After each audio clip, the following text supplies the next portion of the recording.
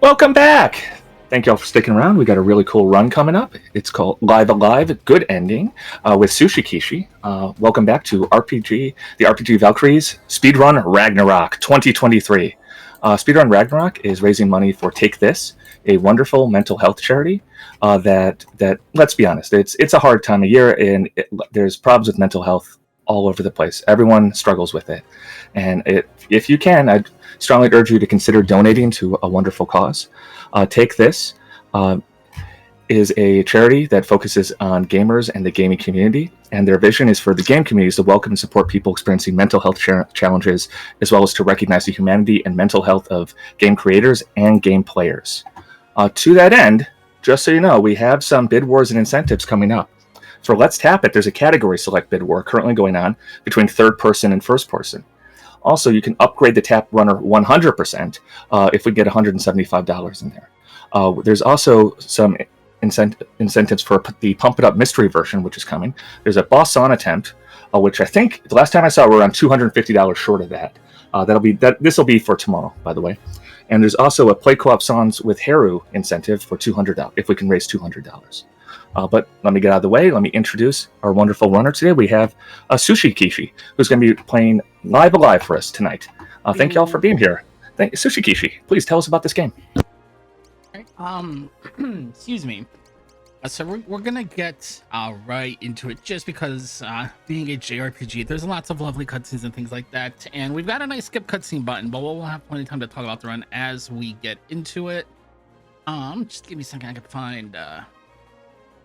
Just gotta get ready to hit all my start buttons at the same exact time here, but then we'll be ready to go. There we go. All right. Give me it. And 3, 2, 1, go. Good luck. Thank you. So this is we're gonna open up by maybe not skipping one of these cutscenes. My skip cutscene button's gonna suddenly stop working when the music's really good. Oh my goodness, what terrible timing that is. But as we're getting to it, Live Alive is a Japanese RPG that was originally released on the Super Famicom, and was a Japan-only release. It never made its way outside of Japan, except through fan translations. And the fan translation there is a lot of fun. If you want to play a classic, like Super Nintendo era style RPG, I do recommend it. But in 2022, I think I got my year right there, 2022, it did get an official HD 2D style remake in the style of like Octopath Traveler, with a fresh official localization, and just made it accessible for everybody to play in multiple languages. Don't bother. What makes the game unique, especially on the Super Nintendo, is that the game's split up over a half dozen different chapters, each of which take place in different time periods, but also each of which were, I believe, written, but also the artwork was done by different artists. Square Enix brought in about, I want to say 7 or 8 different manga artists at the time, and gave each one of them a chapter. So each chapter has its own unique style and theme and music. We're gonna jam out to this for a minute.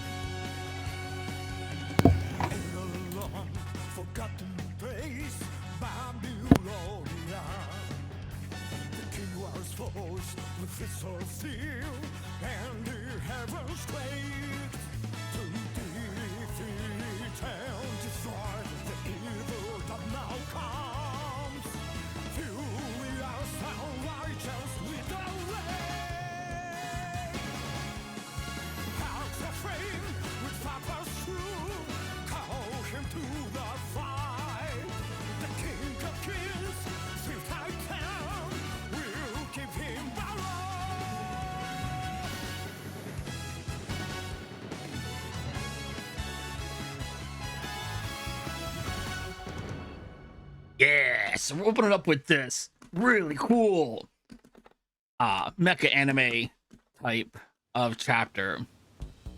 The main character with the cool hair here is Akira. And in some chapters, like I said, all chapters, your characters have different abilities. But what makes Akira special is he has the ability to read minds. While I'm walking through the overworld here, which is cool. Like, reading minds, that's a cool ability to have. What it does do from a speedrunning perspective is it means, like I just did right there because I was talking about reading minds, sometimes you have to talk to somebody to advance the story. Sometimes you have to read their mind. Sometimes you have to do both in a specific order. So you could think you've done something, but you didn't actually do the thing the right way, and now your story's stuck, and you're trying to figure out, why can't I move the story along as far as the speedrun goes. When you're playing through casually, it does flow a lot better, and you can see you've got the radar there in the corner to kind of guide you to your next objective. Excuse me. But when you're just like mashing through things and you lose some of the context, it can be a little bit difficult to keep track of the point A to point B you're trying to travel through. Oh, you didn't turn for me. Okay. I think you're here a little late. Yeah, we'll just take the... Oops. All the way over here.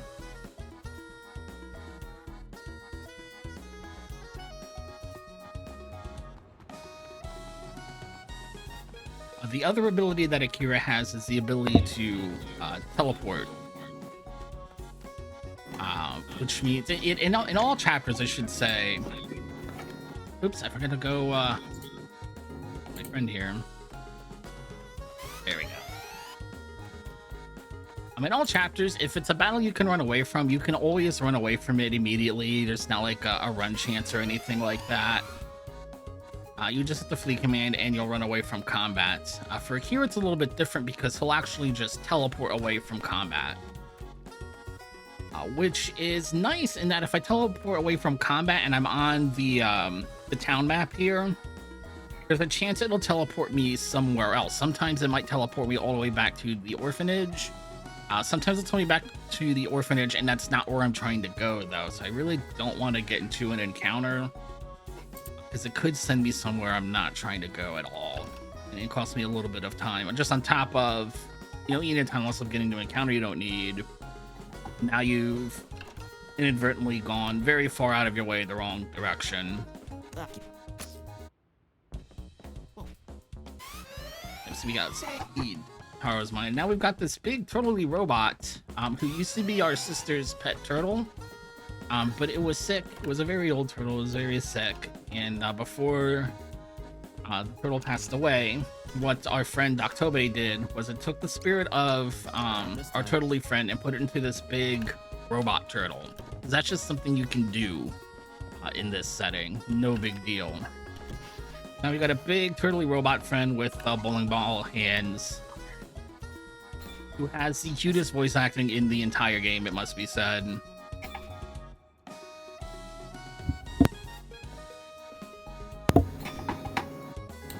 One of the saddest things you can do in this game is let your poor turtle friend Tara run out of hit points. Nothing is going to make you feel guiltier than the sad robot sounds of running out of hit points. Can I jump in with a donation? Absolutely. Yeah. I want to thank March TV. They donated $20 saying, GG, wow, talking about the previous run. And I agree, that was super awesome. I was super impressed with both of those runners. Indie Villain and Metro Crime did an amazing job, and that game was really cool to watch. But thank you very much, March TV. They put towards the incentives for third person for Let's Tap It, and right now third person is in the lead, $25 over first person.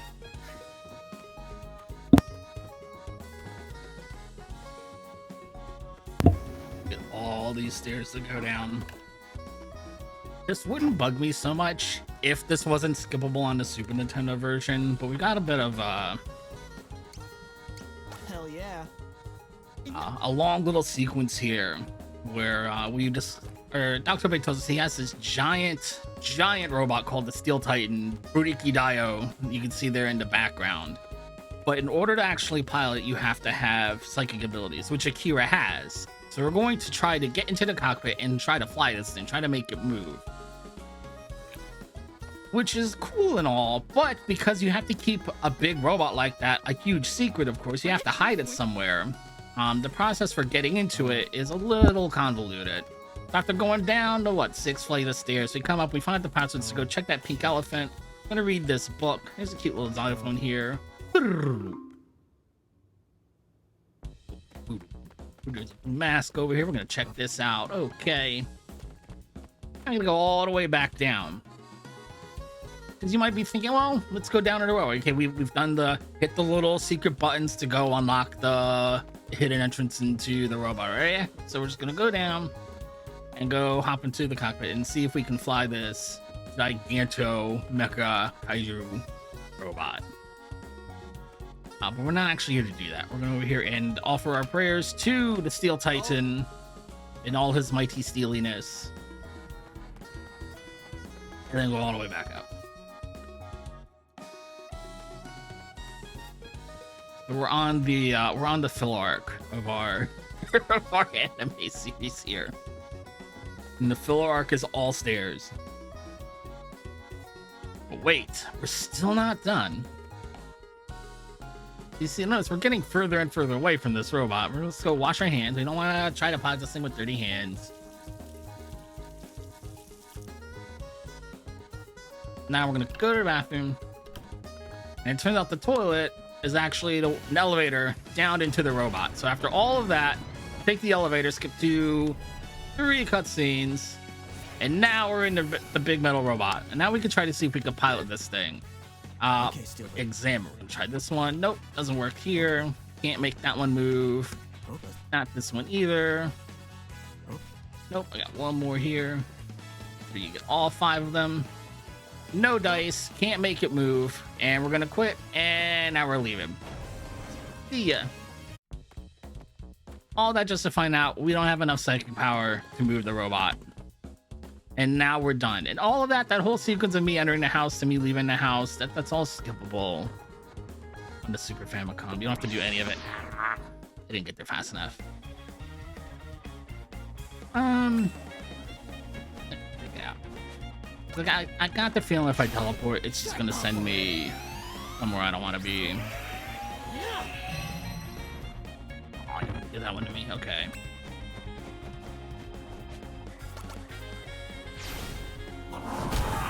Get out of here.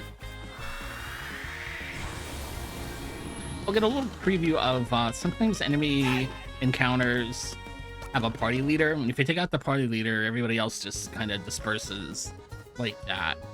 We're going to take advantage of that when we have to level grind later, and also just to get through fights quicker. You don't necessarily have to defeat everything that's on the screen.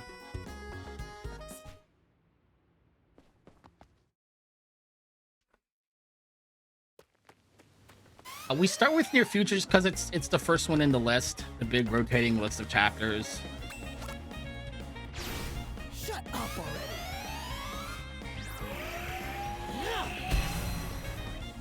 So you just don't have to menu through it.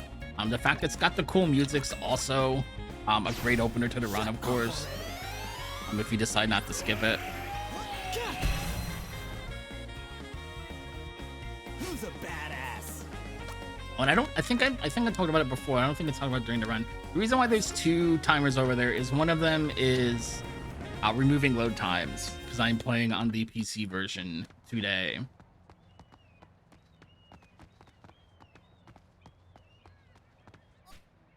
Oh, now we got a Scooby-Doo chase sequence. So one of our friends from the orphanage has been kidnapped, and we're gonna go try to save them. First, we're gonna go through this Scooby-Doo chase sequence.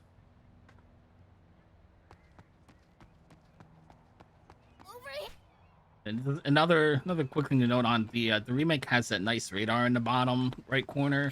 It tells me where the next cutscene trigger is. You don't have that on the Super Famicom. But I feel like sometimes I'm just running around this screen trying to advance the story, and sometimes I'm just not hitting the right spot to move it forward. But not an issue in the remake. You know exactly where you need to go to move the scene along there.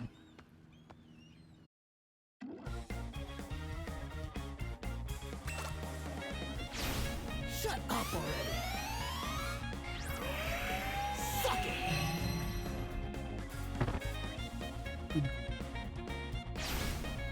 I'm not.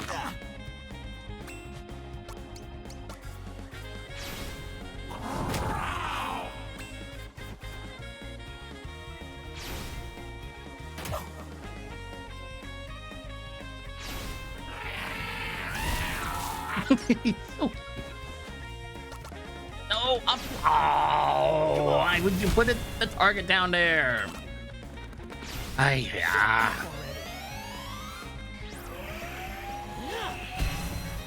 It's all right. That it? I threw my AoE so that half the AoE was out of bounds. That's not what I meant to do. There we go. Who wants some more of this?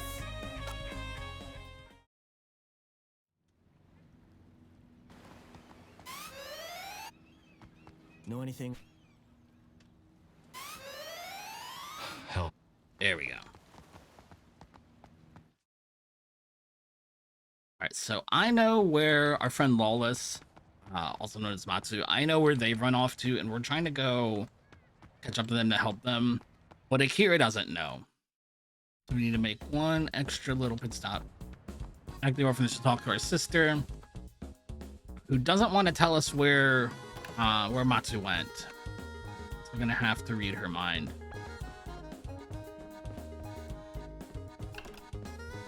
And then we can head off. For a real objective.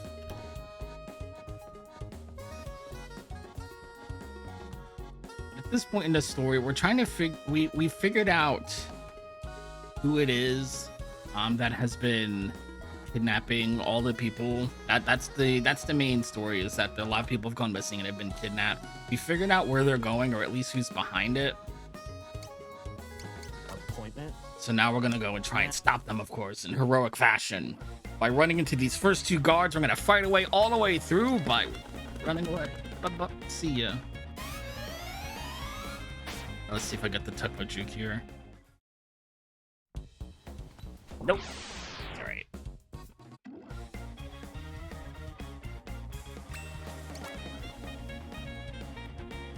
At first encounters in a cutscene, you can't skip it. The second one, you can juke around it. I bet the second guard's gonna get me right when I get to the door. That's usually what happens. Let's see if we can sneak through here. Yeah, the smooth sax is so good.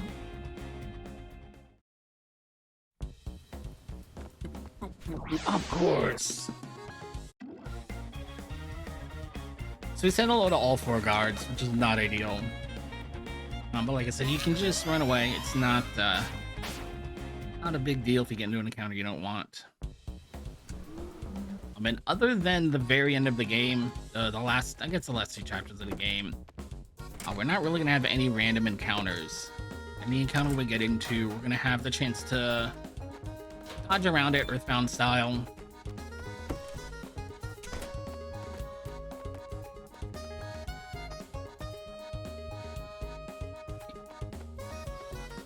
I forgot there was another room there before this hallway. Thought I made a wrong turn.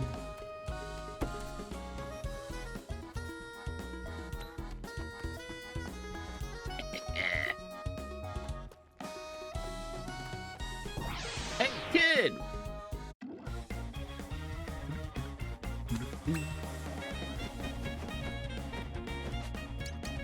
Double strike. Spinning back elbow. Oh, I wanted the one shot there. Don't you do it. All right, good. Oh, nice. All right, we'll take that.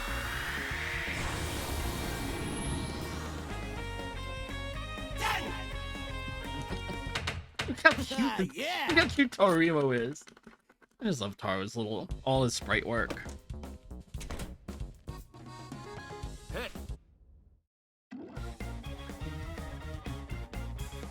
I got the not get the other item to drop. We'll take out the top two party leaders so you can see if they got the yellow flag. by their status icons, that means they're a party leader. So I've only got to take them out to get through this encounter.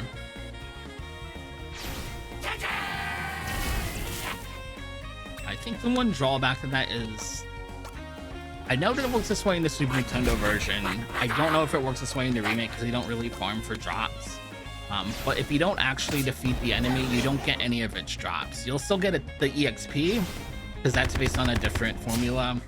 This sucks. But like, if I want to get a drop off of one of the goofy looking tornado robots here, I'd have to actually defeat them. If I overpower them, I won't get the drops.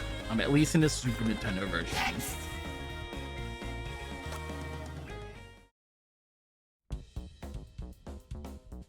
I better switch the party around now or I'm gonna forget later.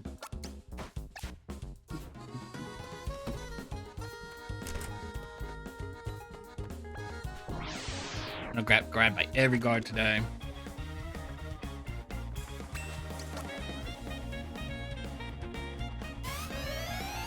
I think if I sank closer to the bottom wall would have been alright there.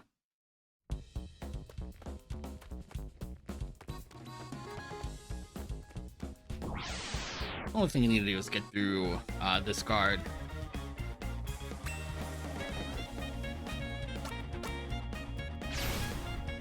Come on.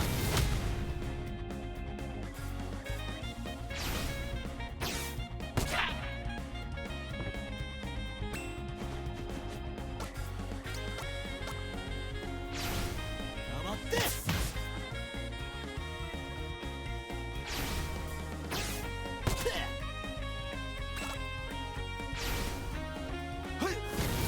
I don't think I've talked too much about how combat works because we've really been fighting a lot of weaker enemies.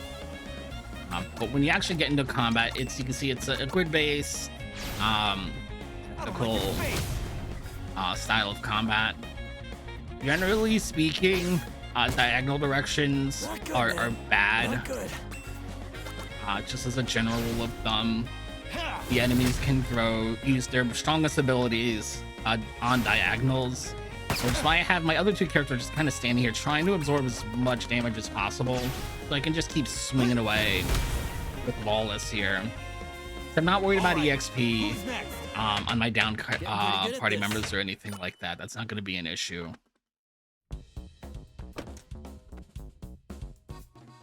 Yeah, teleport only puts you somewhere random if you're on the world map. If you're inside a place, if you're inside a building, you don't have to worry about that.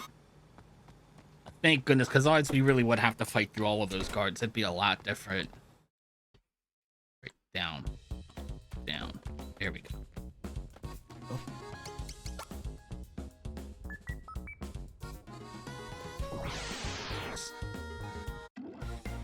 One more teleport.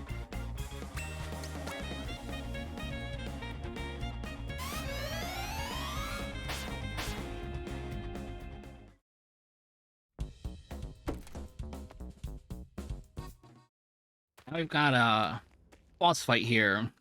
It's this giant W1 combat unit, but it's got a bit of an Easter egg, a little bit of a shortcut here. If you punch it in the back, it may use this counterattack, which is Vaporize, and it's going to cause the robot to self-destruct. Otherwise, it has very, very, very high defense. It can take you a long time to cut through all those hit points. Who's next? But either way, the story I'm not gonna spoil if you haven't played the game. Story here's story behind the robot's a little bit sad. That you can hear as it's exploding at the end of the fight there. Now we know that it's the military that's behind all these kidnappings, and they've got all these robots, and now they're after us because we know the truth. Oh, you don't wanna... I didn't get in the corner fast enough. Whoop. I'm probably gonna have to... Yeah. Go over, Kira.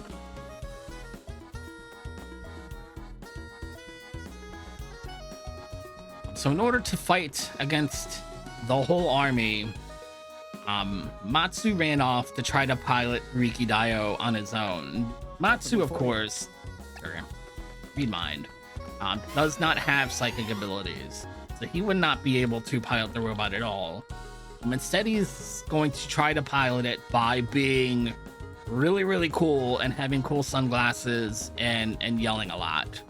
He's just going to use the power of anime to as a replacement for the power of psychic abilities, which unfortunately doesn't work out so well. We're gonna go console our friend, make sure he's okay.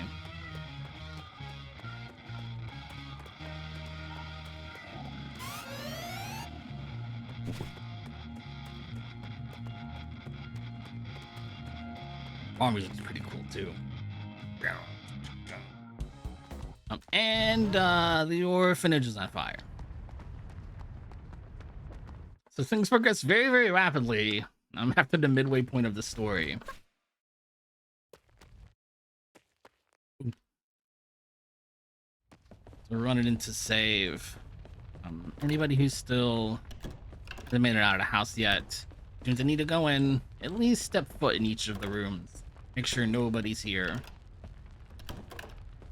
Well, it's on fire. Bathtub is not on fire. I thought the bathtub was on fire.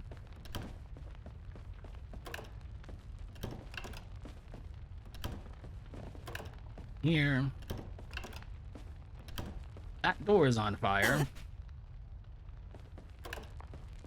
Our sister's not here. Our sister's behind the door that was on fire is no longer on fire. There we go. Now we can advance through. And in all these cutscenes that I'm skipping, which are absolutely fantastic, Komatsu has taken a lot of something called Matengo to boost his latent psychic abilities, and now he is able to pilot the Steel Titan. He's gonna come in, he's gonna head to the orphanage, punch a hole through the wall of the orphanage to save us from the fire, and then fight against the guards that are here using those lightning guns to fight the big metal robot. That makes sense. It's made out of metal. Probably want to use lightning against it.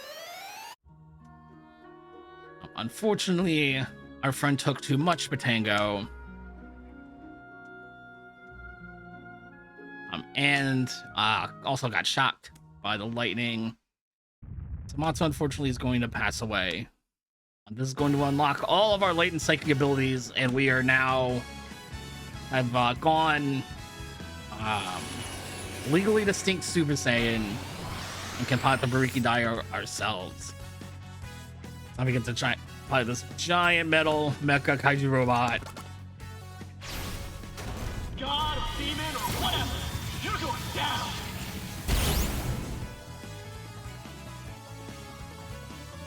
With the theme music blaring on loop in the background. This is a lot of fun.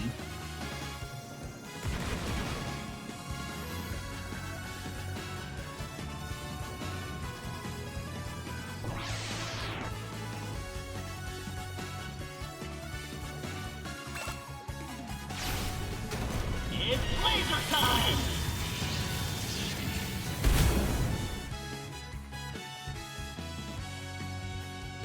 Easy as hell.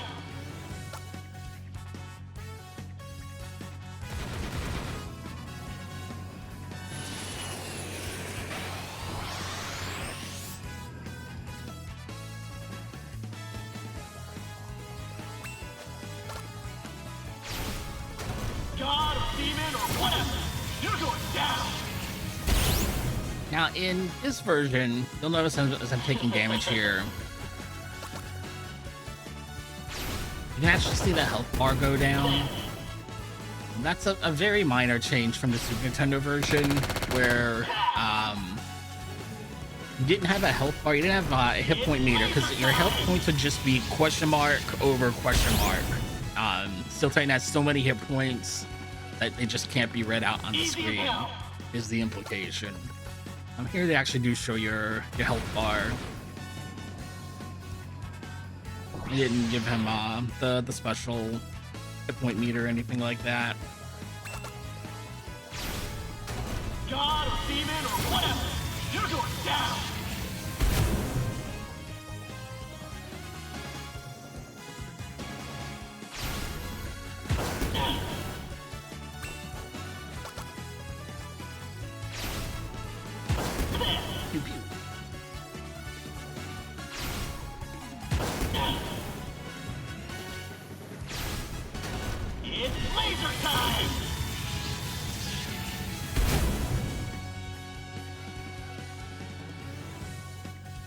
Easy as hell.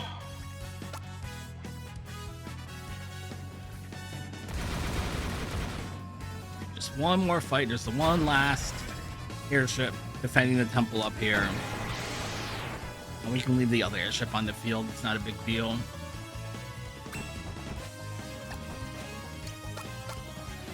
How about a metal boot to the head?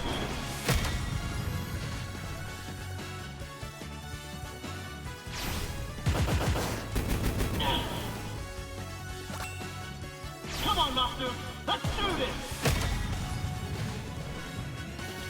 Hopefully just one more Goomba Stomp here.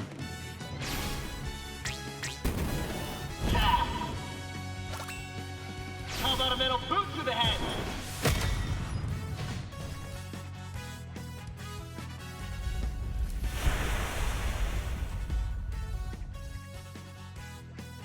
Easy as hell.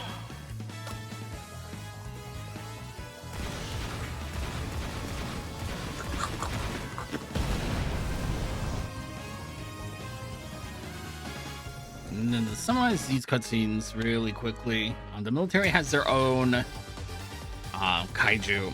It's the Great Inca statue. It has been powered by, we're gonna say, the spirit of all the people that they have kidnapped. So now it is us fighting against the Great Inca statue. Let's do this. I believe to a god named Odio. I think it's a statue of a god named Odio. You lasted longer than I thought. But yeah, the Odedeo kick. That name's gonna get real familiar as we go through the run. Such power will never dwell enjoy the other.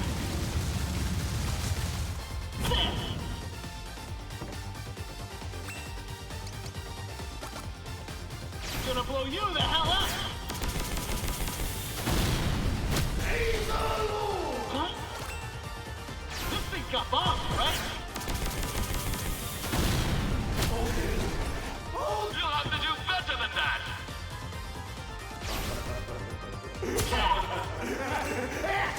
Gonna blow you the hell up.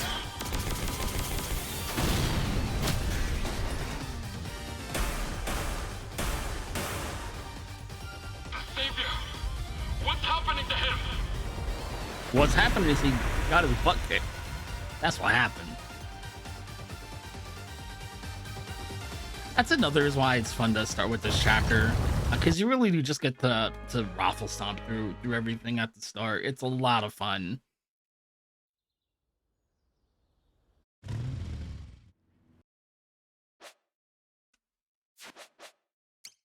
Overwrite that save.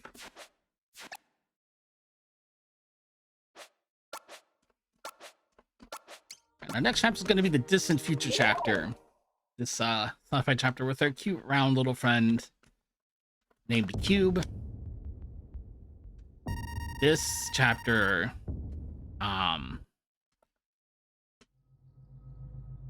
a lot of fun. Casually, this is more of horror, maybe horror is not the wrong word, suspense type of setting that you don't really see a lot in RPGs. But the way that they deliver that, I need to switch my keyboard over here. So you might hear the Windows badoop, because I gotta get my keyboard on the, switch my keyboard over to the right computer here. There we go. The way that they do that is by not really making you fight anything. We're gonna have exactly one fight in this chapter, and it's gonna be the final boss at the very, very end. Otherwise, a lot of the suspense here is told through the plot, and the text are going to be skipping over, unfortunately. And they also set the mood by not having a lot of music. Very stark contrast from the last chapter. But if there are any incentives to pitch, or if we want to talk about the charity, this entire chapter is going to be a good time to do it, just because it's going to be a little light on meaty speedrunning bits, as it were. Sure can. I want to thank y'all for being here. We are currently watching Speedrun Ragnarok 2023, put on by the RPG Valkyries. The RPG Valkyries do this every year, and we are raising money for Take This. Take This is a mental health charity that focuses on the gaming community, and it provides education on mental illness so that friends, family members, and coworkers can be better allies to those who are suffering, amongst various other things that they do. I think mental illness is a very important charity to a lot of people in the gaming community in particular, and I think everyone involved in this can be very proud to be raising money for like a very worthy cause. If you can, if you're financially able to support a wonderful charity, please consider donating. We've got some cool incentives coming up. We've got, if we can raise $300, we're going to have a boss song attempt in Pump It Up Mystery Version going on tomorrow. We're currently $300 out from that, so we need some donations in pretty quickly before in order to get that to happen, because that's going to be happening tomorrow or not happening tomorrow, depending on the donations. We're also $150 away from the incentive to play co-op songs with Haru for Pump It Up Mystery Version. Now, I think, is it the first game tomorrow is Let's Tap? I think so. Yeah, the first game tomorrow morning is Let's Tap. And we've got a bid war going on for that.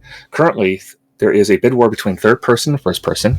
Third person is in the lead right now by $25, but that could be switched around very easily with one donation. And there's also an incentive to upgrade the Tap Runner 100%. And there's some complicated math that I'm going to have to do here. We are currently $108 away from meeting that incentive, but that could happen. That's entirely possible that we could get that by tomorrow morning. So anyway, if you can, please consider donating. And if you can't, just thank you for being here. Thank you for being awesome. Thank you for being chillaxed. Thank you for being awesome people and an awesome community. And thank you for doing your part to support the RPG Valkyries and mental health charities generally. Thank you.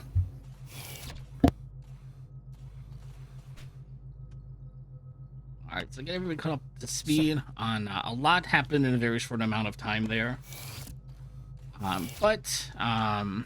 We as the room we open up a chapter by waking up everybody from their cryogenic sleep.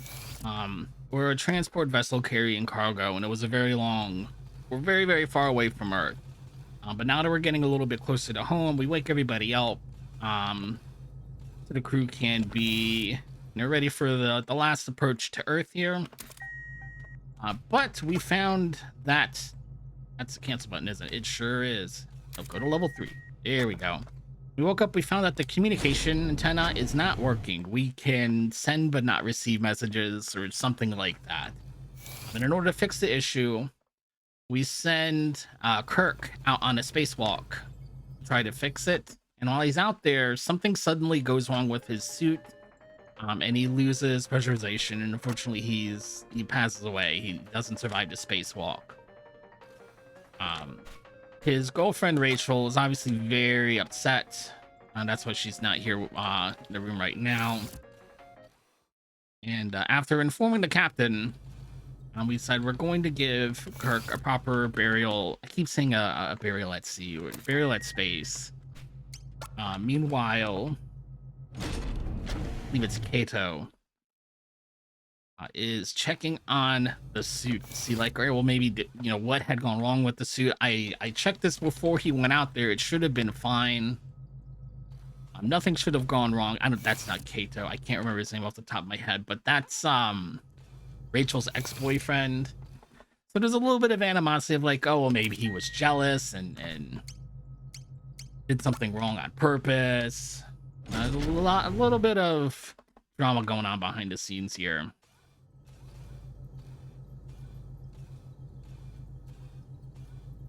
But in order to give Kirk his proper spacefaring area, we're looking in this room for something we can...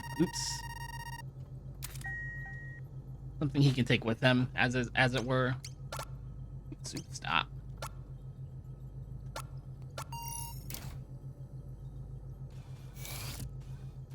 Huey, thank you.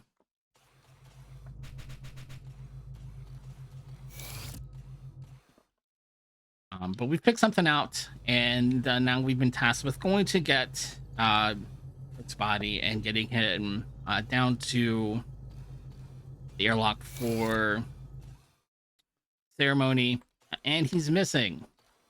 He has walked away. He's no longer in sickbay. And now the creepy baseline is back.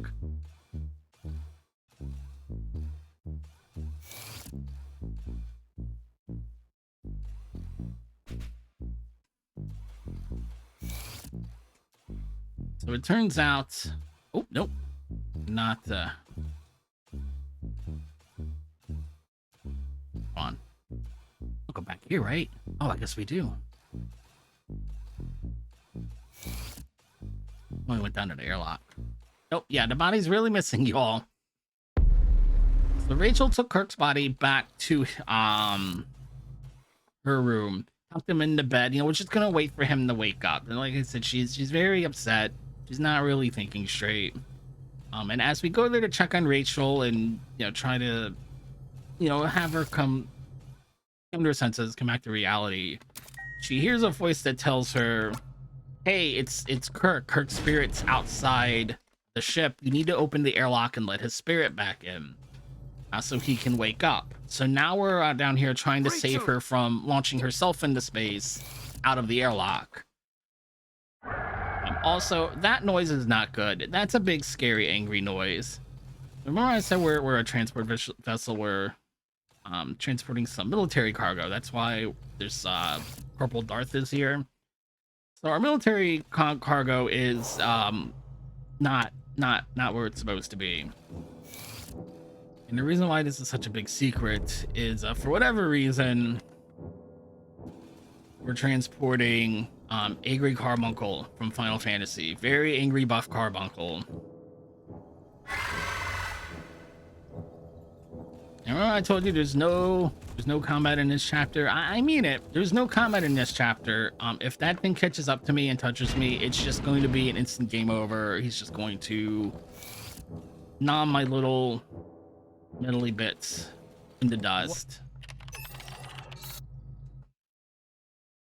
It's not good. You do not want to get caught by that thing.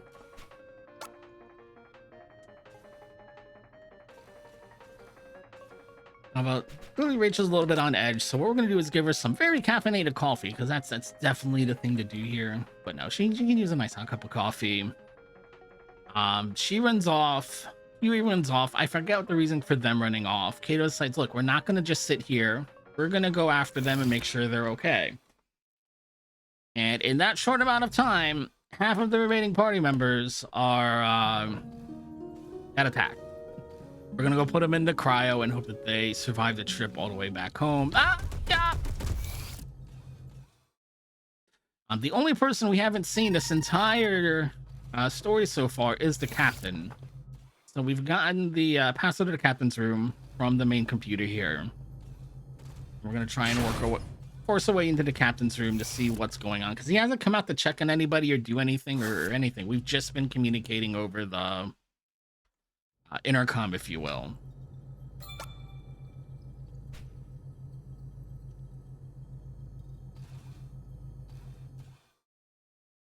And it turns out the captain's also dead. So clearly, if everybody's except for 2 people are dead, one of the last 2 people must be the person behind all of this. I'm gonna go investigate our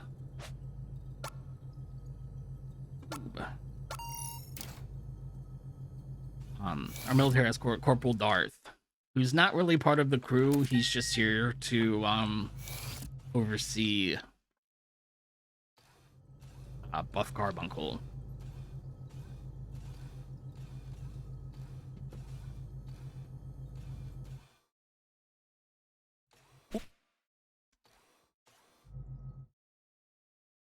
This might be my favorite little bit in this chapter. So you get a couple cutscenes here.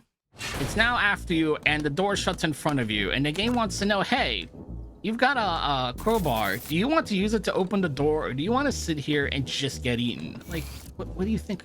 Yes, let me through. Let me through the door. Do the thing that opens the door. I don't want to sit here and get eaten. Why would I want to sit here and get eaten? But no, the big scary blue thing's chasing after you, and you gotta mash through dialogue boxes saying, yes, please open the door. Don't let the door stay closed. goes behind us again. If you run through that, it definitely looks more like acid or something like that in this game than the Super Nintendo.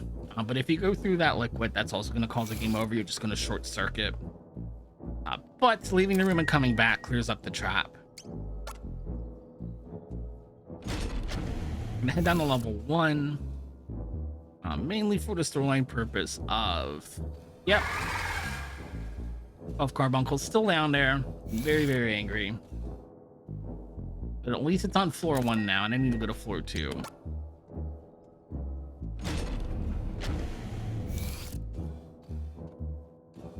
Hey, that's me. Now it's me chasing me.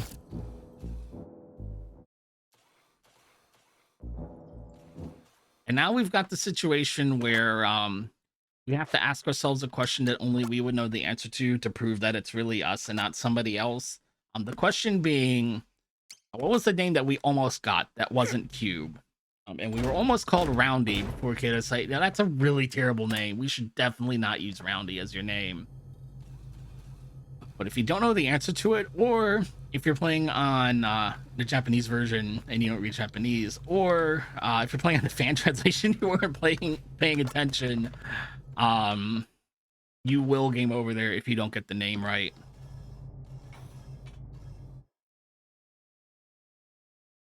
And also, the loading screen doesn't stay up for too long, but if you can catch the loading screen while it's there, the loading screen tips have changed a little bit as we've advanced through the story. Just a little bit. Yup! My gosh. I knew it wasn't going to be in front of me.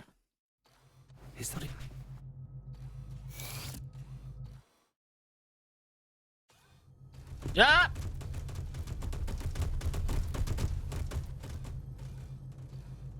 Yes, the loading screen is now very threatening.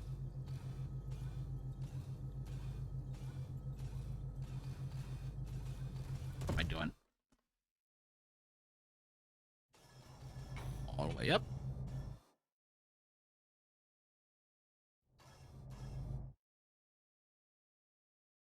But at this point, we've finally figured out that it's the main computer that's been setting up everybody to get killed. It's gone rogue. It's the house situation, I suppose, would be one way to summarize it. The main computer is trying to kill us for our own safety. And if we go inside the mainframe and just start shooting, like, yeah, we'll shut down the main computer, but we'll also lose life support, and we'll just be adrift at space and suffocate. So that's not gonna work.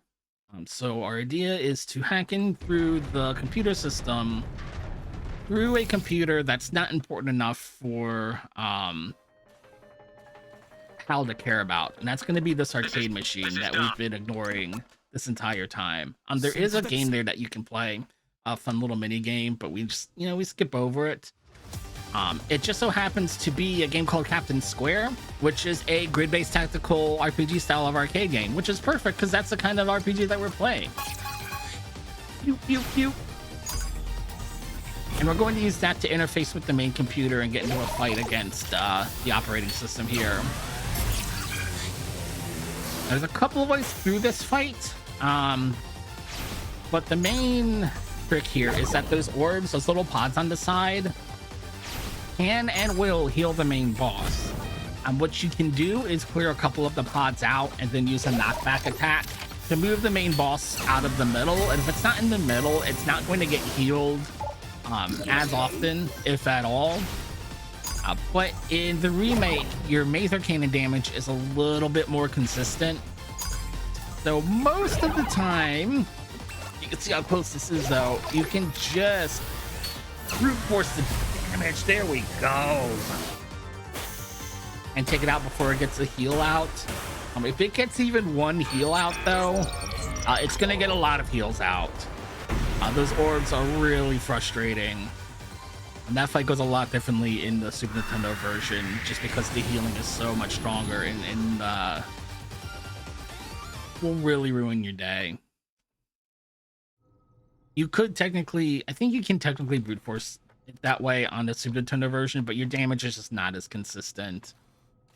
So it's just less likely to work.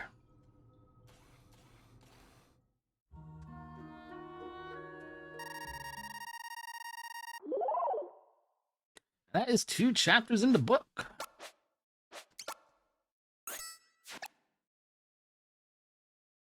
Yay.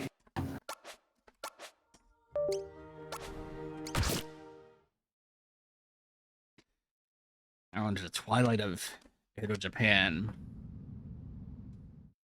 I think it was the Bakumatsu chapter in the original translation, or at least maybe the original fan translation, air quote.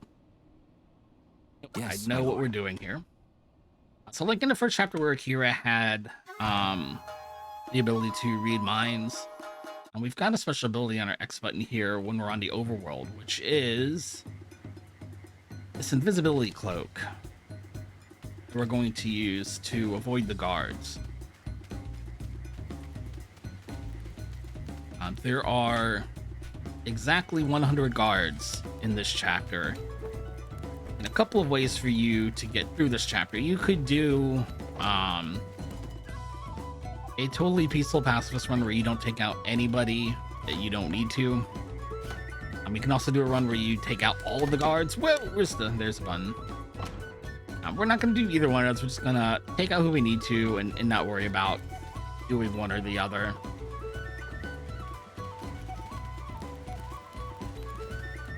The other thing to keep in mind is there's a password system. Some of the guards will ask you for a password. If you're doing a run where you want to fight and kill all the guards, you do have to be careful with that, though, because... Skip the door. Hold on. I got myself a little bit turned around here. There we go. You have to be careful with the password system, because if you give the correct password, that guard will not fight you for the rest of the chapter. He will just assume that you're supposed to be there, and you'll never be able to fight him. Which means you can't mark him off the list. You actually have to get your passwords wrong and fight everybody. And there's a lot more to it as far as if you want to do a 100 kill run in this chapter. It's a little bit more complicated than you think, because you can't just run up to everybody and fight them. You have to do things in a certain order and play through the story in a certain way, or you're going to miss a target.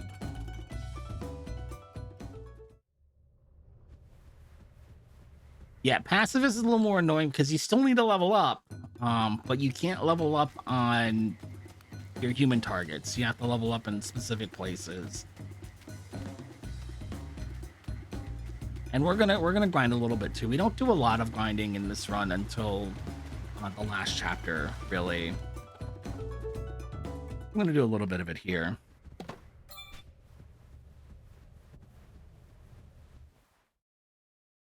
Oh yeah, and there are hidden bosses in this chapter too. There's a lot of hidden things in this chapter. There's a lot to do in Edo, Japan. Lots of fun stuff to hide and different things to try out if you play through it more than once.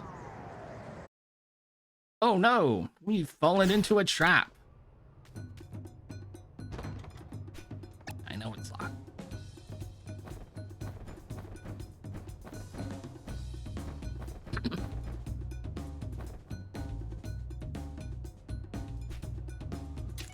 I sure did escape. Thank you.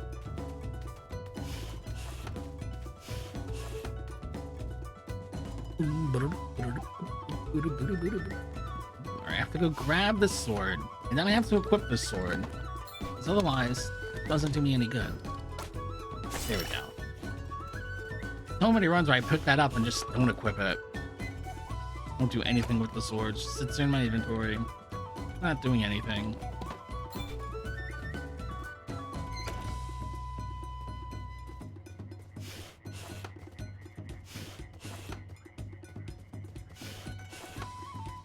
Oops, that's right.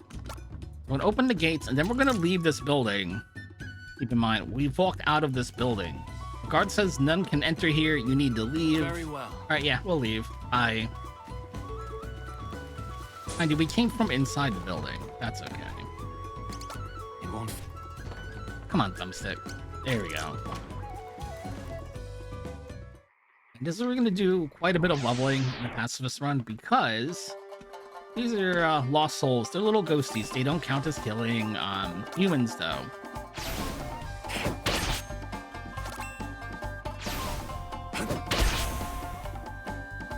Be at peace. So give me water spout. Yeah. That's not fun. That's not either.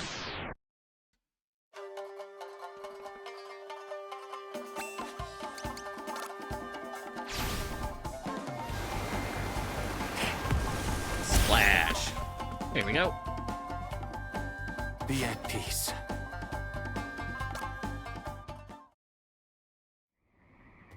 You just want to be very careful you don't start the boss fight in the corner. That boss will just crush us at this level. That's going to be real bad. Also, if you fight and beat the boss, I think the spirits stop respawning. I take what is given. So you're not going to be able to grind up here anymore if you do that. So maybe that's changed. Or I'm misremembering.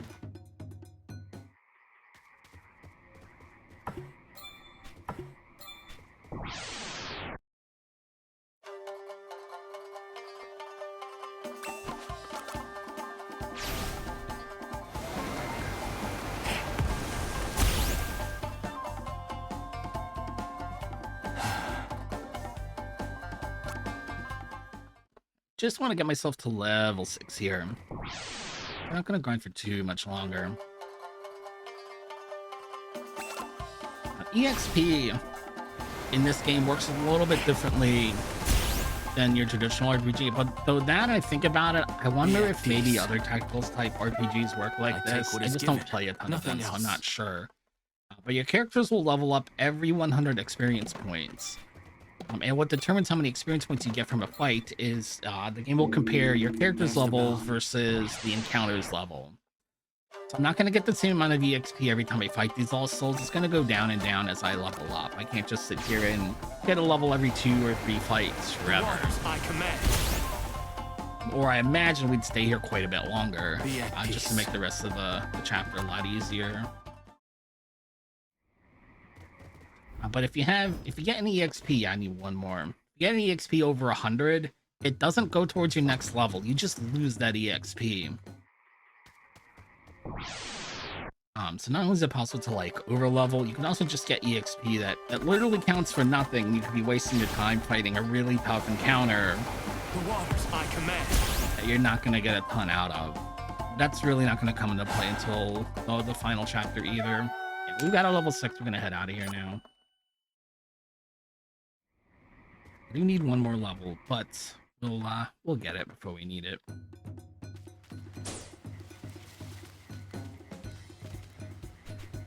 I will not.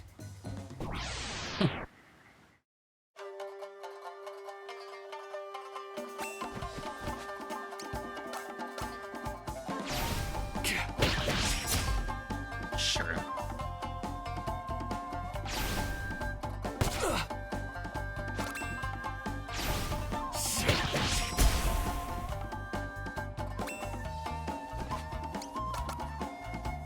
Oh, I could have thrown my shurikens. That's okay.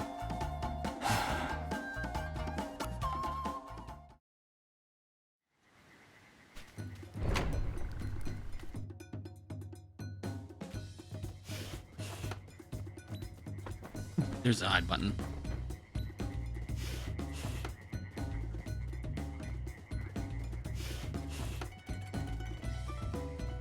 I think the password's changed once. Origin. Alright, good.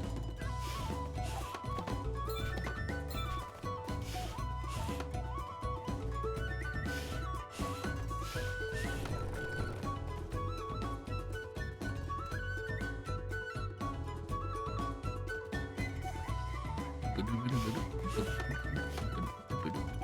hidden passageway over here. There's lots of hidden nooks and crannies in this chapter. Lots of stuff to explore and navigate through.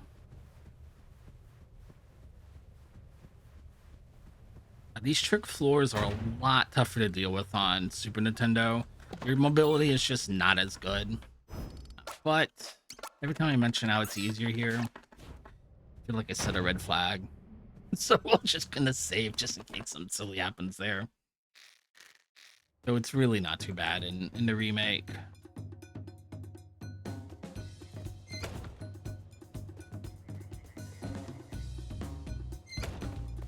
That NPC will give you 10. Oops, hold on, I want to go get some items. We'll give you 10 healing items, but only if you've made it this far with 0 lives killed, if you haven't killed anybody yet. So he's not gonna actually give us anything, unfortunately.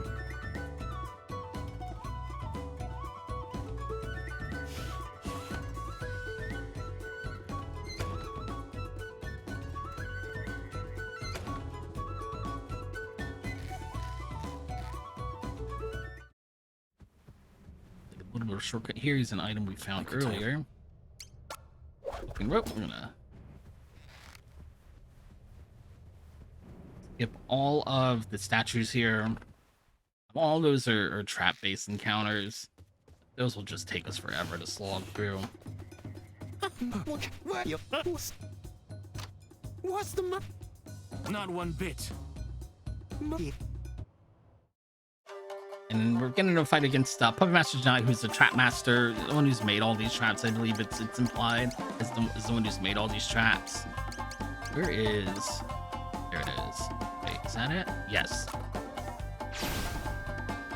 We're going to take all the traps right away. You have no idea what brilliant plans I have in store for you. And then hopefully we'll get back attacks like this with our Shuriken Barrage the entire time. I have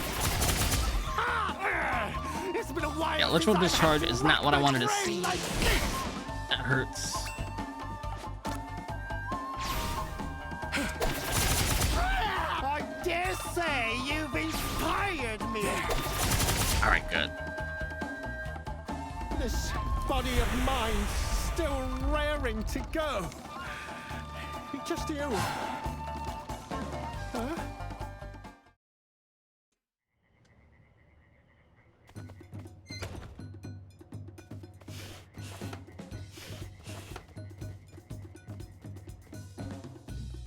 I'm gonna take another safety save here. This fight can go a little bit sideways.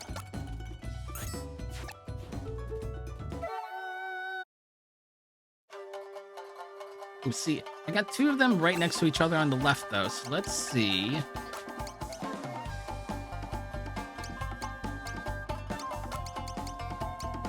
I can hit them both. I got 1. Okay.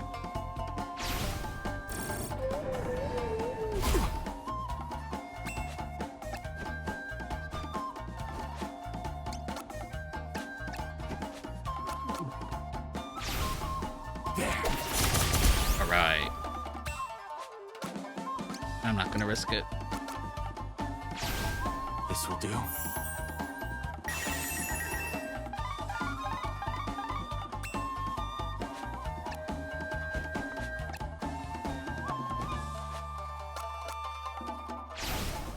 I never miss. Of course. First one about to heal. Be at peace.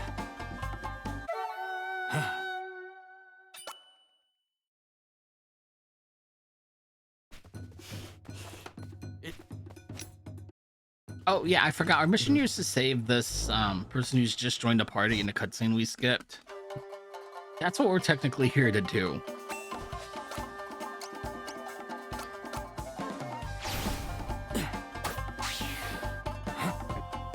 My swordsmanship is second to none. You brought this on yourself. This is a most powerful art.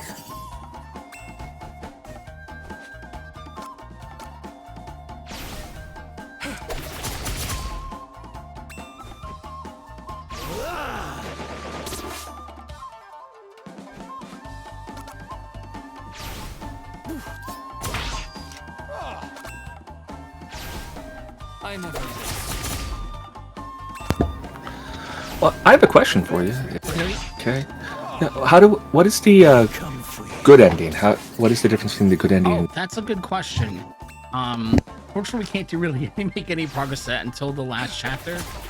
But as the story starts to come together, and we meet all of our characters, the good ending's achieved by not opting into the really, really bad ending, and then finding and recruiting all of your party members at the end.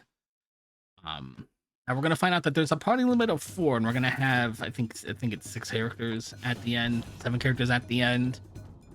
So some of them aren't going to actually make it to the final boss, but we have to at least recruit them and invite them along in order to get the good ending. I should be able to get That's that. not a rush. I would take All right, cool. Thank you. time with you. What now? There are lots of bad endings, and there's, I guess you want to call it a neutral ending, where if you do everything for the good ending except for recruit everybody, you get this kind of mediocre, sad neutral ending that doesn't really end the story.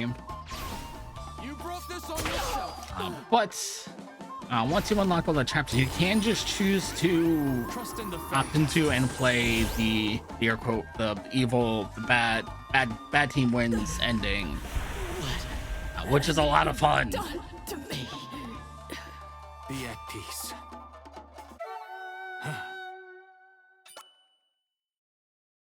And then this chapter itself has a bit of a hidden bad ending, but it doesn't actually count as an ending. You would have to still play through the story properly. If you get to this point in the chapter without defeating any of the female enemies, this maid shows up to give you a gift. They give you the sash that holds their robe clothes. They give us a little maid sash. And if you wait a little bit longer, you get the thing that we really want here, which is this lacquered medicine box. If you equip it, it gives you a huge boost to your... I want to see magic attack damage, your special attack damage. If you use this as an item out of your inventory, it's a targetable heal, which you surprisingly don't get a ton of in this game. You get a lot of items where the character can heal themselves, but not necessarily heal a party member. So that's just really nice to have in general as an item. We are going to use it for the stat increase, though. It's a speedrun. We're going to lean into glass cannon strategies. You do well to avoid this. So that's your plan. Be a back attack too.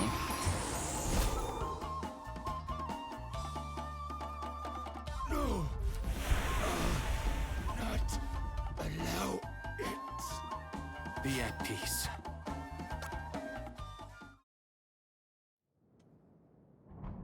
So that was air quote the main boss.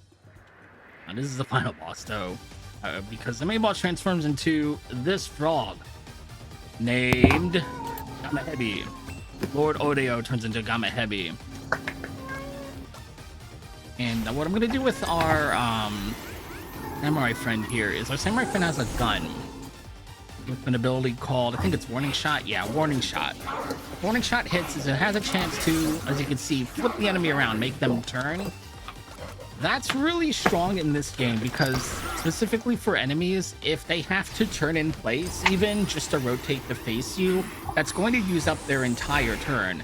It's not going to completely empty the ATB bar, but it is going to use up their turn, and you can get a lot of extra turns by just getting just flipping the enemy around in circles like that. You do well to avoid this. But he played a little bit smarter than he usually does. So we took some damage. We'll be okay though. I'm not too worried about it.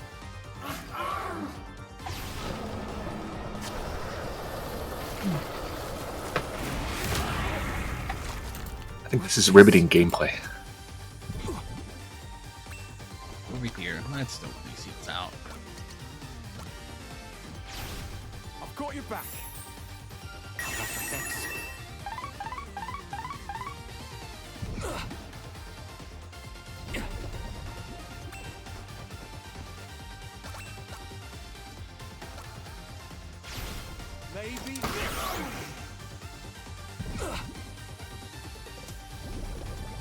Those poison tiles are not helping me out here.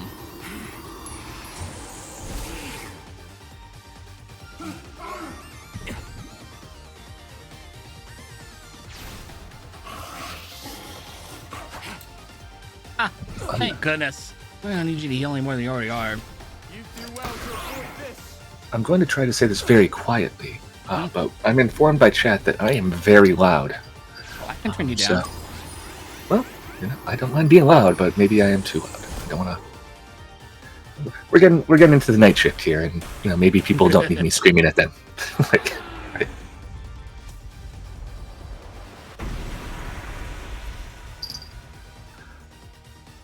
Also, my cat is here, so if you hear something meowing, that's Floof the cat. No. It would be an honor to serve. Went a little. Not quite as thing as it usually goes, but that's okay.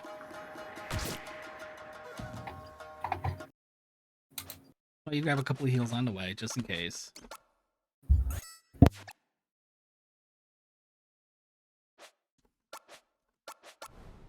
No, don't repeat the chapter. Ha!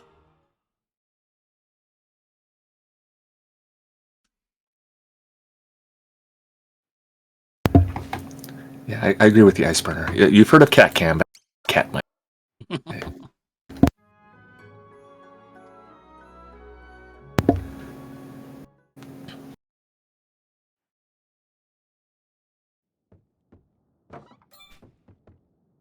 Many, there we go. So in this chapter, you don't pick the name of your character, you pick the name of the martial art. So we are the Earth and Heart Shifu, who is looking for 3 students to train in order to pass down his martial art to them and preserve his legacy. And the legacy of the Earthen Fist. The first student we're going to recruit is Hong.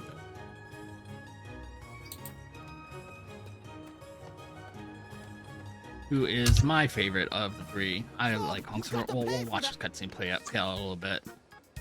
Hong gets caught stealing food from the restaurant and is now trying to make his escape while eating. Can't you? No!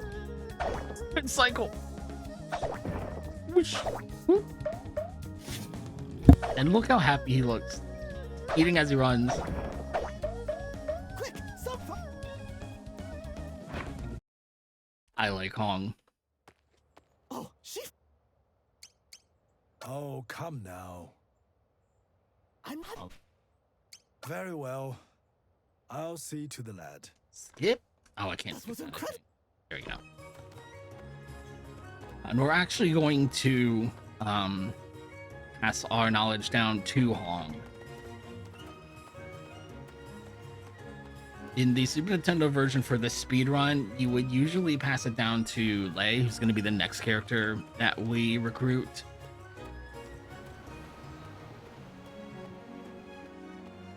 But Hong is one tanky boy. He can absorb quite a bit of damage.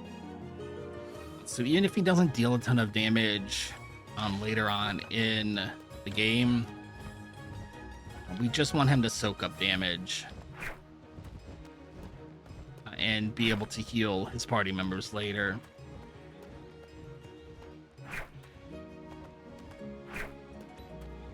No.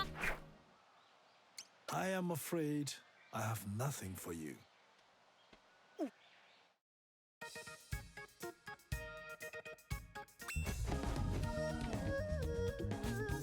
And get ready to hear the sound effect a ton. You kind of hear like this at the end. We're going to hear this a ton.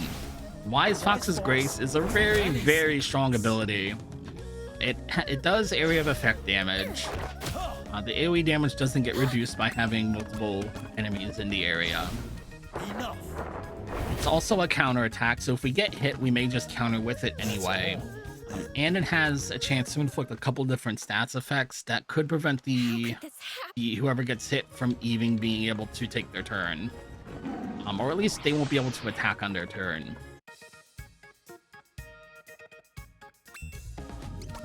I did not do a good job of dodging that tiger. We'll try to dodge the second one. Now they're so out of sync. I think I'll dodge this one and just get a fighter one away from the next one too.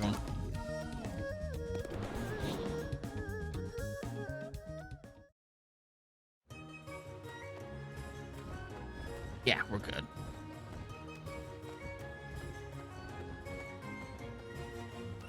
I grabbed the... I'm gonna grab one because I can't remember if I did or not. Oh yeah, if that's the weed, then yeah, that was the one. Yeah, I got it. I need a healing herb from the jungle there for the next little section.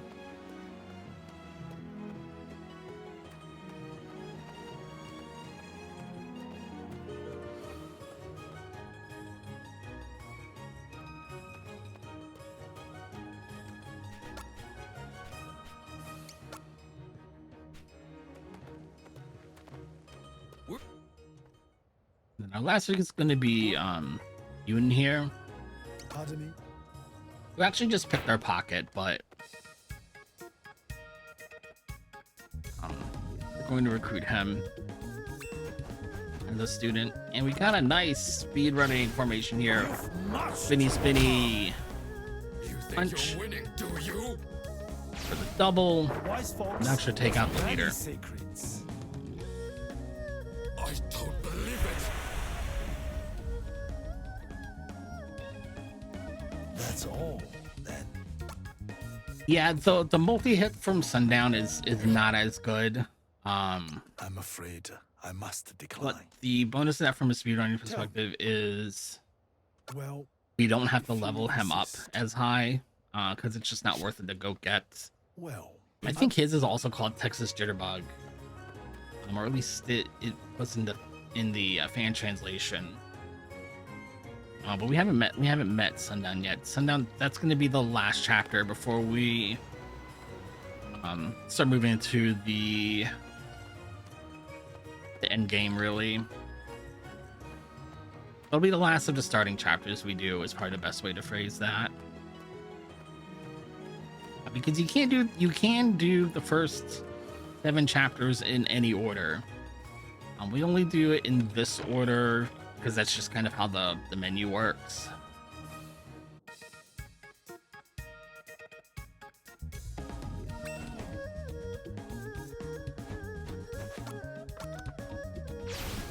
You've marched. So our first lesson is going to be fighting all 3 of our prospective students just to see where they are, what their abilities are. We didn't get hit there, so that didn't go so well for Lay.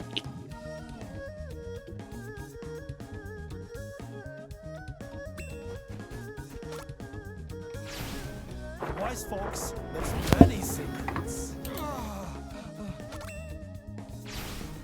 Enough.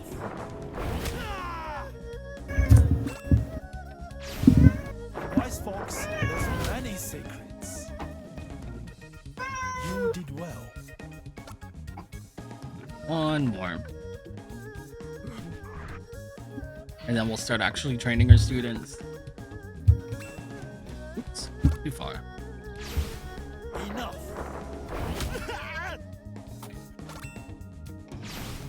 You've marched. That's all, then. Oh, I was smashing B. That's not going to do me anything.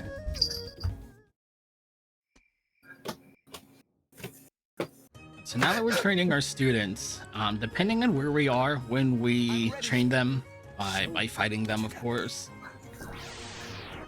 they'll not only get experience points when we defeat them, as silly as that might sound, there's also a chance that they'll learn an ability that we use on them, and they'll get a bonus stat upgrade, depending on where we are when we're doing the training. Like if we're training up here in the mountains, you'll see Yoon get EXP for his trouble of getting smacked in the head. doing Wise Fox's Grace, and he got the physical defense bonus of 5 since we're in the mountains right now. Show me what you can do. And like I said, we're going to eventually train up Hong to be our disciple, which is why I'm not training Hong up here in the mountains, because I'm gonna have to fight Hong a lot. I don't want to give him 23 points of defense, because then I have to fight through 23 points of defense. That's just not good. Not quite. It didn't work. You've much too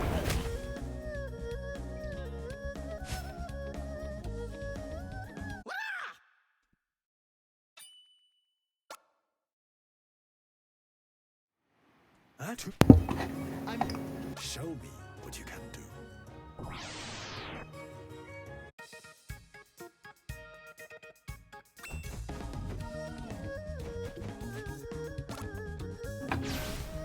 Wise fox, there's many secrets.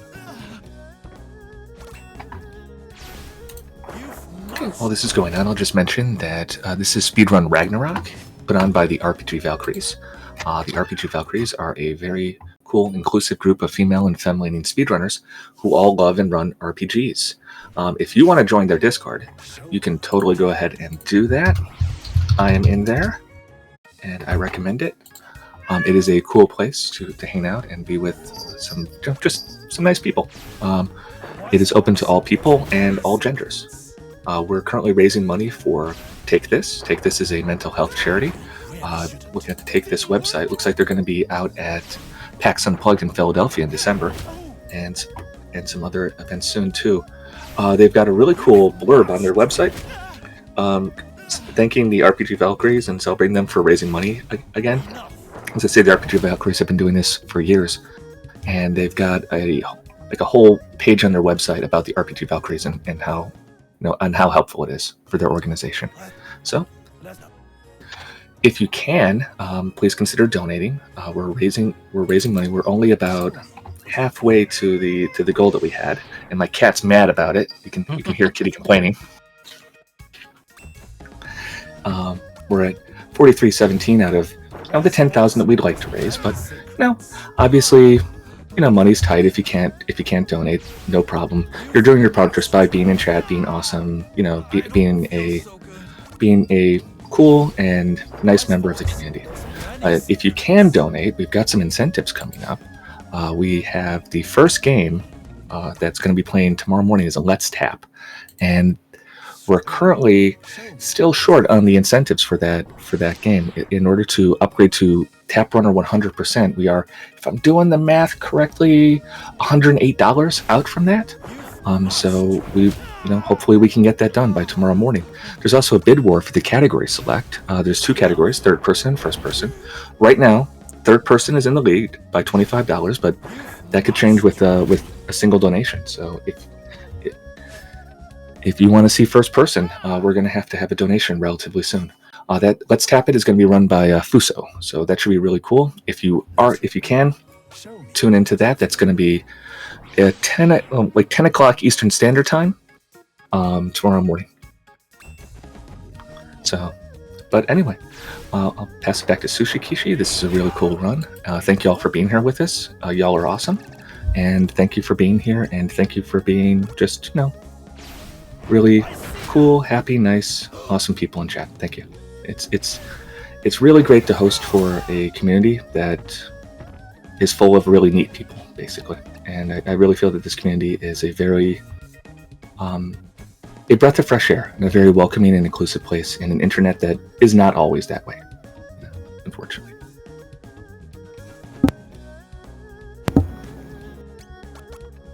We might be about to see something really cool here, which is what happens if you actually lose to one of your students. Yeah, I think that's what's gonna happen here. That's good. Oh, come on. Wise fox, there's many secrets. I don't feel so good.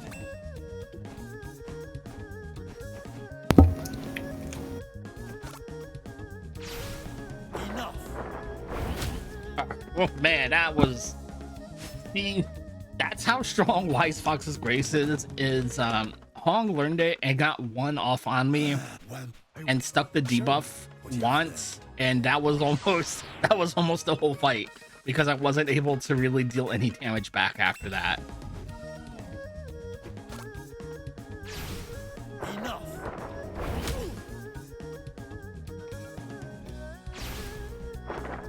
You really shouldn't. What?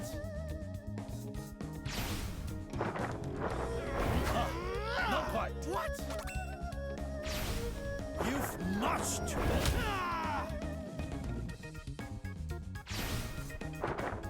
That was good. And like I said, since it's a counterattack, Wise Fox's Grace gets countered by the same move. But you're going to see it quite a bit. You've much to learn. Ha ha!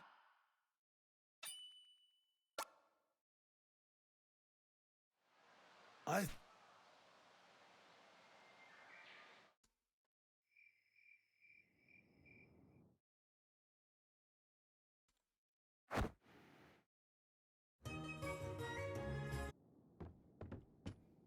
You see how if you talk to Honk from, show me your all. if you're on top of him, if you're further back in the scene, if you will, he does that little flex. He doesn't do the little flex if you talk to him from in front. I just wanted to show it off because I just don't know why he doesn't do the same pose, regardless of where he's facing. The wise fox knows many secrets. I don't feel so good. You've much to learn. Enough.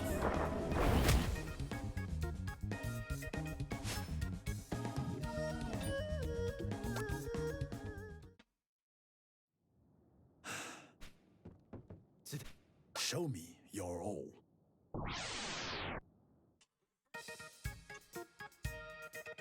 Sorry, I was trying to pull up chat on my phone because it keeps going out on my PC here. And I wanted to play the ad roll. I There we don't go. feel so good. Enough.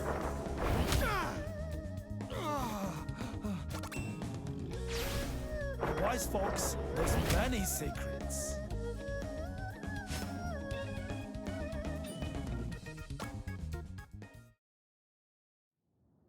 All right, 2 more to go. Your all.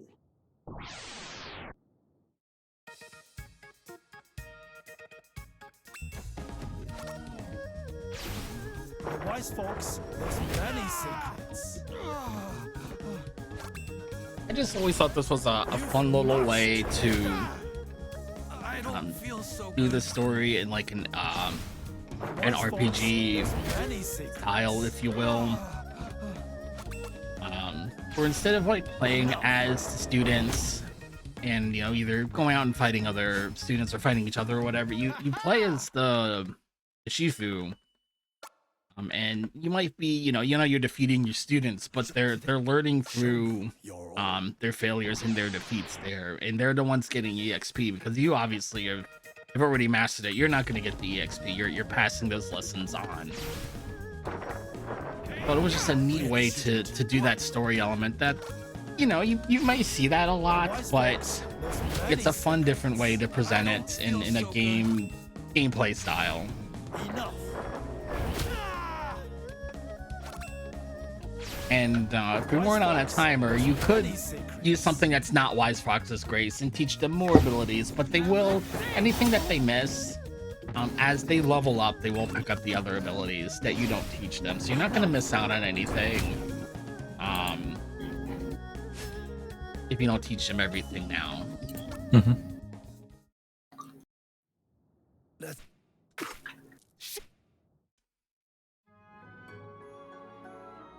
A nice little rocket training montage here.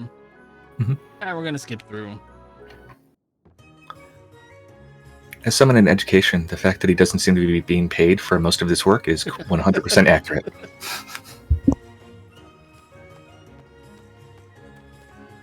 No, I don't know how he makes money to keep anything going. You're right.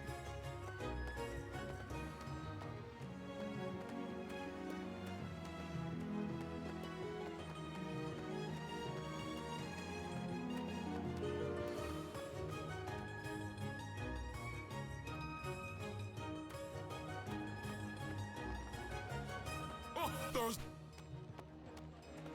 Ain't enough.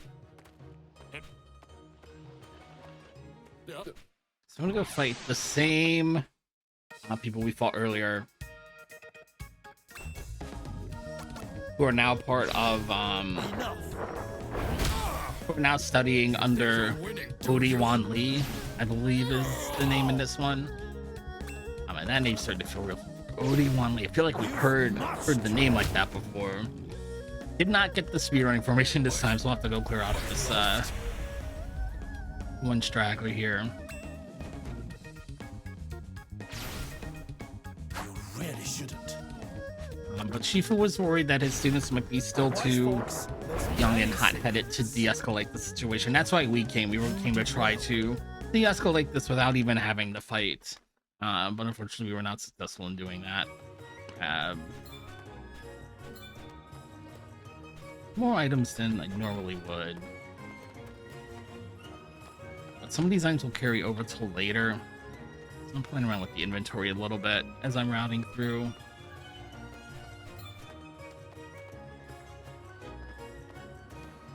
And this is probably true for a lot of RPG speedruns, but sometimes, especially in Live Alive, I feel like if I see now, I'll save the time and not grab this healing item. I'll get to the end of the game and I'm like, man, I wish I had one more healing item, because then I would definitely win.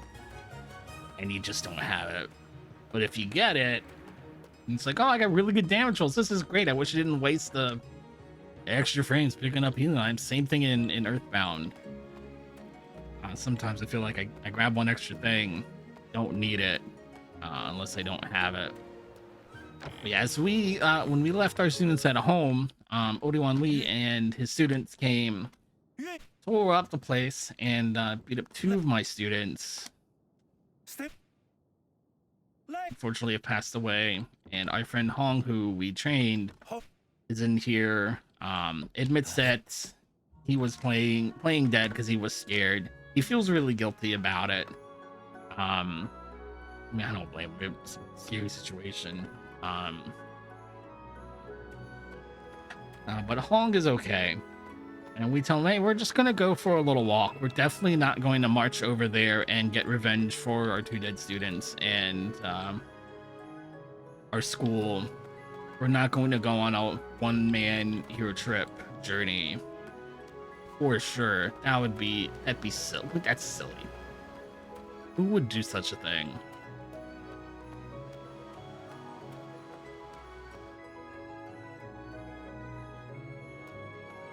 Yeah, I just want to talk. We're just gonna go have a nice little chat.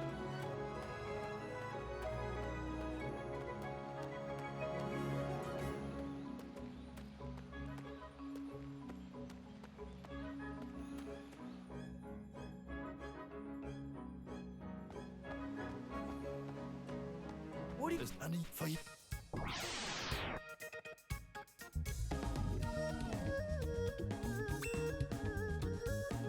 I wonder. I wait. Nope, you're not gonna turn. There we go.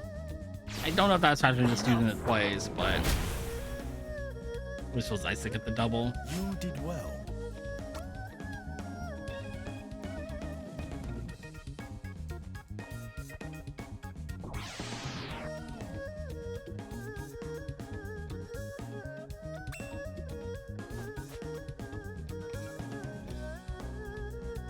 Let's take this one. Wise fox knows many secrets. You've much to learn. That one in top right corner is just not going to get over here in any kind of reasonable time.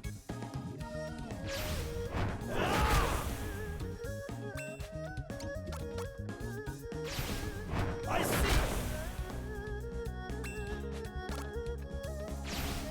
Hey! You did well. So I'm going to skip this guy in the middle. I can make our way up the stairs. And now there's 2 tigers and 2 more guards after us. Oh, one tiger is taking their time. That's okay, though.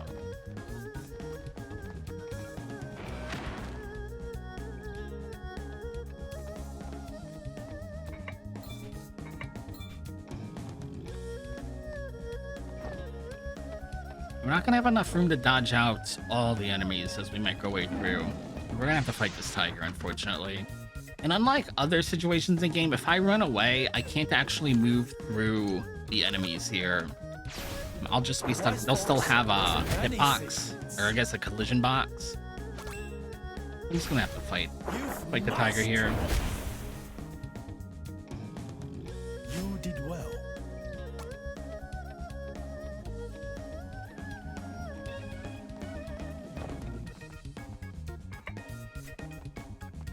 The other pop, that's okay.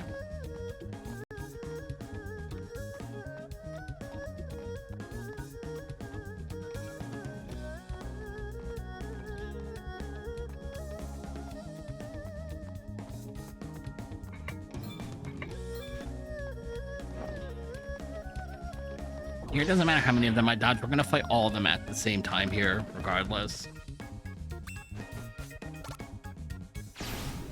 Wise folks, there's many secrets. Nice. Enough. Stuck with Debo, so we're not gonna be able to counterattack. Oh. Okay. You've marched.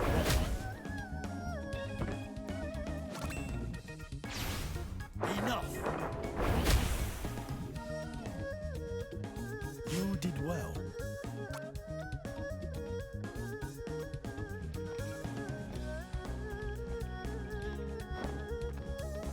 Oh, we were in a different room for a second.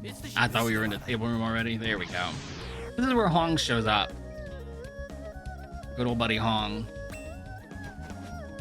No Wise Fox space here, and you'll notice that the table will in fact take damage. If we had like a ranged ability, it might block those abilities, but that's not something we have to worry about. The table will be cleared out before I start trying to even move across the map here.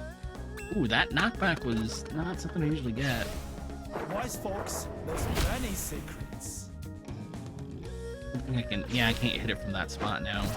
Really shouldn't. Oops. But I had Hong for a second. Oh. Enough.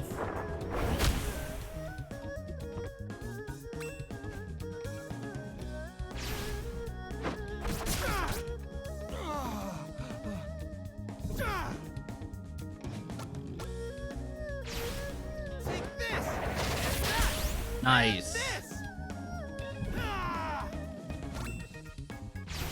Alright, should we take him out? There's many Nice, secrets. alright. That's all, then.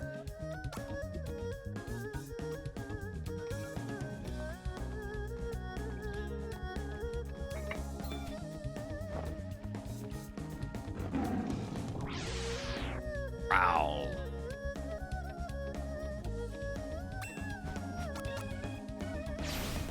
You've marched.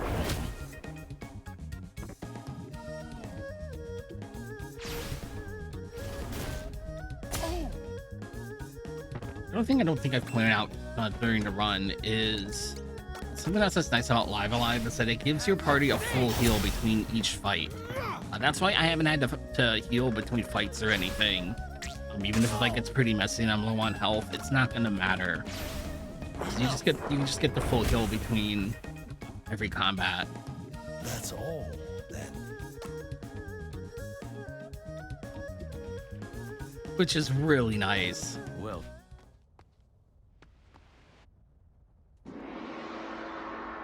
I just feel like in other RPGs I speedrun, the one thing I kind of forget to do is check my health between fights and see if I gotta heal in the menu. Wise folks, there's many secrets. I am Sushi, and you are mine. Oh. It's Sanshi's time to shine. Look, you're gonna dodge this. Oh no, you're just gonna fly and kick me out of it, aren't you? Yep, of course. You've marched. Ah!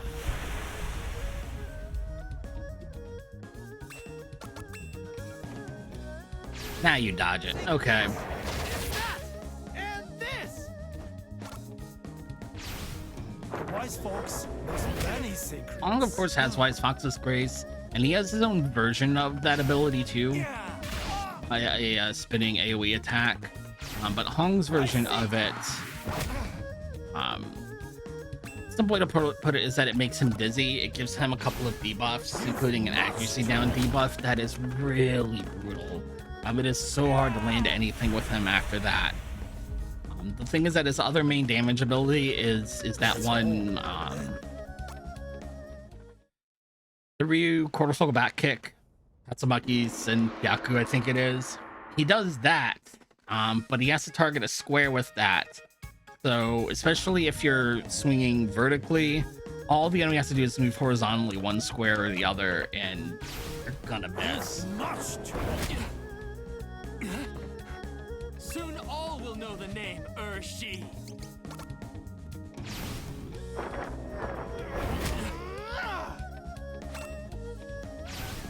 Enough.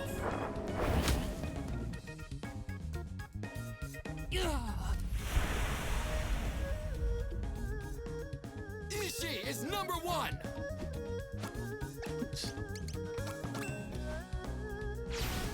Take this and that and this. You've muched.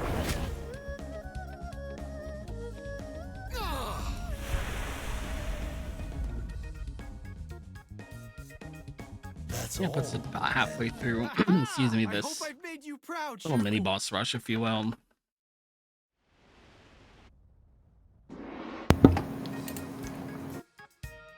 Got a questioning. No, over the other. Enough. I am You cut out a little bit. Did you say you had a question? Oh yeah. Question in chat. About why pick Han over the other three? I pick Hong over the other three. Hong is, yeah, I feel like I'm not seeing all of chat. So I'm sorry I'm not answering questions. I'm really just not seeing them. The reason why I pick Hong is Hong is very, very tanky, and we're going to need that tankiness at the end of the run. Strictly speaking, though, you could. I'm pretty sure you could use any of the three as your main character in the speed run, and it wouldn't cost you but so much time in that last boss fight. I think you can take any one of them that you'd like. But Hong's very, very tanky, and when you're grinding up your levels, he has a nice set of abilities to clear out a battle pretty quickly. Cool. Thank you. And yeah, don't worry about reading chat. You're speedrunning and you're restreaming, and you're probably rubbing your belly and patting your head while you're doing it. So you're doing enough. Many secrets.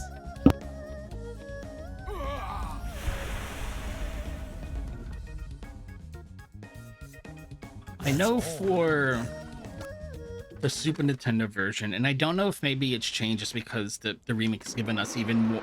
We still have more information about the original now that we have the remake to play with. But when I was learning the Super Nintendo version, you actually would take Lei for the speed run, and you would also choose her as your team. No, you would choose. I would choose Sundown as a team captain in the end, which means you had to fight against Lei. And she's mean. She would sometimes she would just call the game over. She could take out Sundown pretty easily there. If you don't get a good damage roll and she gets a turn or two off. She's also very powerful. But some of the things that's changed between the original and the remake has made Hong a better option.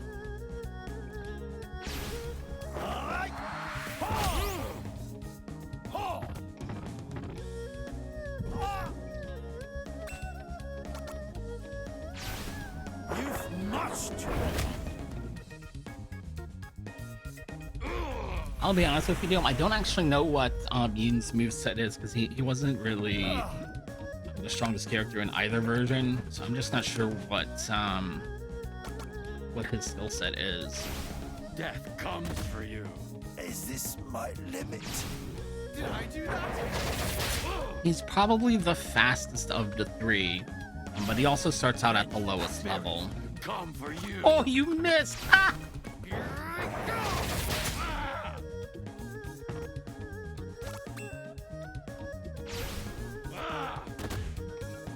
The rest is up to you. I'm not too worried about that. He's not. He can't get EXP anyway. There's nothing for him to miss out on. Yeah, I think everybody other than me chose Oboromaru on Super Nintendo, and I just thought it was faster to choose Sundown and have to recruit him. But it's not like I never really did enough testing to figure out if that was the case or not. What am I doing? I gotta equip here. Swap them. Yeah, I'll save my game here.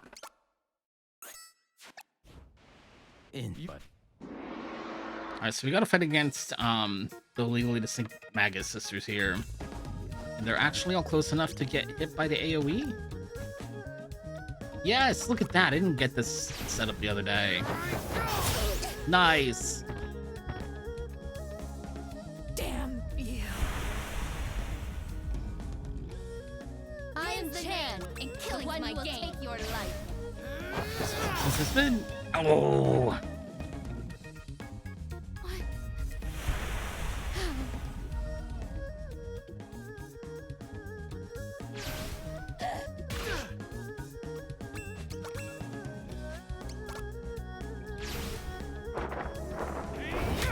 There we go.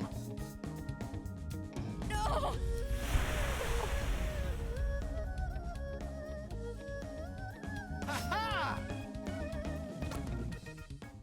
Ooh, Dragon Tire. Take that too. And the equip button, there we go. Imbuing.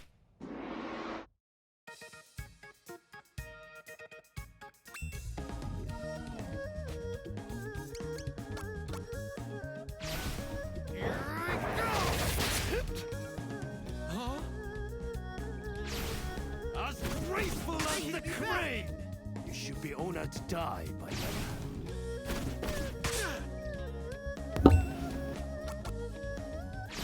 I think I can hit him out of range of that, unfortunately.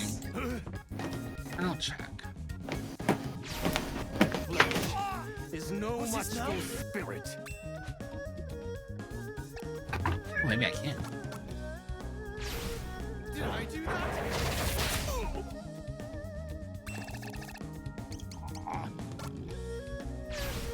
Stand right as the chipmunk. Oh dear.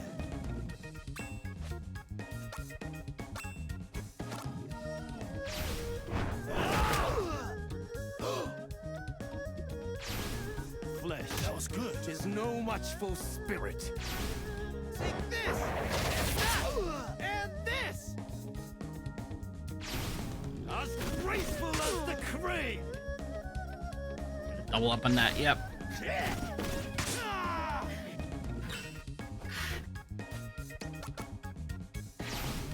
You've matched.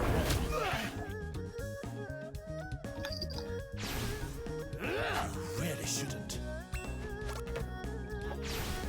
Here I go!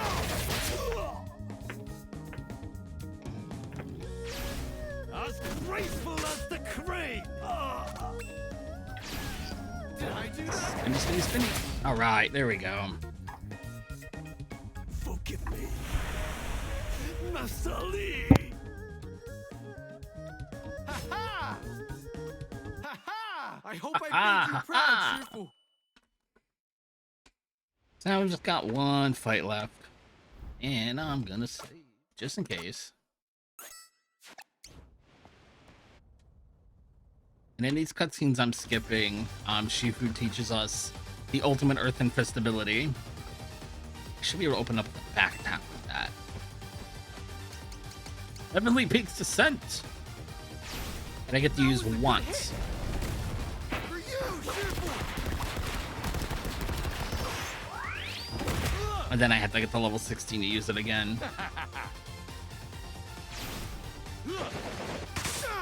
Now, this is kind of a weird encounter in that the strongest ability that the boss has can actually be used if I'm 2 squares away. So I don't want the gap between me and the boss here. Like that knockback just did, that's not necessarily what I want here. but that is my strongest damage dealing ability. I'm in a little bit of a pickle with that.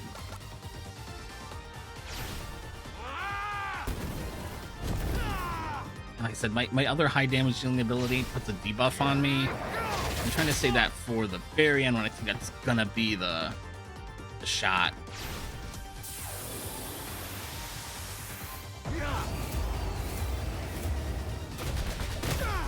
Nice, okay.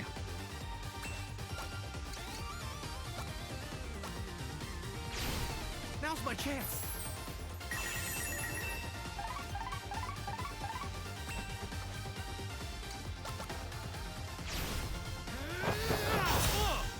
I see what your master One more saw hit. in you. Embrace the wolf within.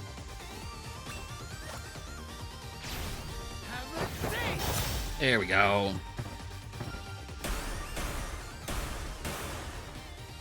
This cannot be.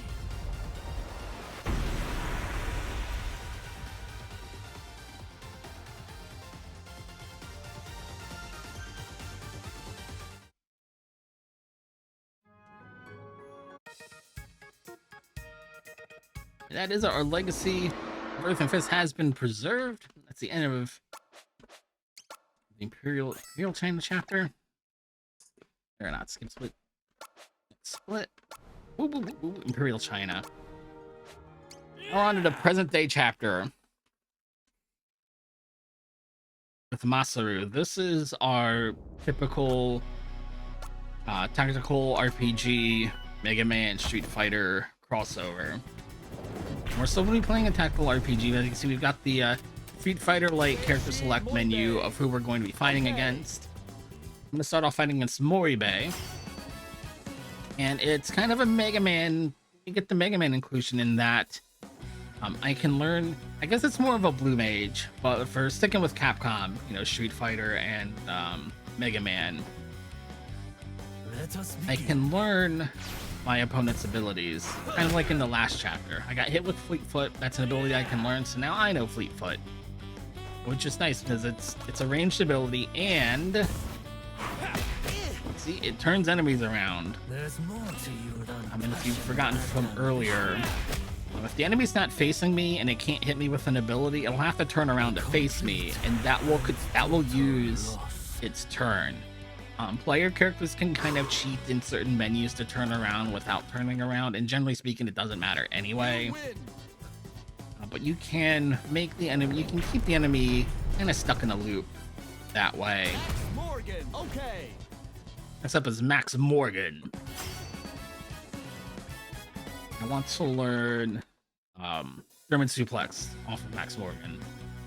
Go right up in his face. He is weak to Gale Strike. Is he weak to Gale Strike? Probably he's weak to Gale Strike, or he just doesn't. He just counters Gale Strike with German Suplex. Which does hurt quite a bit. I'm gonna step away. I'm gonna see if we get these flips. I'm gonna see if we get these flips.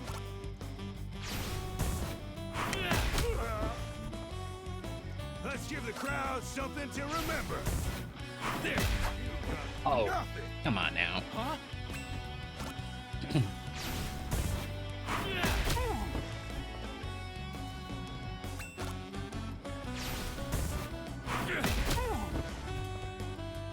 Okay, you ready to do this for real?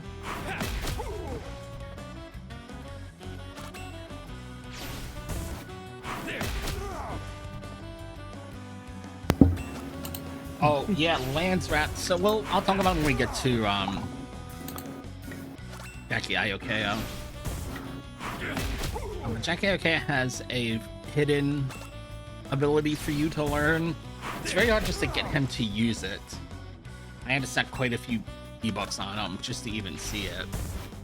And then you do have to get hit by it, so you have to survive it too. I forget what it's called in the remake though. If this character's based on Hulk Hogan, it's probably he's weak to money management, most likely. You win. Yeah, Land's Wrath is the ulti. Okay. Jackie Aokea. Okay. Okay.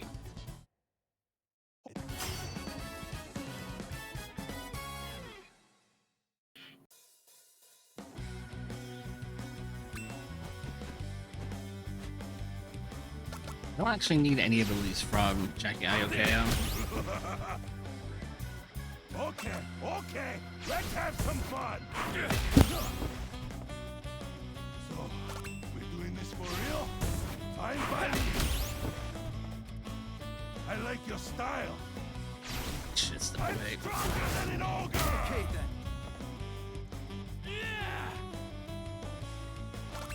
Oh, he moved. Oh, I guess that was his counter.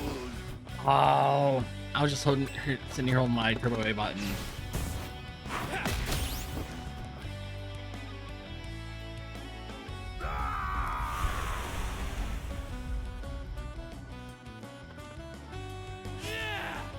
Haven't Frankensteiner? No, I haven't fought. Great. I haven't had a chance yet. That's right.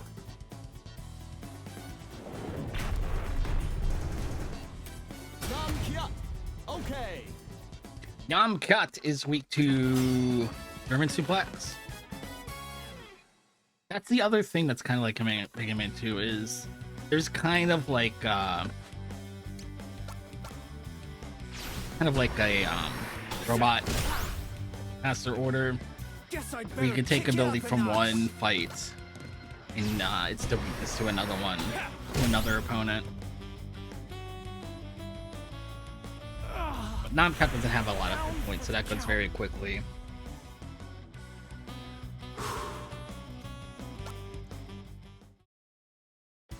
You win.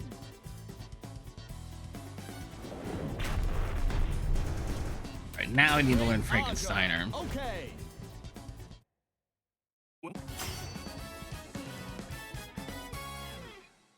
So train we can suplex. Unfortunately, no. There was no trains in this game. Oh, good. Got Frankensteiner right away.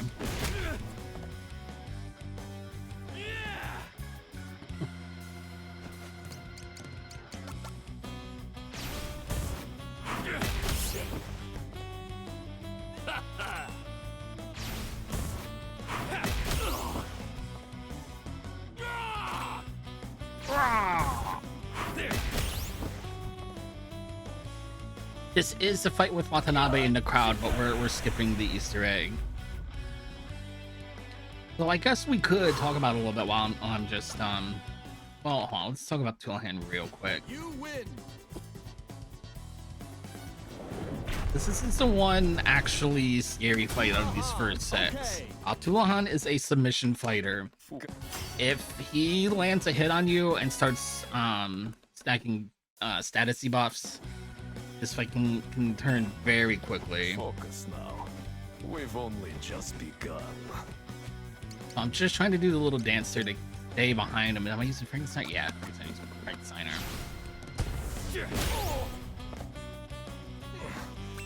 I underestimated you. No longer.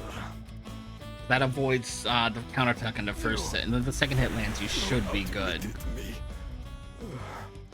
But yeah, someone's asking, was asking about Watanabe. That is a running gag in this game. In each chapter. It's also in the 8th chapter, if you will. There is somewhere a character named Watanabe who is with their dad, and something happens to the father, usually right in front of Watanabe's eyes as he's watching. And in this chapter, the hidden Easter egg is Watanabe's dad throws something in the ring at Great Aja. And then Great Aja runs out into the crowd and beats him up. Only in Death's dance can we ever truly enjoy life.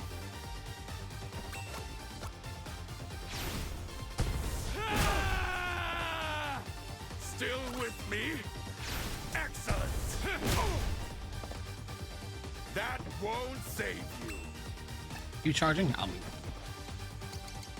Since you're still charging, interrupt it and skip a nice big. Oh, well, I was gonna try and skip this nice long attack animation. I'm going to enjoy this. You missed.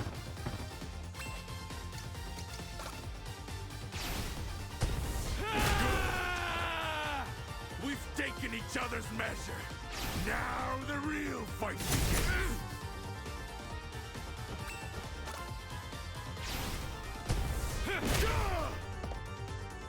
Now this is a fight.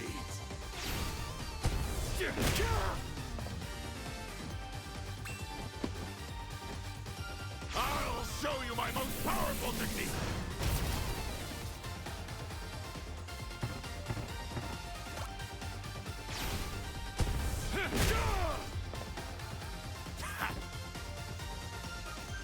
Oh, come on.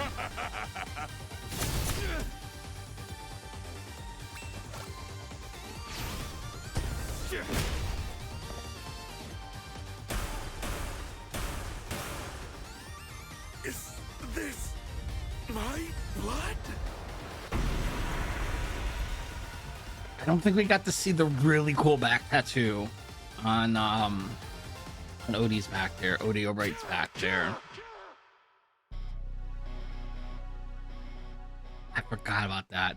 It's a we can show it off in the very end of the game. But the sprite works really cool there.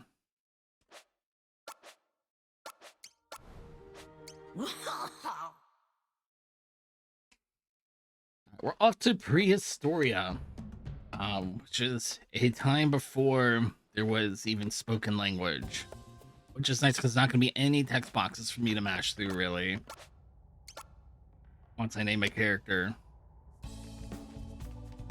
Play as Pogo. But Oh, go ahead. like, if there's no language, how can you have a name?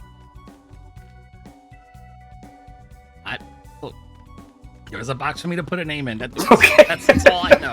Right. Okay. Just wondering. It's the first word. Clear greener friend named Pogo and his friend Gory. I almost forgot to do the little mini game here. This mini game is completely different in the remake, in that the cutscene happens that I skipped, and then I have to choose whether left or right is the correct answer. Usually, you're picking which haystack is hiding more cave people in it. Sometimes you have to figure out where your friend Gory's hiding.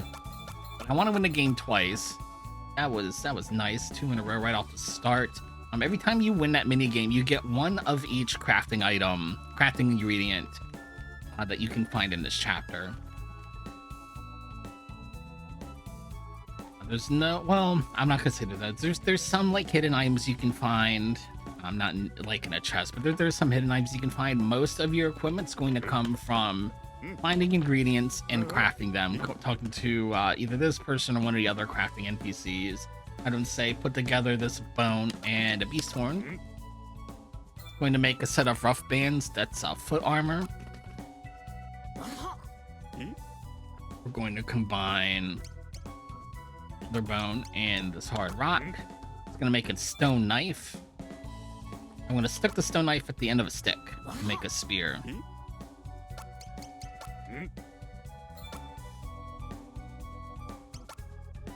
And as you can see, the menu at this NPC is a little clumsy.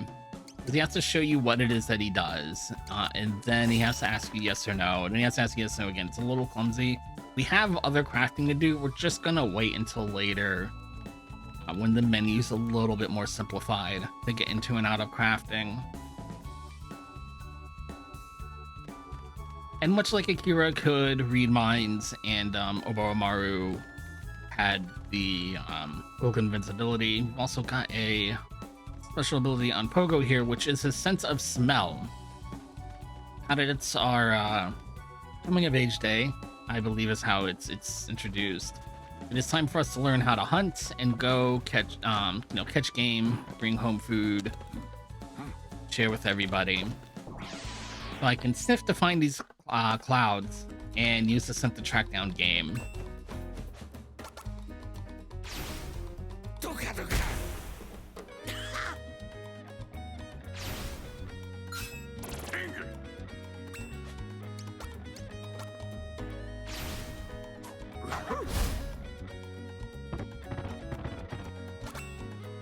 get absolutely zero kills down here. That's okay.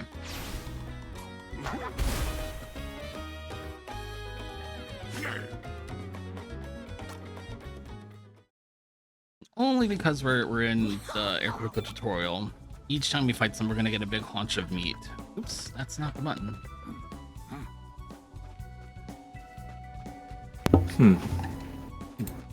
I have a question. Does your spear count as a pogo stick? I suppose it does count as a pogo stick. Yes. There we go. Whoa. Got away from me for a second.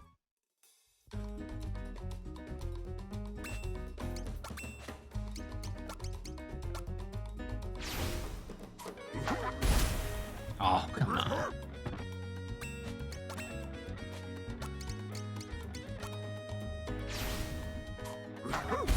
There we go.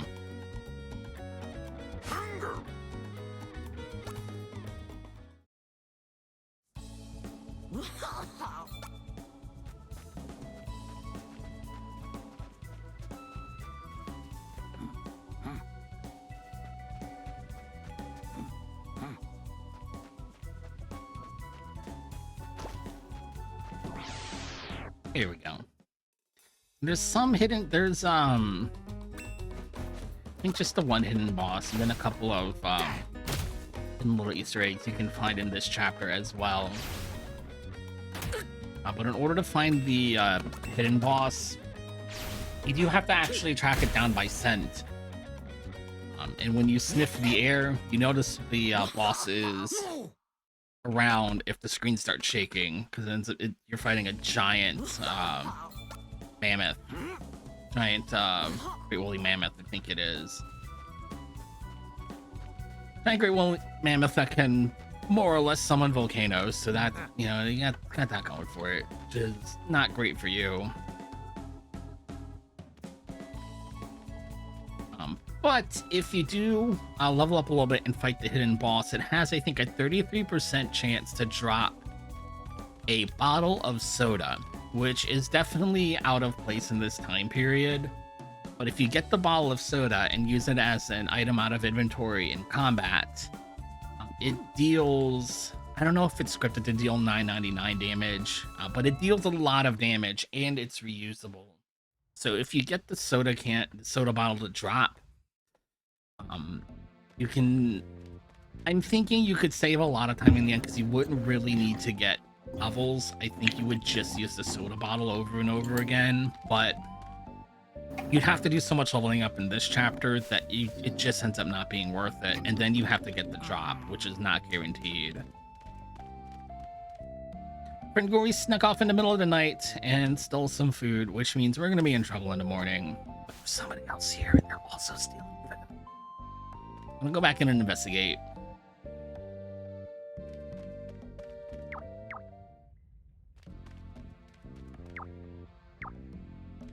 This one? There we go. Oh, he's off the, there we go.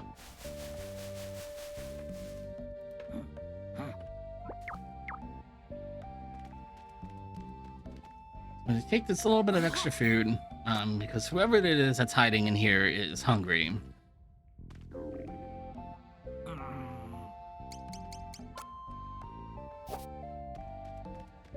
But they're also too shy to eat in front of people. So we'll leave and come back. And then we'll finally get to meet our third and final party member, who is, well, I guess not our final party member, but our third party member, Elle. In the intro that we skipped, we saw that he had been kidnapped and was getting ready to be a sacrifice to a giant T-Rex god, ODO. But she escaped and ran here. Unfortunately, this is kind of a guy's only cave. She's really not supposed to be here, and she's got people chasing after her. So this is going to cause a little bit of trouble. But for right now, we're just going to sneak her back to our room and hope to keep her hidden and safe there.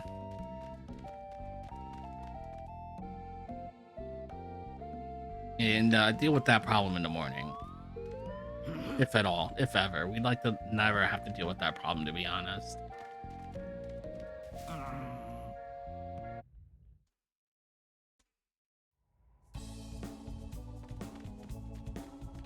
In order to advance the story past here, it's implied that Belle is hungry and you need to get her something to eat, but you can actually give her a gift too, but you do have to give her something in order to advance the story, and we give her the shoes that we made earlier.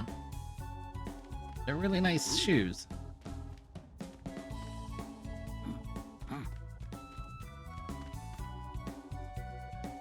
At this point, you can do some crafting, you can do more hunting, but we're just gonna go ahead and advance the story by trying to leave off to the north here.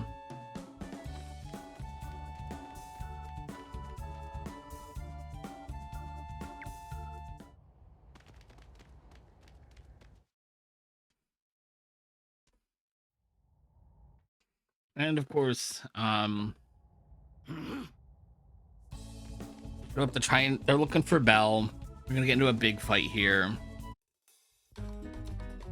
Skip over the fun cutscene with the cars, unfortunately. Oh, kick!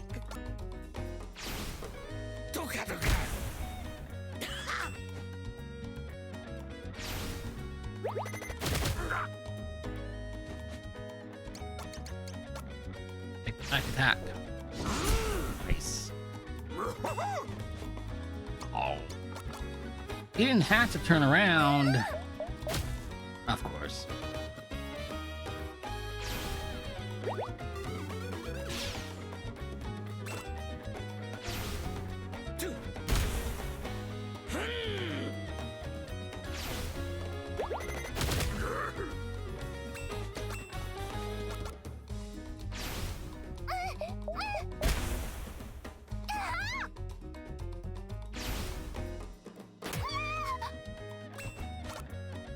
Don't miss. Right. This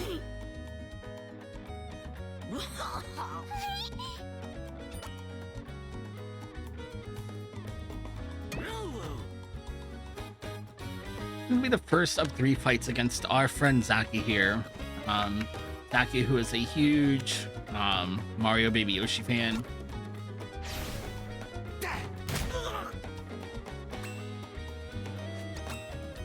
On this first fight, I have some teammates to work with, which is nice, because what will happen if you're not careful is that Zaki will get a counterattack in, immediately followed by his regular turn for a regular attack, and it just deals so much damage to you in one go, without you being able to heal. With the extra party members, I don't have to worry about that too much.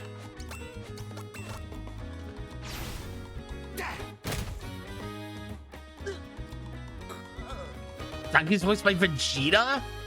Oh, I didn't know that.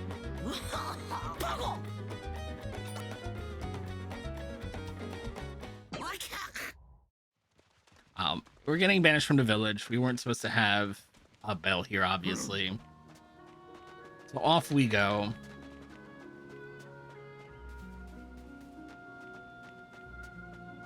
Put the item up here by the tree. That is the menu button. That's a sniff button. There we go.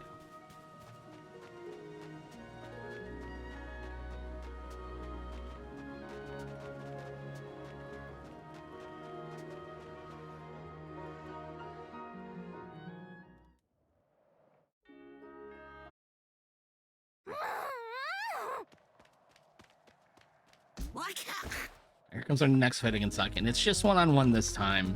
I'm gonna play a little bit carefully. I really want to get this knockback. I didn't get. But otherwise, I want to sit kind of like an L shape away, like a knight. Wait for him to move, and then get the back attack. Because it's going to avoid the counterattack, and laughably, as I missed there, supposedly will increase my accuracy.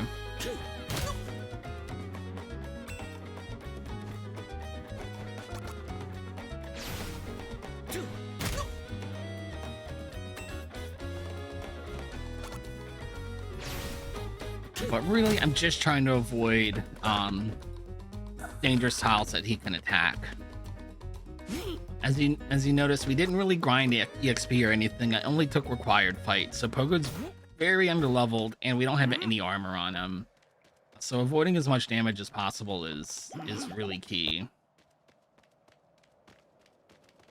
You know, the Super Nintendo didn't have a ton of voice clips. It did have some, but not it didn't have the stellar 5-star voice cast that the remake has for sure. Not that any of his audio was bad or anything, but I'm not the kind of person who can like pick out voices or knows a ton of like voice actors, but I know a lot of people who do follow that, who could tell you, who voice characters and things like that, who really are in the know about that. There's a lot of big names in the remake as far as the voice acting goes.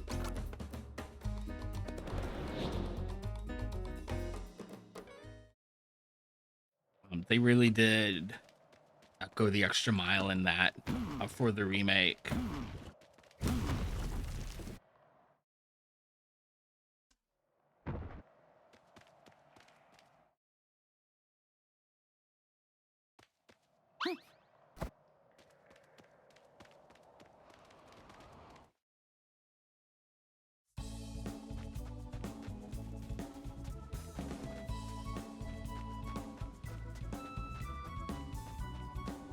Did you get through clean? No way. I didn't think so. Almost. I think I explained it earlier, but I know I don't think I've explained it since we started this chapter. There's still no random encounters in this chapter. If I'm running into an enemy, it's because there's an enemy hiding there, and if I bothered to sniff, I'd be able to see that there's something there, or at least the general area of where. Oops. Mashing menu again. Where these encounters are. But they also move, as you can see. So the cloud went one way, but the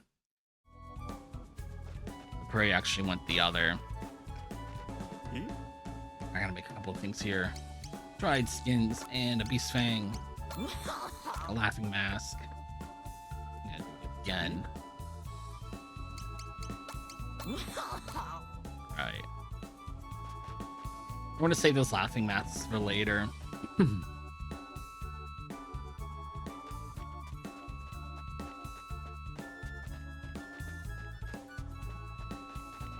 Another difference, and this is really gonna make sense if you played the game before, but another difference in the remake is that your inventory, you don't have to equip the inventory for it to carry over to the end game chapters. Some of the inventory that's in your pocket, if you will carry over. But I feel like it's not everything. But those laughing masks will carry over even if I don't equip them.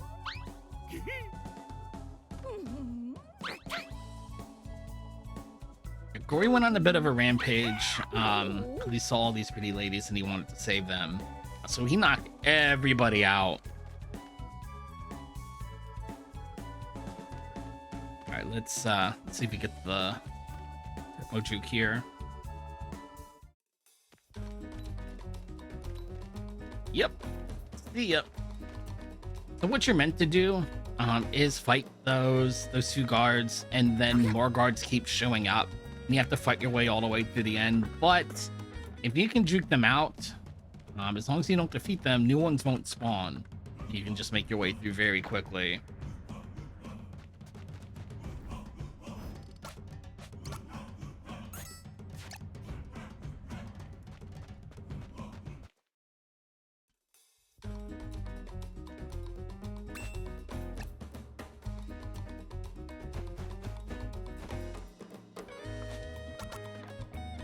See, but I think some healing items do carry over. And maybe not though. Oh, what am I doing? What am I doing? What am I doing? Why am I crossing over? Get right here. Let me just wait.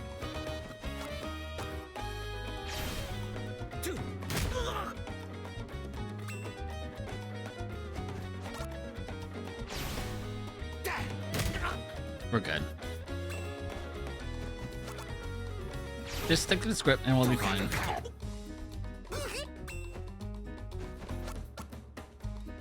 Could stop missing though. That'd be nice. There we go.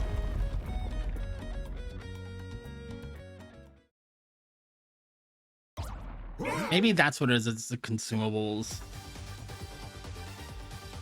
All right, so we're very underleveled, but we're in this fight against Odo, or ODO, the T-Rex. We're going to run through the body right screen. We're gonna move everybody over here to the right. You two. Naki's gonna sneak off to the left. Super well hidden. Sneaky, sneaky, sneaky, sneaking. Sneaky, sneaky, sneaky, sneaky. And use fly, lizard, fly. And just be thankful that that price is facing towards the north.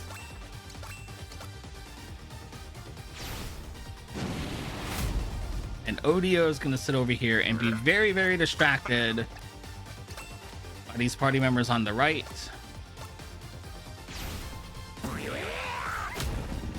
Zaki should be nice and healthy here on the left. Whooping is bad.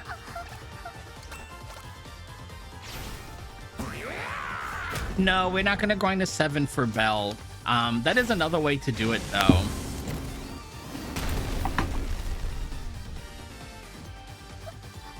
But that's true if you don't keep Bell for very long, which is unfortunate. Because if you could bring it to a hidden boss fight, I think that would change a couple of things. But if you get Belle to level 7 and give her her best gear, she is by far the best damage dealer in this chapter. She can deal so much damage.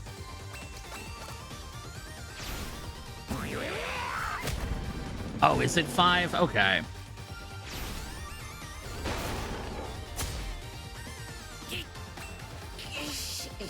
The problem is you can't really level her up except in that first opening area, and it just takes a while.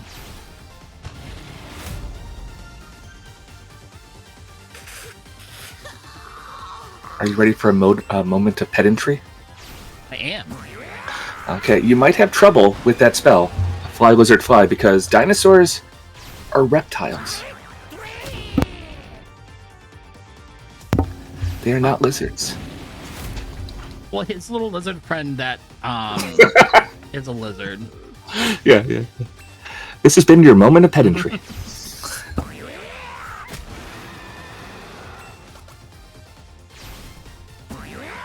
That should take out, yeah, the boss. But I do have a knockback attack if ODO decides to get a little bit too close. We can use, I forget what it's called. We jump is pogos. We've got a butt pump attack that we can use as a knockback there if we need to. No, you're correct, Void Lily. Lizards are reptiles. But not all reptiles are lizards. Oh.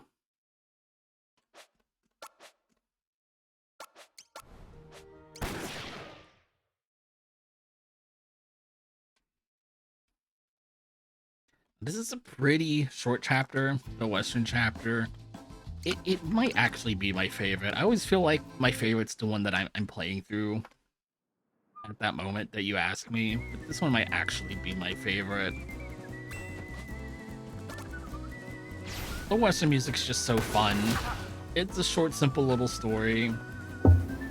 Yeah, cool. But it's done really well, and the traps that you get to play around with are fun too. We are going to be skipping those cutscenes, unfortunately, which is most of the fun of those. But as we advance through the story, we're going to learn that the Wild Bunch, I think it's a Crazy Bunch. The Crazy Bunch is generally being a nuisance, but they outnumber us by quite a bit. So we're going to recruit the townsfolk into setting up traps and things so that the next time they come into town, we can take most of them out before the gunfight really even starts.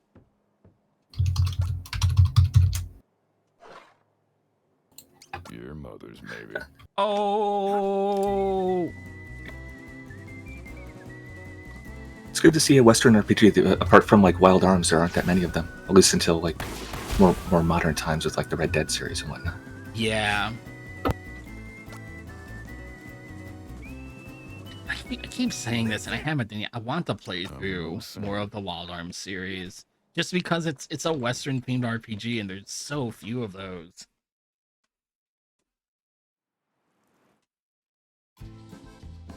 The crazy. A crazy bunch.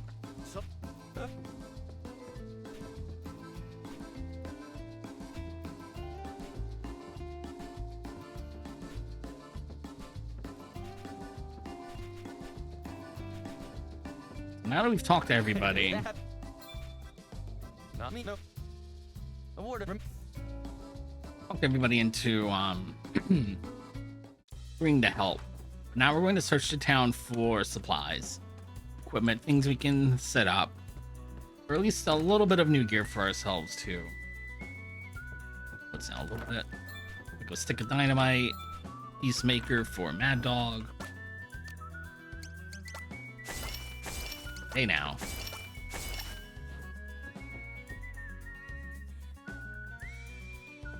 Get the next door.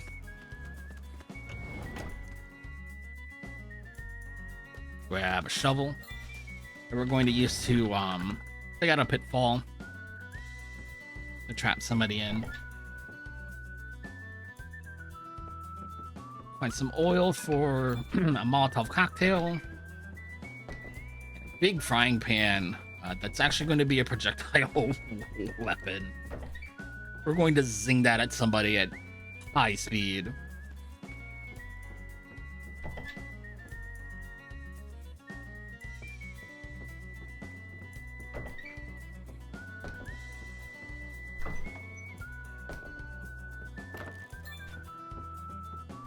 Some rope to set up a tripwire. Off to the next room. There's lots of stuff lots of little things to find here. We don't set up every trap though.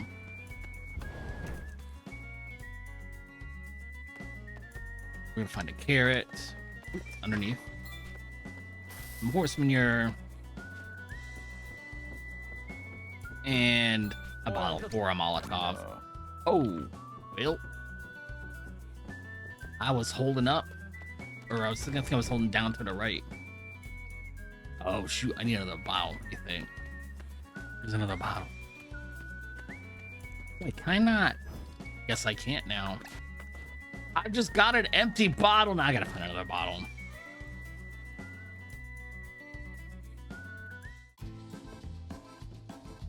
I think we can find one over here. Oh, that's the bell, by the way. You can see in the top right, I've got X number of days. I think it's 8 days until they show up. Oil in it'll take a month. Yeah.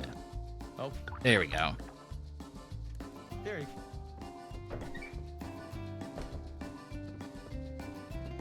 Got everything. Yeah. Good. So The ability to kid here gives us a slingshot, need you but wants to set up a trap. So I'm gonna give the slingshot right back to him. He's the only one who can use said slingshot. And then Annie What kind of trap you think? can use the frying pan to fling it at somebody. This is not necessarily ideal speedrunning wise, but it's always a little tidbit I like showing off. You see, we can hear the mariachi band in the background, but if I send them out Need you to set a trap. What kind of trap? to set up a trap, you can hear that the music changes. It drops that instrument from the Need you track. to set a trap. What kind of trap?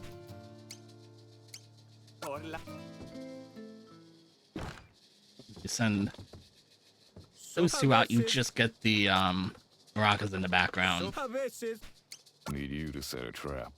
What kind of Which I always thought was just a neat little tidbit. Need you to set a trap. Of course, now we got What no kind of trap music. Sure. Need you to set a trap. What kind of don't No, not the oil. Need you to set a trap. What kind of to set a trap. What Stop. Hold on. I'm getting myself. Need you to set a I really trap. have the turbo button here. kind of trap? There we Don't see go. how. No. Need you to set a Down trap. 1A. What Just kind of trap down. Down 1. Oh, no. Down 2A. There we go. We got a little bit goofed up because I have extra items I didn't mean to grab. So I accidentally Need you to set a trap. declined the What first Molotov. But now we're all straight. Could use that. Wasn't a...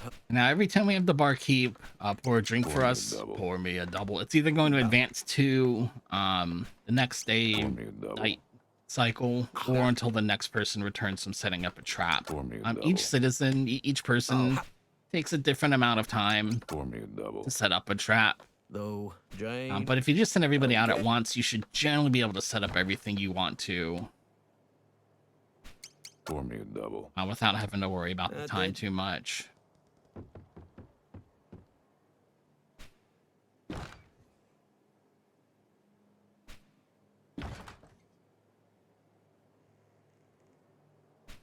Pour me a double.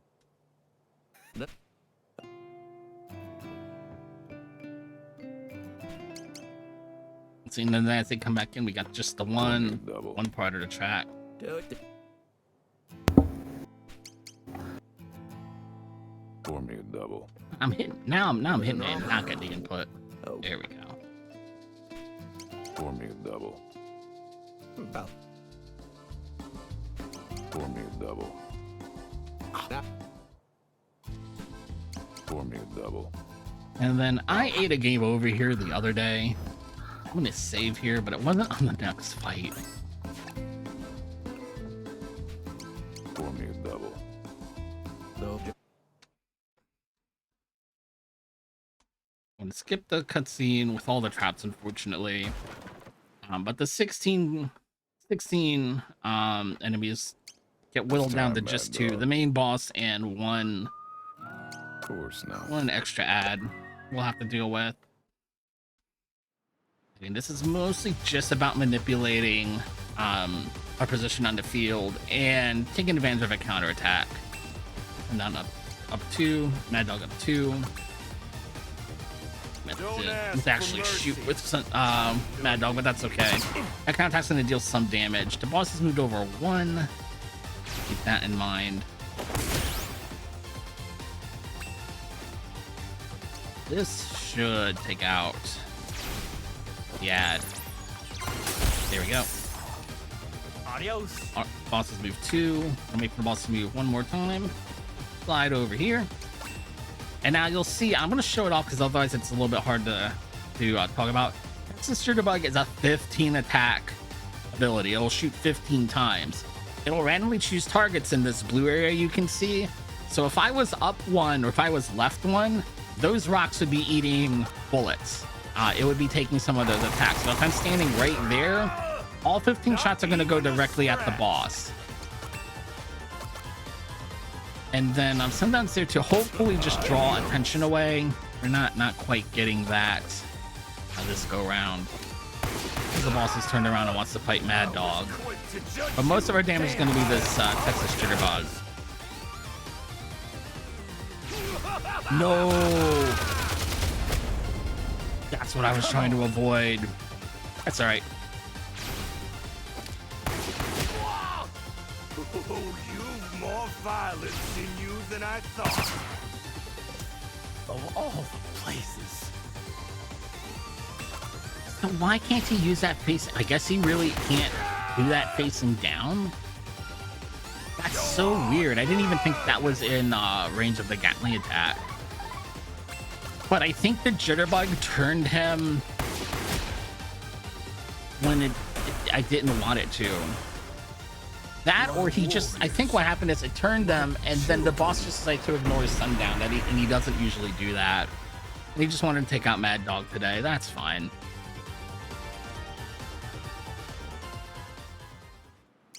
That's right. Now, this is a fight I actually got the game over on the other day, and Yeah.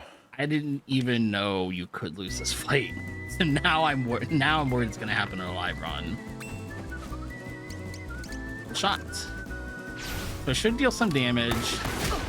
And Mad Dog should just use a regular ability like Sidewinder and get the counterattack. What he did the other day was he used an ability called Ride the Lightning, which paralyzed Sundown and caused me to lose a turn, and I lost my counterattack, and then I had no damage and I died. And that will send you all the way back to either your last save point, that's why I saved, or it'll send you all the way back to before you start setting up the traps, which is a long time ago at that point. Yeah. I don't want your money. Like I said, it's a very short little chapter. Just packs a lot of action to a very short amount of time. As all 7 opening chapters taken care of, new chapter's been unlocked. We're off to the Middle Ages. And this is by far the longest chapter that we've played so far. I don't know if it plays out that way in the speedrun, but definitely casually speaking, this is the longest, probably the longest chapter so far. Oh, come on. But is it played in the middle? Other sash, there we go. I mean, it is played in the middle of the other chapters that the main protagonists are in. It is the Middle Ages in the middle of the run. Okay, okay. Checks out.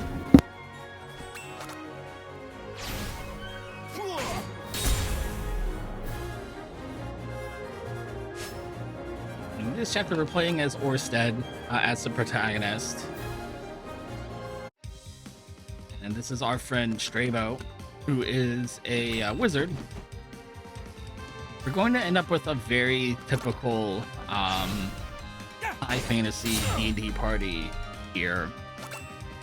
I mean, you know, a lot of these chapters we've been solo quite a bit, or at least we have not until this point, up to this point, had a full party of 4 characters. But we're going to get a full party of 4 characters for this chapter. We're gonna have 1 or 2 fighters, maybe a knight and a fighter, depending on what version of your typical game you're playing. A cleric, and Strabo is the wizard. A nice balanced party with healing, magic damage, and physical damage. And also, there are random encounters now for the first time in the game, as long as we're not in one of the towns.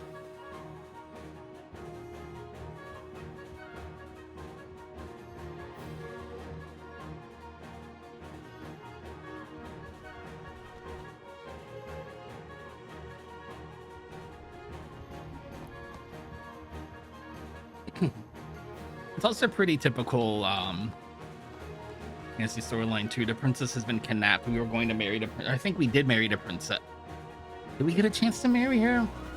The princess has been kidnapped by the evil Dark Lord of Evil, and we are the new hero and off to fight the evil Dark Lord of Evil. Oops. Top left, top left, top left. Bottom right. What I need. Extra helmet.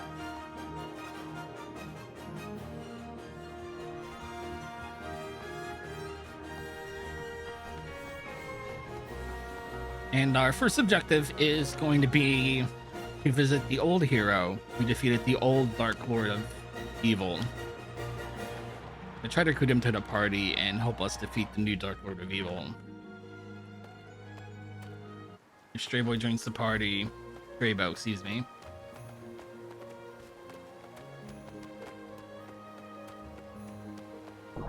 Yeah, here we go with the random encounter.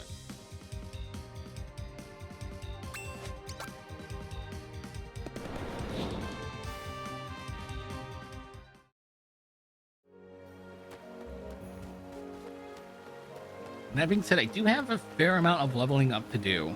Orsted is level 1. He needs to be level 7. So I've got some grinding to do at some point. Ideally, I'll be able to get it as I'm going from point A to point B anyway. so I'm not gonna have to like sit somewhere and run around in circles for too long, hopefully. But I don't even want to start that process until I get all 4 party members. There's just safety in numbers, and the other party members are going to recruit are higher leveled. We're just going to take advantage of their stats to level up our Orsted.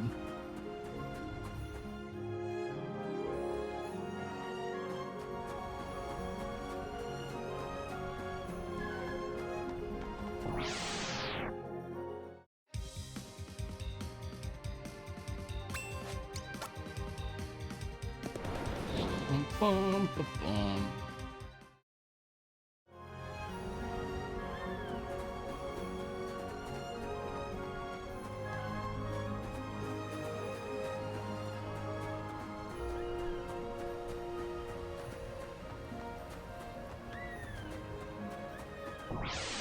Oh, come on.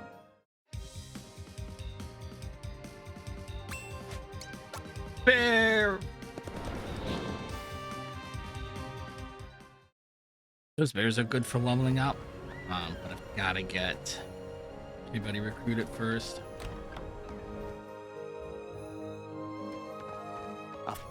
It's very important you check that shield or you cannot advance the story. And it's very easy to forget to do that.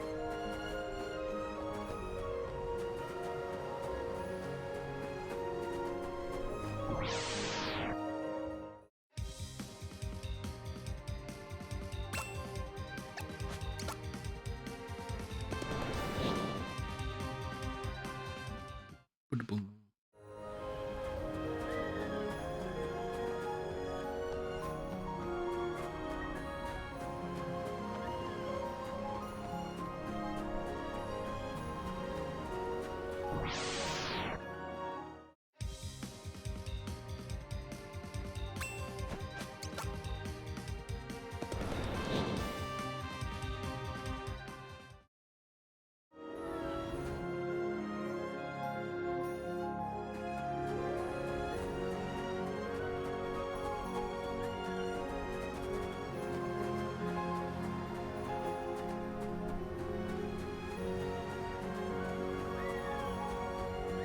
This is such a long mountain climb.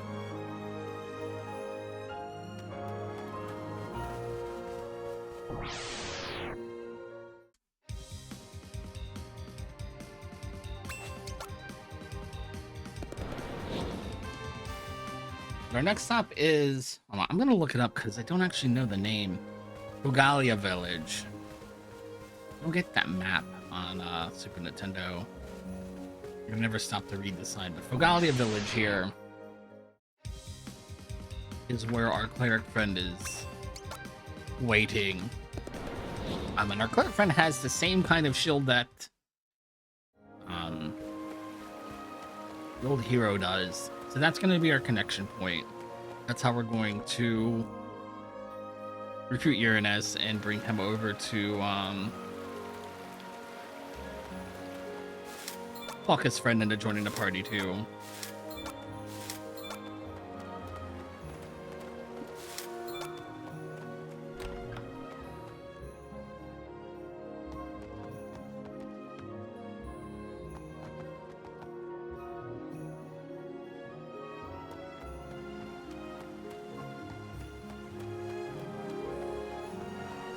Then unfortunately it's all the way back up the mountain.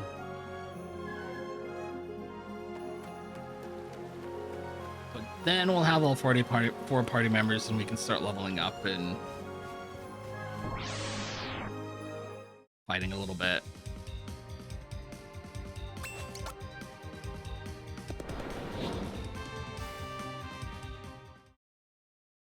Yeah, this suddenly becomes a more traditional RPG with some backtracking and forming your party over time, and yeah, all of a sudden it's kind of it's just kind of a typical RPG. You've got like a proper D&D party. Yeah. You just need to find a rogue. Oh, we might have a rogue. we might already have a rogue amongst us ready to do some backstabbing, but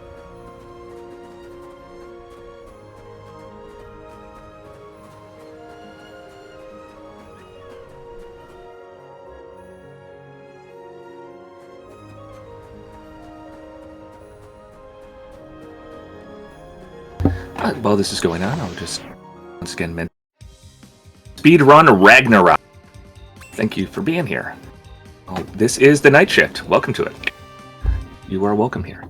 Speedrun Ragnarok is raising money for Take This. Take This is a charity that provides support and help for the gaming community, particularly in reference to mental health issues. They do things like they have like AFK rooms at different conventions, and they provide trainings and support for gaming. Did I say teach this? Take.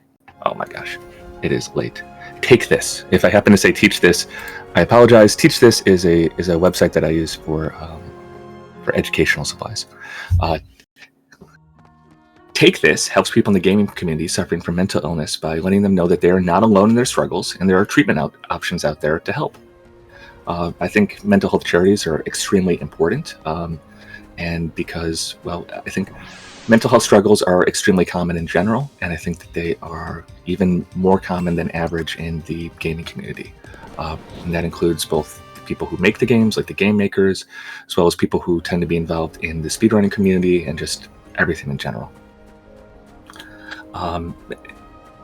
Take This wants you to know that many marathons have gone virtual this year, and Take This has taken note. AFK Online is a moderated Discord server that has been specifically designed to offer peer-based, non-therapeutic emotional support to attendees for the marathons. You can visit takethis.org for more information and a link to the server. You can also type !Discord in chat to get a link to the Discord. I will go ahead and put Take This in there.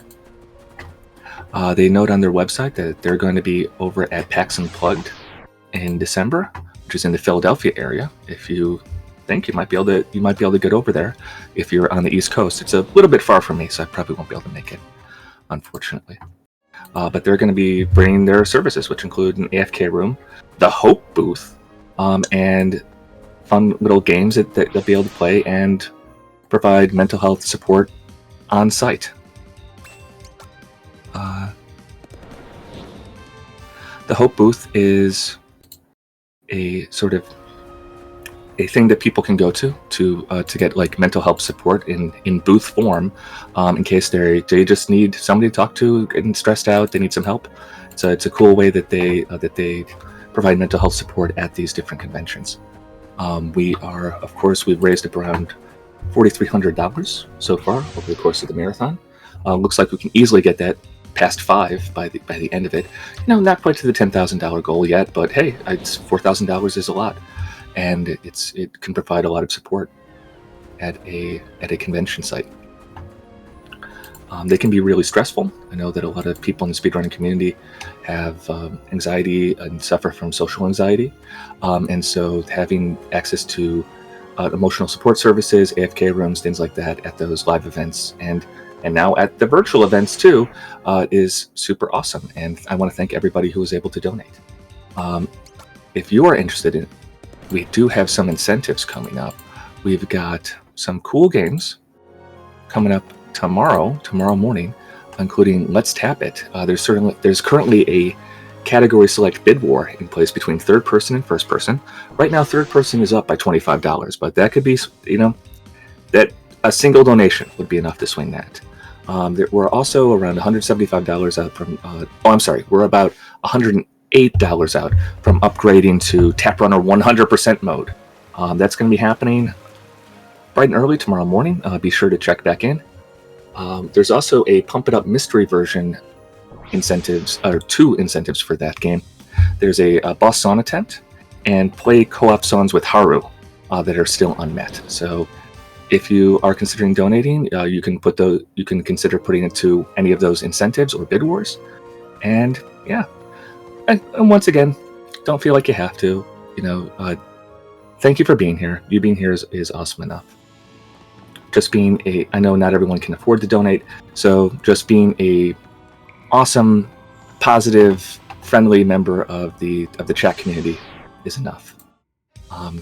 And I just want to thank y'all for spending your Friday night here and supporting Take This, supporting RPG Valkyries, and SushiKishi, and watching a pretty fun speedrun.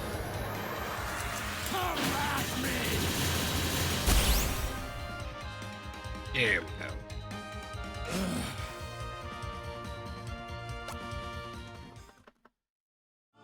Now, you see how Orsted's like 9 XP away from a level up?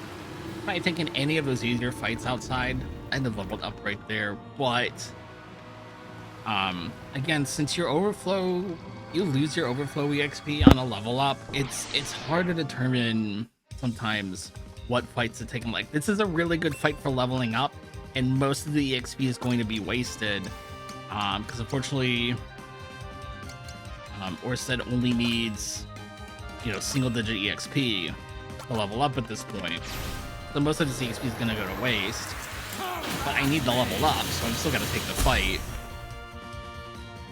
And that's why you see me run away from so many fights even once I got everybody. Because the little chip EXP doesn't really help out. Because it's not going to add up over time. I'm just going to lose so much overflow EXP that way. Like, even if I think a fight will get me halfway to my level, if the next fight would be a full level, then I wasted the first fight. But that's about as low as I'd go. Is if it'll get me at least 50 EXP, I'll plan on taking it. Oops. Hold on. There we go. Lost my bearing a little bit.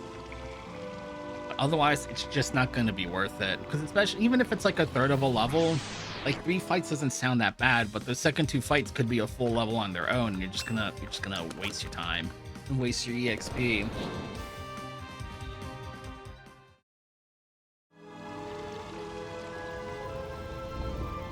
So a lot of fights are just gonna run away from quite a bit here.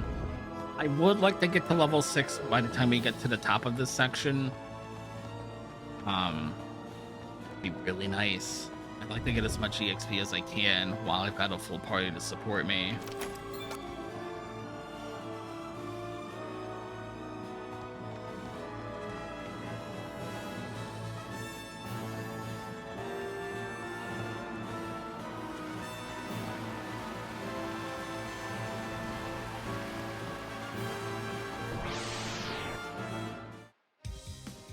Here we go.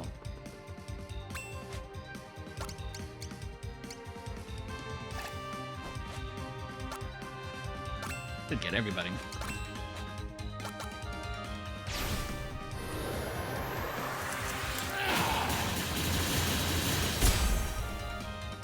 Nice.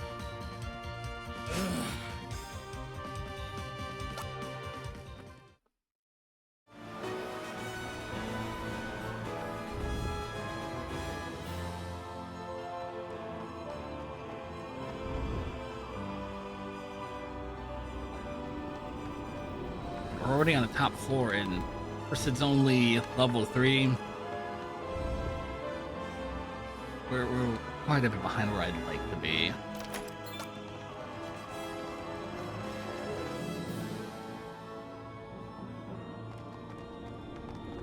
It's not the end of the world.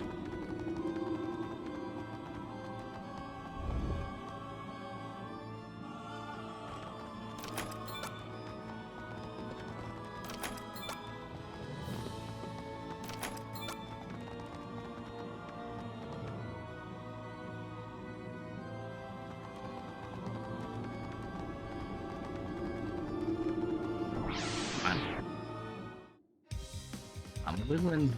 Wiggle. Give me the extra encounters.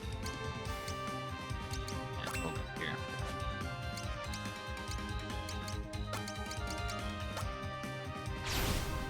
Take this! Oh, hey, it's an charity. There's no escape!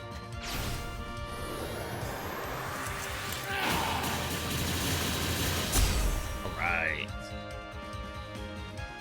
It's 4? Huh, I'll not be put to shame. Yeah.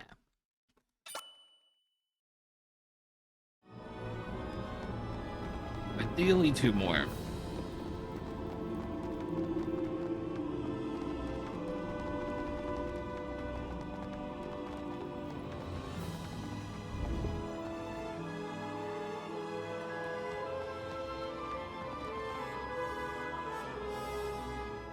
Give me M counter.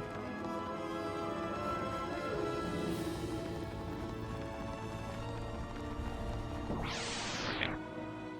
Of course, the fight's going to reset the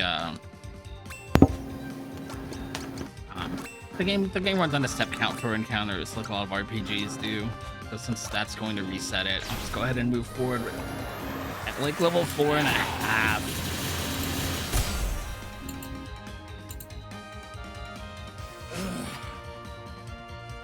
We're gonna have some extra work to do later on.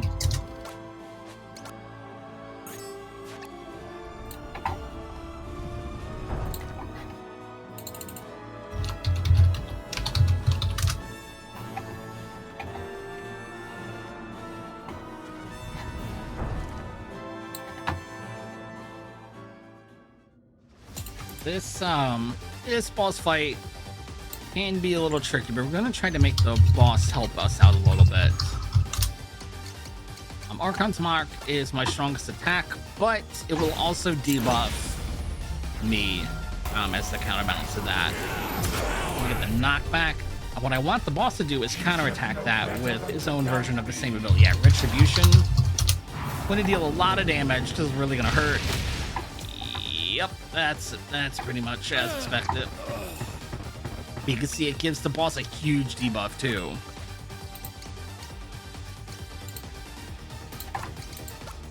Heal back up.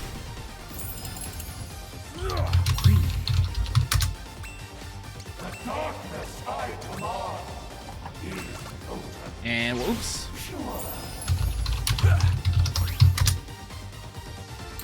We'll repeat the process.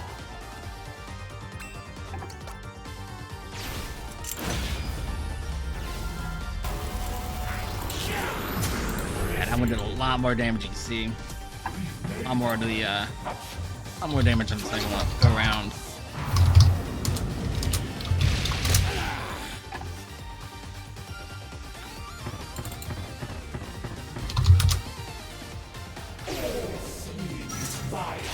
Oh wow, and we're gonna get a turn here because we're gonna go down and the enemy targets somebody else. All right, Hash. A shame. Osh.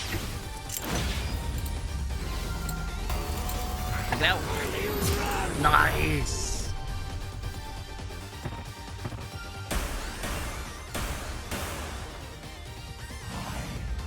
If the boss just refuses to counterattack you there, that fight can go on a lot longer because you're not gonna get the extra damage from the debuffs.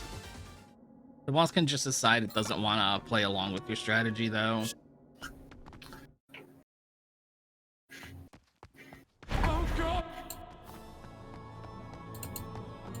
Unfortunately, Hash falls to his injuries, and he had mentioned, I think he mentioned he had the plague. He mentioned he was sick though, and he falls behind and gets crushed by the falling debris. And Strabo also appears to fall behind there and is no longer with us, unfortunately. So down 2 of our heroes, and unable to actually get to where the real Lord of Darkness is, because that's not the real Lord of Darkness. That's just a tribute, I guess. Unable to progress forward, we're going to go back to the kingdom, lick our wounds, and try again tomorrow after a good night's rest. But you'll notice no encounters on our way out, which is nice. And usually you could pick up the items that I need to pick up on your way out, because then you don't have to worry about the random encounters, but I needed the extra EXP. So I went fishing a little bit. We've already done all of our looting that we need to do. Ooh, I need to menu though.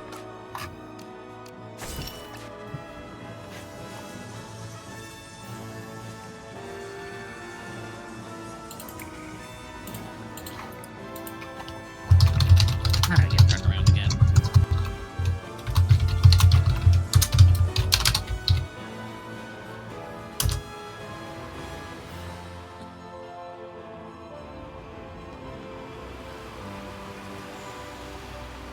Yeah, this chapter is backtracking the chapter. There's a lot of back and forth in this one. But with the game being as well, you know, with its very separated chapters, all of the chapters are pretty small as far as like square mileage goes, if that makes sense. It's not necessarily a ton of places for you to explore. So this one just has a lot of backtracking over areas we've been to before, just because there's just not a whole lot of world map to explore.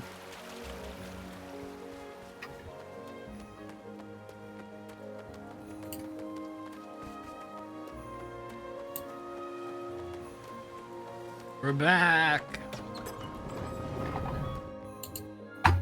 Everything went great. Everybody's out here to cheer us still.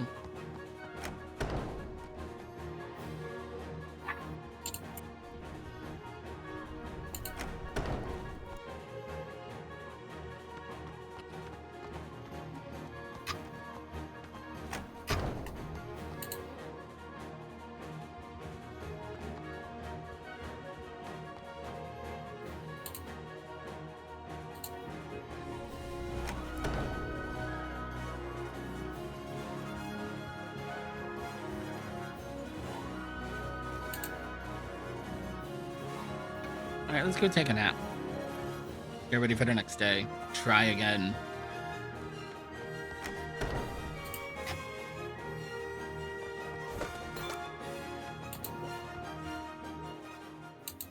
Then at night, bum, bum, bum, we have a nightmare about the Lord of Darkness, Evil Lord of Evil. Strabo appears. We thought Strabo had fallen. So what's Strabo doing here? We should investigate and find. Oh my gosh, the Dark Lord is here. Panic, mayhem, chaos, etc., etc. Let us fight the Lord of Dark and defeat them once and for all. Rushing blow. Smack. Aha! You have bested the Lord of Dark. Good has triumphed over evil, etc., etc. The Lord of Dark was actually the king, and now we've committed regicide, and now we are apparently the evil Lord of Evil. Everybody thinks we're the Demon Lord, and now we have to run away. Which is fine, because everybody's so scared of us. The guard, they're not even going to mess with us. They do not want to pick a fight with us right now.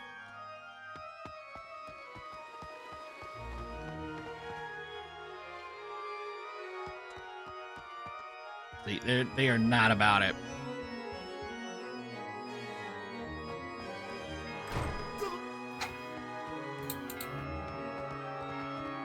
What a twist.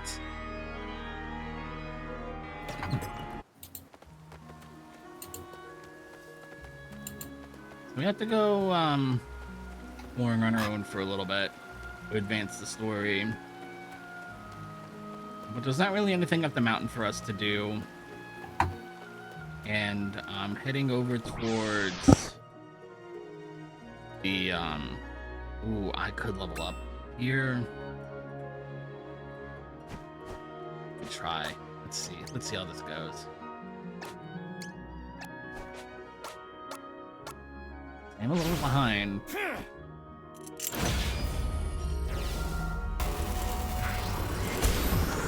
Okay. Take that!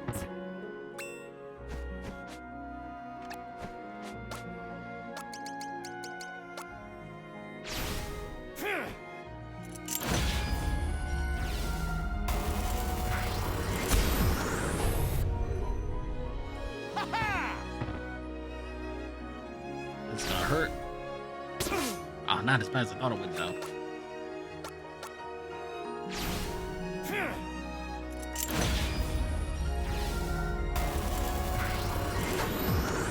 That's the problem with the debuff. It just keeps stacking and stacking.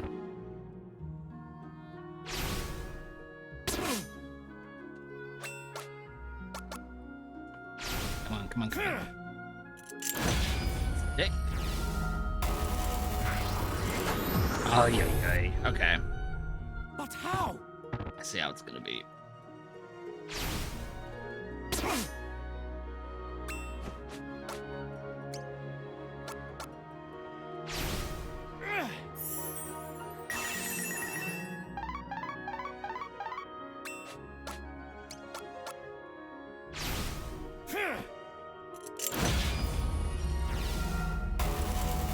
should do it. There we go.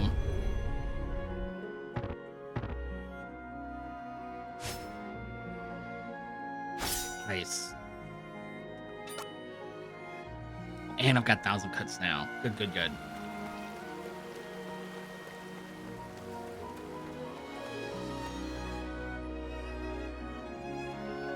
Yes, even out here in Fogalia Village, they already have heard about what happened. They want nothing to do with us here either. So now we're sad and we have nowhere to go. So we're just gonna go back to the kingdom and turn ourselves in to be arrested.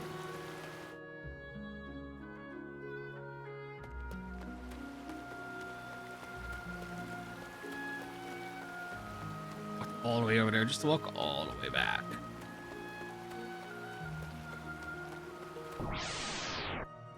Maybe something that's got a green knight. Now the green knight's stronger, but there's only one of them.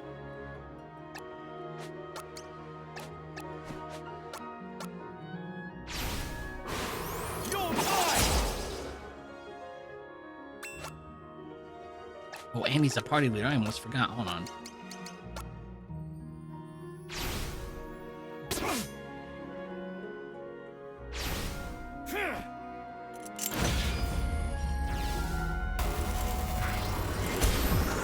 You see how he body blocked for the Green Knight?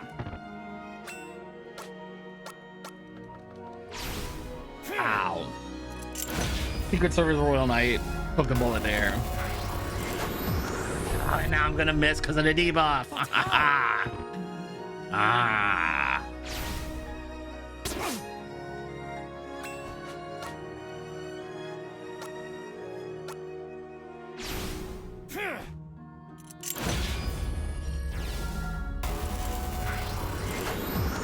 Oh my goodness, it does not want to give me a hit today. It's gonna make me heal every single one of these debuffs.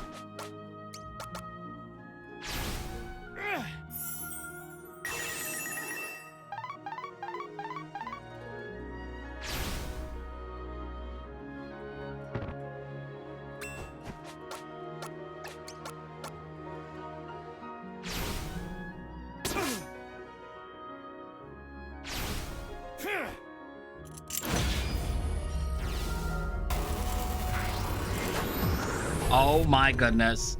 This is what we're gonna do today. Okay. Fine. Fine. We can change it up a little bit. That's how it's gonna be.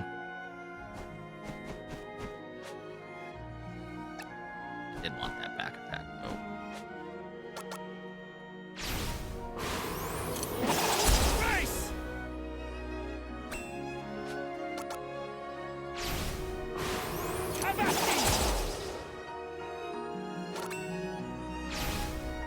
It really did not want to take that Solomon Sidebone attack.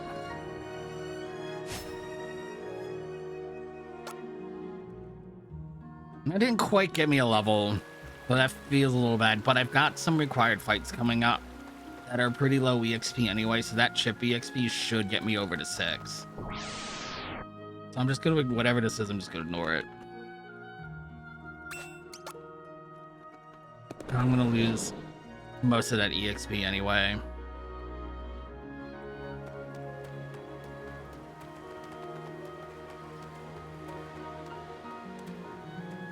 Man, he just did not want to take that hit though.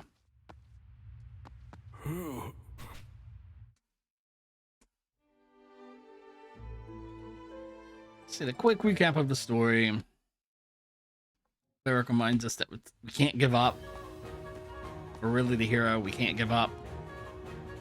Demon Lord has escaped. Oh no! And now all the guards are going to be ready to fight us. Means we need to dodge. First one.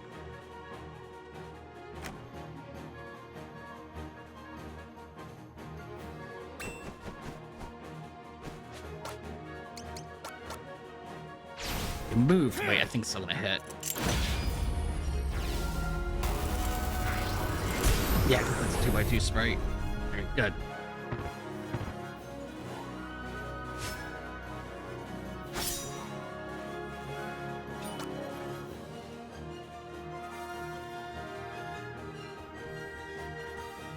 So now we just need one more level. So we're caught right back up to where I like to be at this point anyway.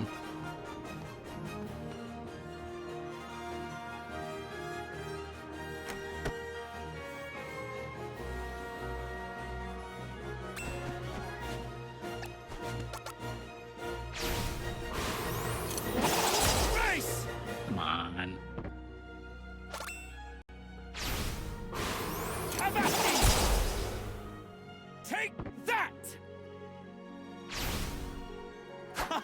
I know your mind. You missed.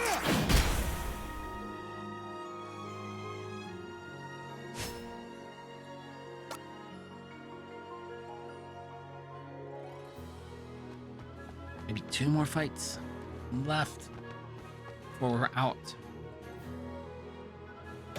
1 more.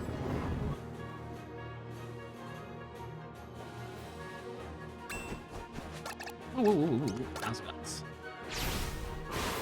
Kavaki!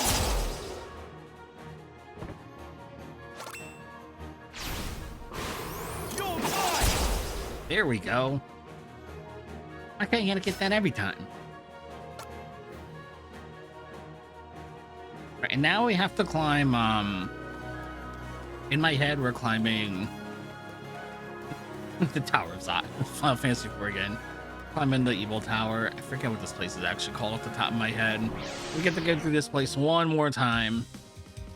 Ooh, Green Knights. These are decent EXP, but probably not at 6. We'll wait till we're inside. I don't remember what level that encounter is, though. Wait. Did I miss my turn? There we go.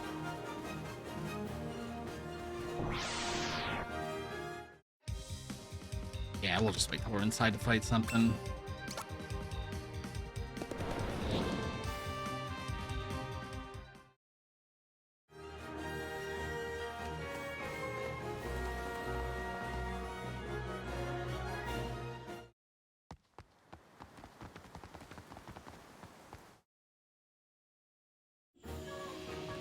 Yeah, the Archon's Roost.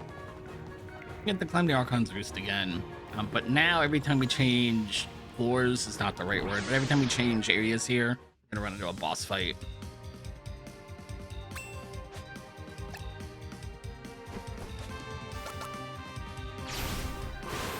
You're mine!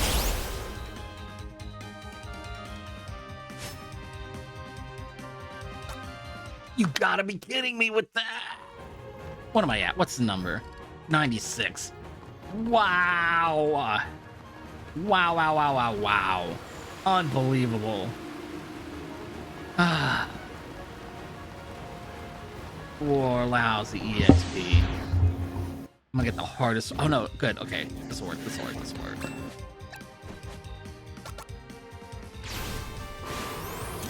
You can do. But how? You can do. Oh. We're all rooting for you.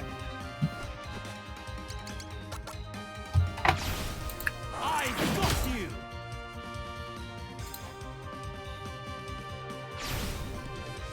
Actually heal off that shoe. Okay. Prismatic World! That should do it. But how? Are you kidding me? Will you take this? Thank you. Goodness gracious, Horstead. Come on, buddy. You don't got time for this mess. Alright, there's level 7. Unless you think level 7 is a really safe level to be for this particular fight. Not so much. I wish we were a little bit higher level. Yeah, we can use that. I need to keep that Eye of Argos available, though. Don't get anything else to use. But this is the last fight in this chapter I'm really, actually, properly scared of. Once we get past this fight, I'm going to be breathing a lot easier. I'm going to be using this Wave Slash to stay at a distance. Because I want this boss to use its very powerful Earthquake ability. Just because the damage range on it's a little bit wide. Like, see, the 103 is not too bad. I know I can swing again, and I probably won't. Ow. get knocked out by the second one. If I get too close, I can eat a lot more damage, and it's just harder to stay healed that way.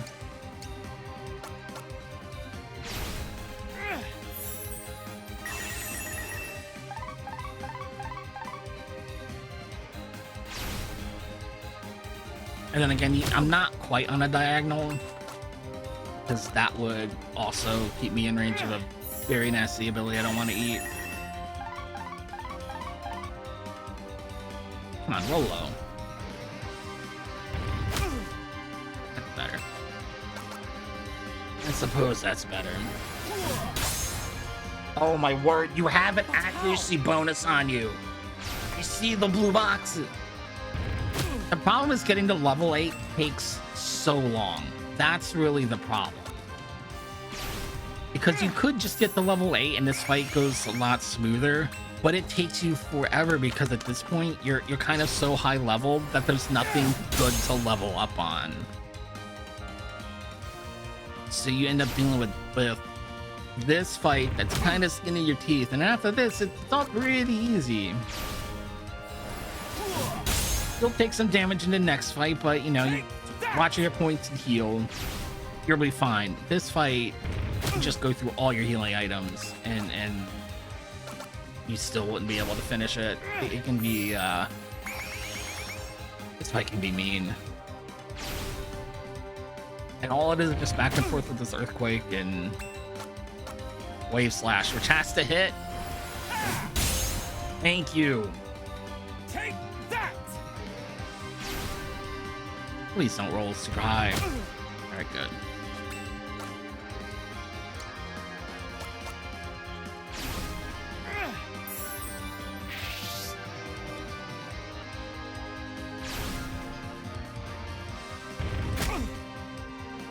You not. Full 120s. Come on. Take that! See, so now what do I do? If I hit, the fight's over. If I miss, the fight's I die. We gotta take the heal here. I don't really have a choice.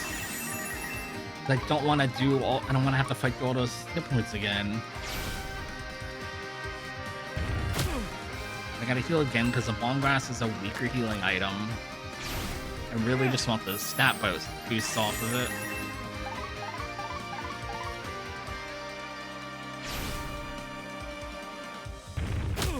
Stop rolling that high. Come on. And all of this, it comes down to a coin flip anyway. Thank goodness. Ay, ay, ay. 135. Up it with the 135 earthquake.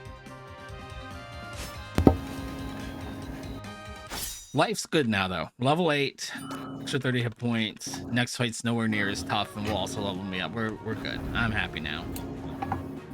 Happy, happy, happy.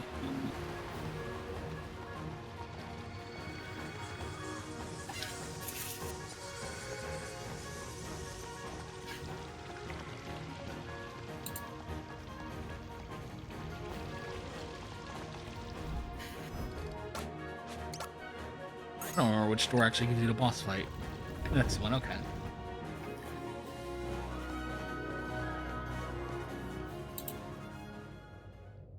Now, this boss can heal itself, which can get a little bit annoying, but you can deal with that.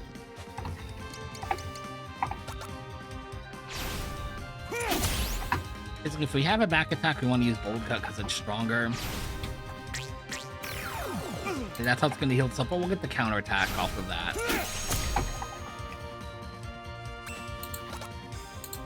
Then if it turns around, we're going to use our, I think it's called Crushing Blow in the remake. Try to flip it back around. Christ!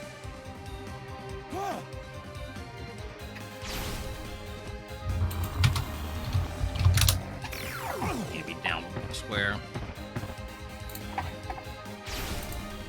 Take that!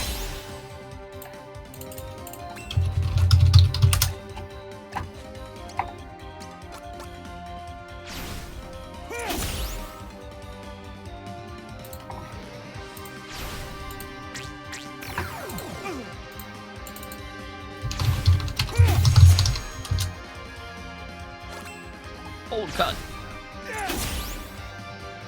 Take that!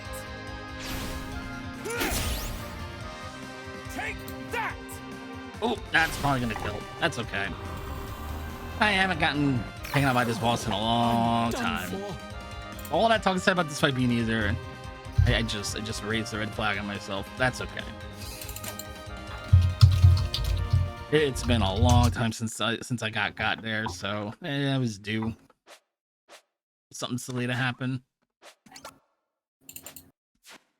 And I probably would have been okay, but I think I was on the wrong spot at first.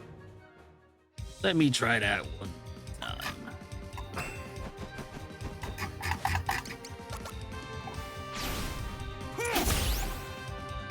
Take that!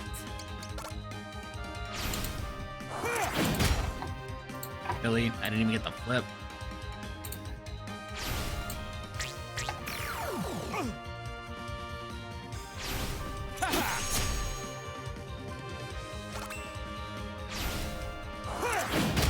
Or, you know, if I had one healing on it from the previous fight, I'd have been okay too, but not big or anything.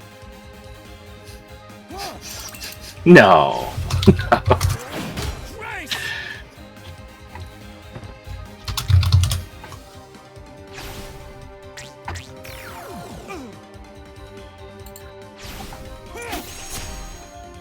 Oh, nice! Nice counterattack.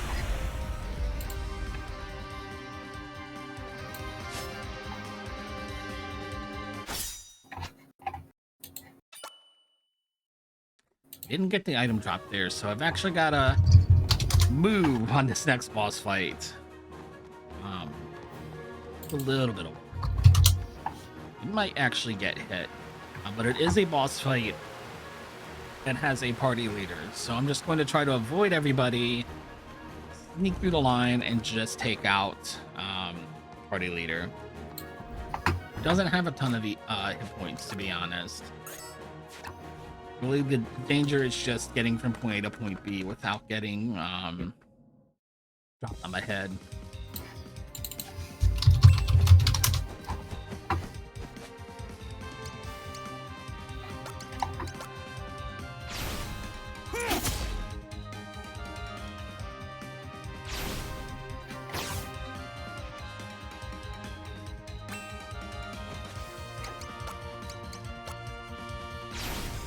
I got you! There we go.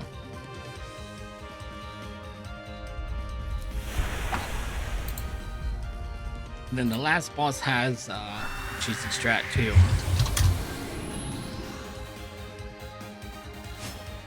This trick was more common in Super Famicom, but the next boss still does not have immunity to petrification. Oops, I need. Oh no, I already got items. I was skipping a little bit. So I've got an item in my pocket called the Eye of Argos that has a chance to petrify enemies, and I've stacked my special attack as high as it can go. So the idea is that on the first turn we petrify the boss and the fight is over. That's how it's supposed to, we'll see.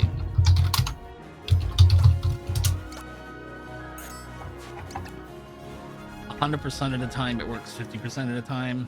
Mm-hmm. However that one goes, that's how this is going to go too. Right. Yeah.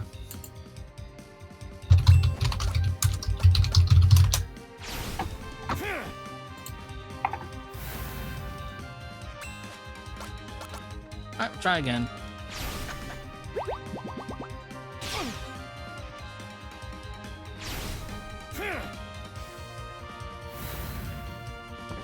There we go. I'm gonna try, it's not too bad.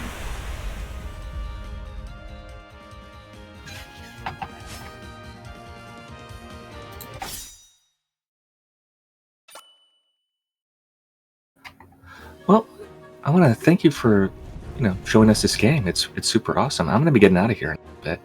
I need to get ready for work tomorrow. It should be fun. So you're going to be alone for the rest of the run. Do you think you can handle it? I will try my best. I will. I know someone you can. in Discord bring me the link to pull up donation tracker. I can keep an eye on that too. Huh. I don't know. Can you? Do you have a Tiltify account? Yeah, I do have a Tiltify account. I should be able to look at it. Okay. Oh yeah, I guess I Let me can see just if look I- on the donation page too. Yeah, that's the only way I know to do it. To be yeah, honest. I will do that. Then. Yeah. Let me pull up the. Yeah. I will pull up the link here and try to keep an eye on it. Well, before I go, I'm gonna put the Discord invitation to takethis.org. That's the wonderful charity that we're raising money for. In chat, I've been looking at it. I joined their Discord server, and they have a lot of really helpful links and resources available there for mental health support, emotional support, help with harassment, places to go where you can get therapy and ask for trainings and things like that. They've got an entire section on people struggling with the COVID crisis, as well as other crises in general. All sorts of hotline information and numbers there. Like it's a, if you think that you need help, or you might want access to those sorts of resources, either for yourself or for a loved one, something like that, I would suggest joining their Discord server, checking it out, seeing what they have available. It's pretty. I'm happy I joined. I've got access to some information that I didn't have before. So yes, they did. They did acknowledge a COVID crisis out loud. Yeah, it's a wonderful mental health resource. So I want to thank everybody who was able to donate. We've raised over $4,000. We're at $4,317 for Take This. They provide resources, support. They do AFK rooms at different conventions, and they're trying to help improve mental health, access to mental health resources, provide mental health support, provide trainings and education about mental health issues, destigmatize people with mental health issues in the gaming community as well as in the gaming industry, and just overall doing an awesome job of helping increase the mental health of everybody in the gaming community, which I think is something that we can all get behind.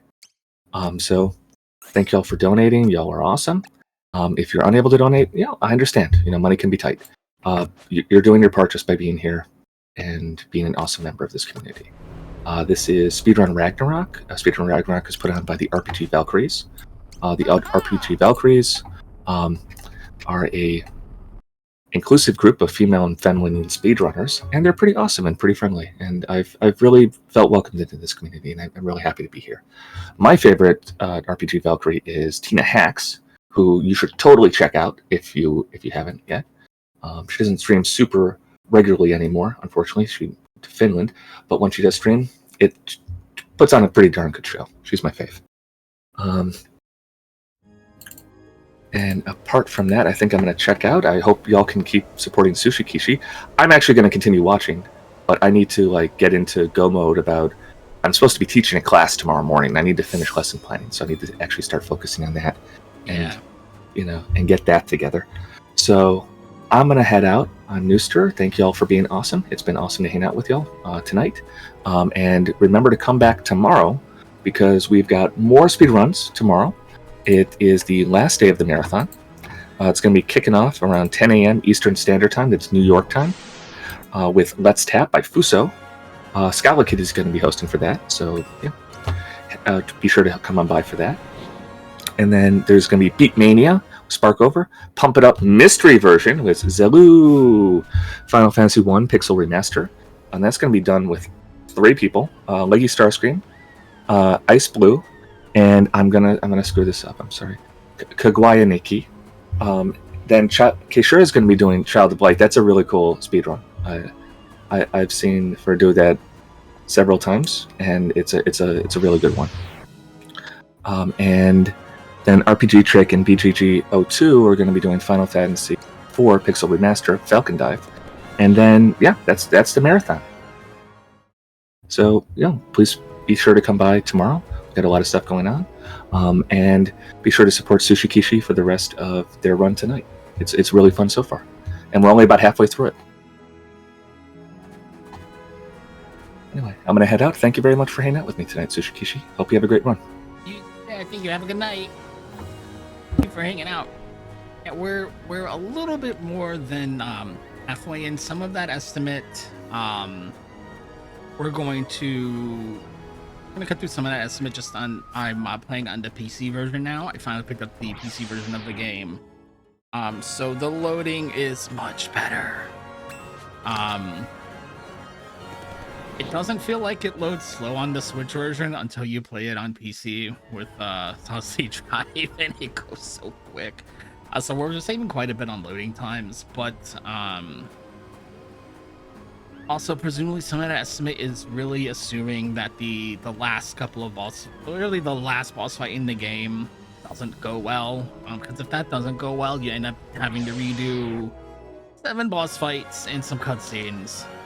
So that's not good. But when I give an estimate for this game, I always assume that one of those late game boss fights are going to not go my way.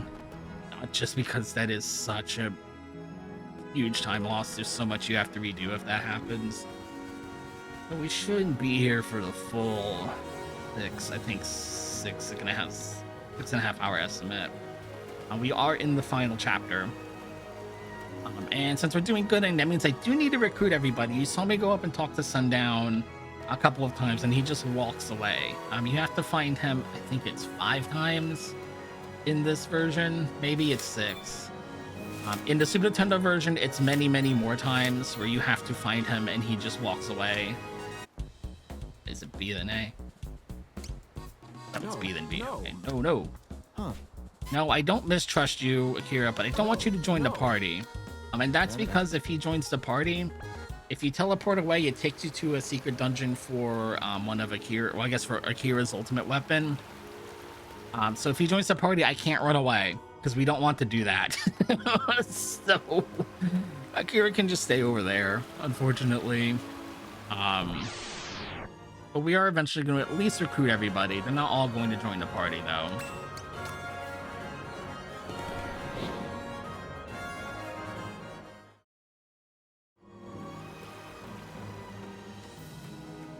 And then one of the reasons why you start with Hong in this chapter is because he started at the top of the mountain, which means I only had to climb down the mountain. I didn't have to go up, grab that sword, because you do need the sword that's over there. I didn't have to go up there, grab it, and come all the way back down again. Here's Pogo. And I know I mentioned it earlier, but Pogo is very underleveled and has no gear. So we're going to have him join the party, and we're going to feed him some EXP if we can. And give him some of the endgame items we find here. You're gonna... You dodged, didn't you? You did. Okay. What?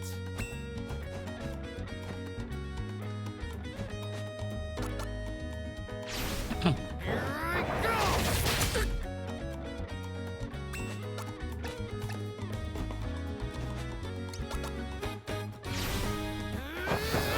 There we go.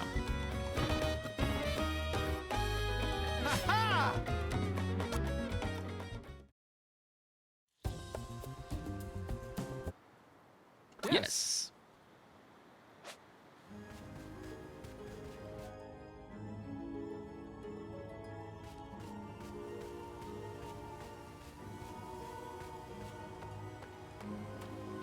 Oh, and then just as it's easy to show off, if you read any of the signs here, they're all crossed out. I think some of them are...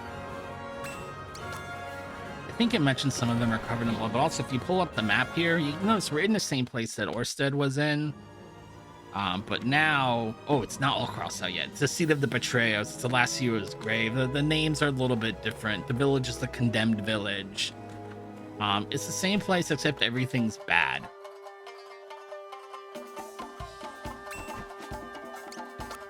Something happened that made Orsted, the hero, turn evil and accept Odio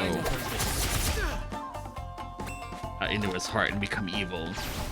Did I do that? Get out of here, bro.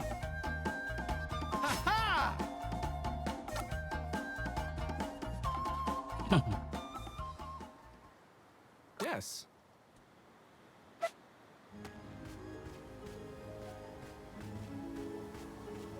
And I got 2 good damage dealers in my party. I'll start trying to get Pogo some XP. Did I make a wrong turn? I did. We'll just go the long way around. That's the second time I went down there.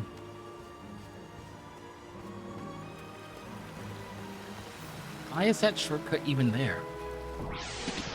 It's not even a shortcut. It's the longest way to get anywhere. Whatever you might be trying to use it for. Let's see if we can take these hits quickly. Oh, you gotta be kidding me with that. So close. They hit me back. And they tend to do that, Hong. It's okay.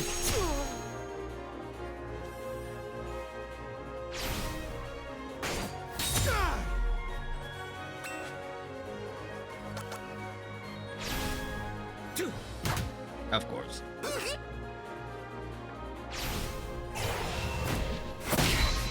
Oh! That really hurt.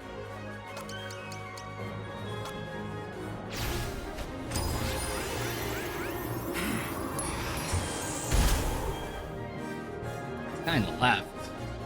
Not having it today.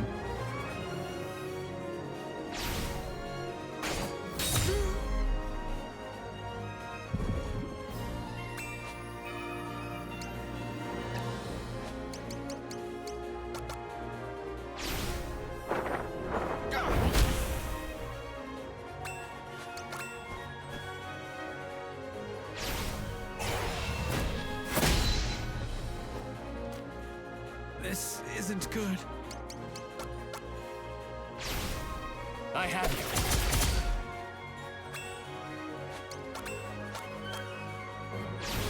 Big mouth. Oh, bro, buddy.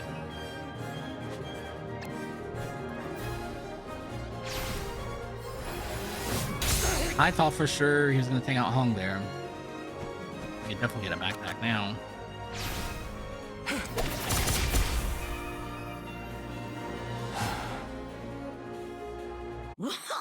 No!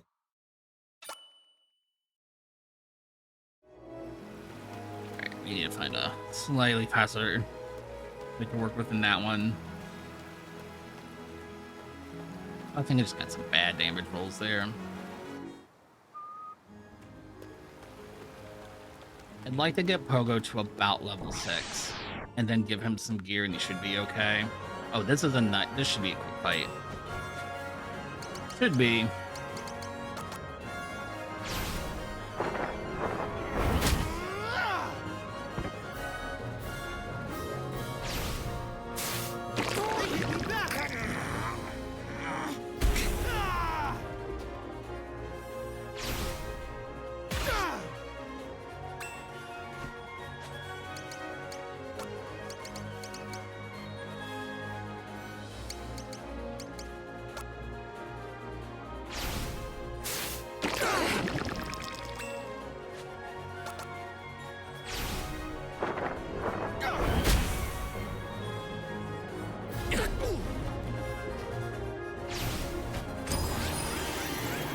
Trust in the phantasm. All right.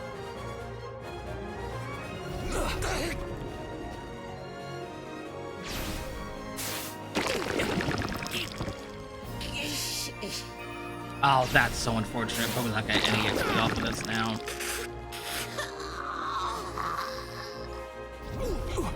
Alright, let's get out of here.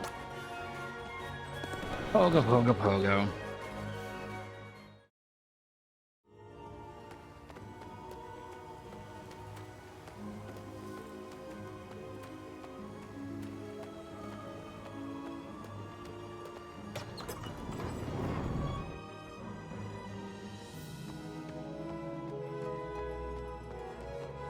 Poor Pogo. I wonder if it's worth just leveling him up a little bit in Prehistoria, just to avoid some of this.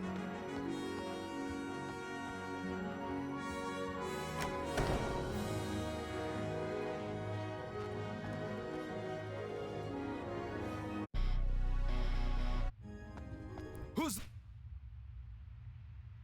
No, no. Yeah.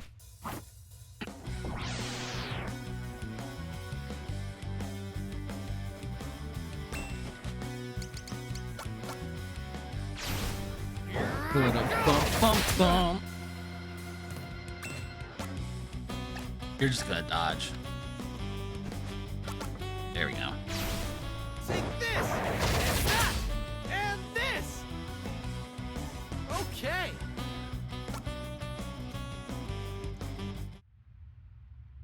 You're... Yes. Right now, I've got a full party. Pogo's not going to stay around at a certain point, but at least I've got a full party to level Pogo up with now.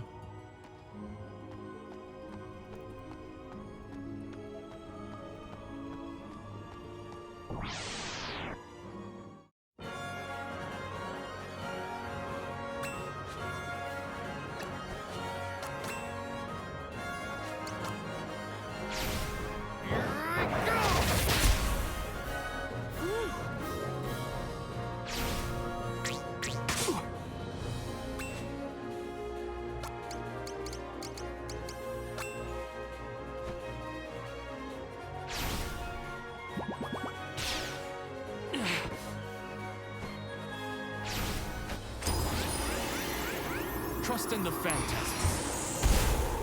Oh, come on.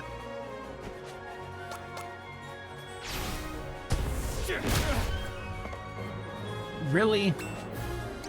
Come on, people. Let's stop messing around here. Come on, let's go. Thank you.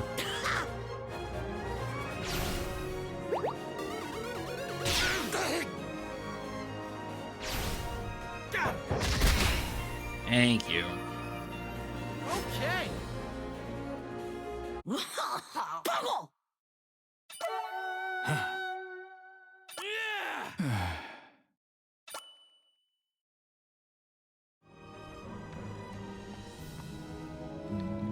Yeah, so the treasure room is still here. With plenty of... Oops, that's not the treasure room, though. I forgot I went to the prison first. Next door over is the treasure room. It's still got plenty of stuff in here for me to grab. On the Super Famicom version, anything that Orsted picks up in this room will be missing when the rest of the party gets here. But that's another little change they made in the remake.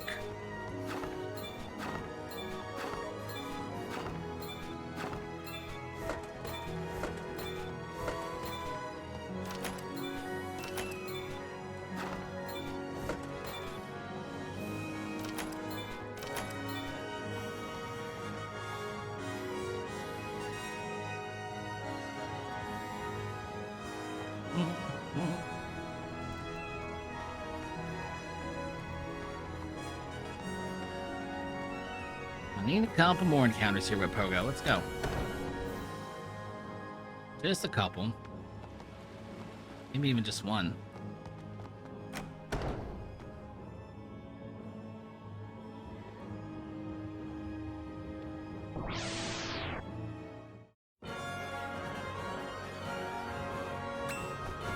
Let's not mess this up this time.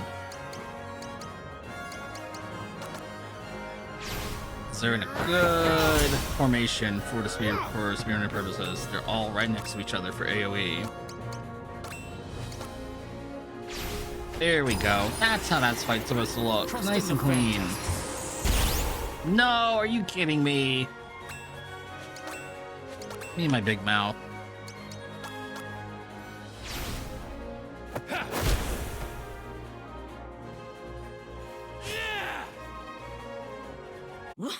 Damage rolls today making me sorry. Pogo's level 6, that's good. Who's next? Who's next? If it's a quick fight, I'll kick him to 7. Otherwise, I'm not going to stress about it too much.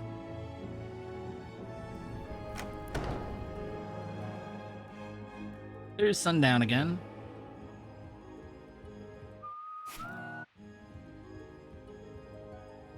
He runs off to the left to take a nap where we took a nap earlier. I gotta grab a couple of things from here.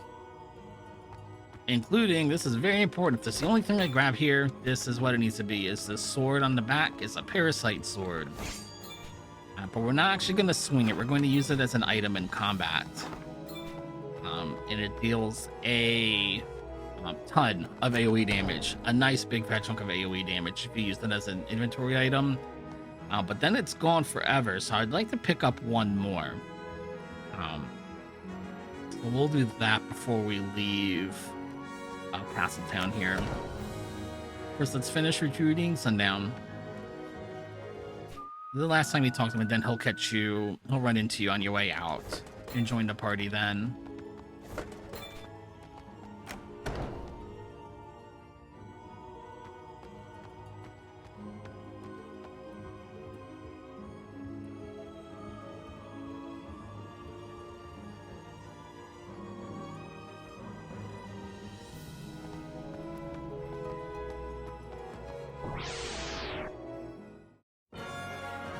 Boom, boom, boom, boom, boom, boom, boom, boom, boom, boom, boom.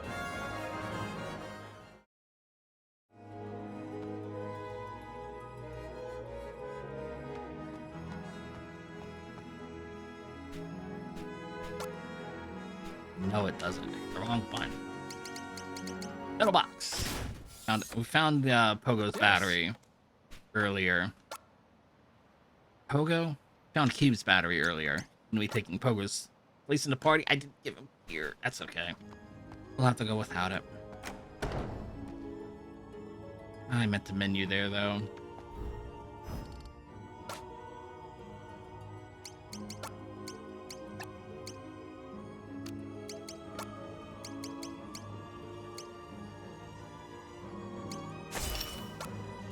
And that big speakers on it? Yeah, leave that on him though. Then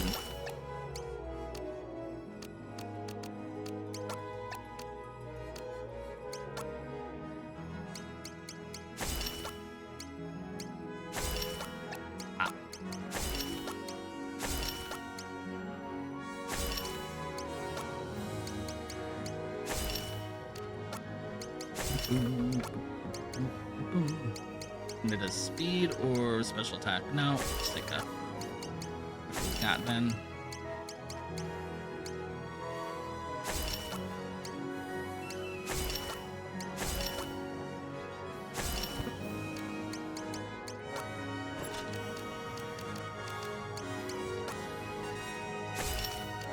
Oh, it was short something. There we go.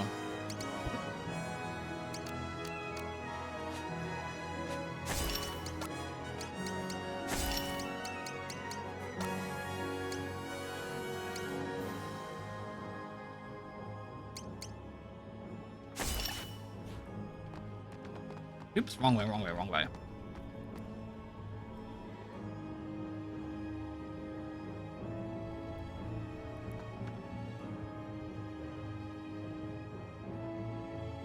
I feel like maybe I should go get Pogo something, actually.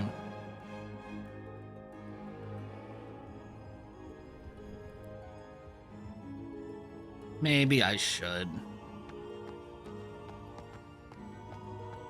Oops, hold on. Got one more thing to do before we leave.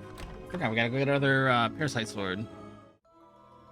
So this is a Trial of Keys. This is a long maze-like area where you can find Oboromaru's ultimate weapon. We're only here for one thing. We're here for an extra Parasite Sword. And the reason why it's called a Trial of Keys is, as you can see, there's a ton of locked doors through here. And in order to get a key for the door, we have to fight... Hey, we got one first try at one of these shadows here. Because they will drop a key 100% of the time.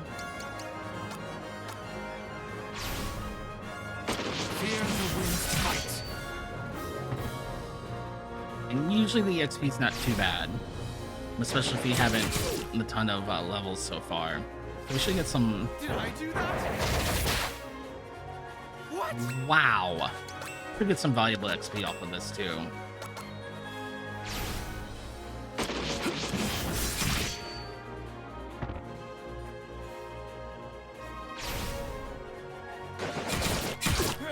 What's this?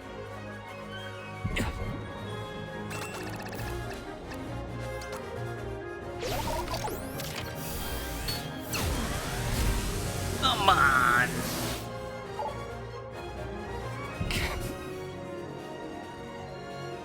I get another attack off.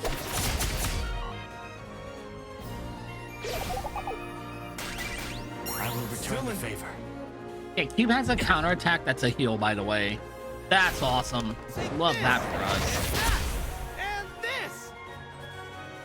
Ha There you go. There's our recipe. Everybody got a I level. hope I made you proud, Sherful. Yeah.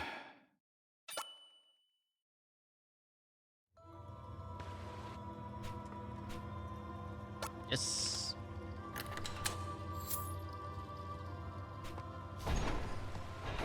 I think we need to get Obomar. I think it's 12 for Phoenix Dive. We got a little bit more leveling to do. There's our extra Parasite Sword.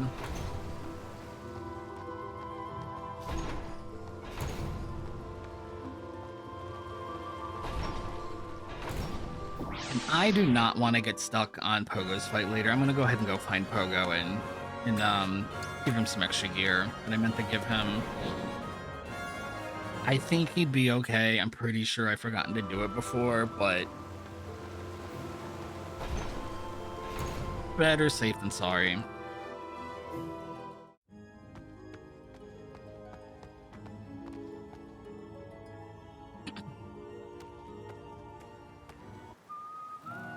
Yes. No, no.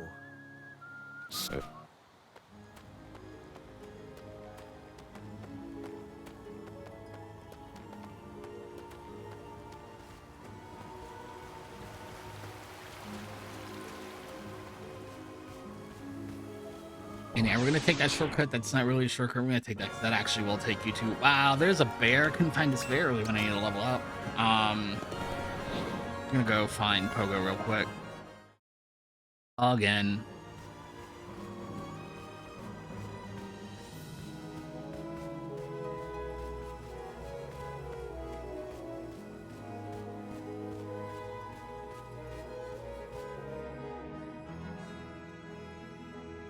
And I'm gonna save just because I'm pretty sure Overall goes back to the sign, but if not, I don't know where to find him. So we'll just have to go without this. If I can't find him again, Yes.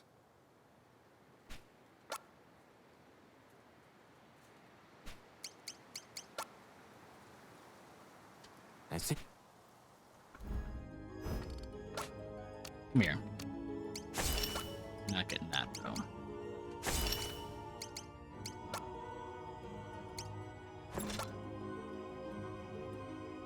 I don't need to worry about sleep.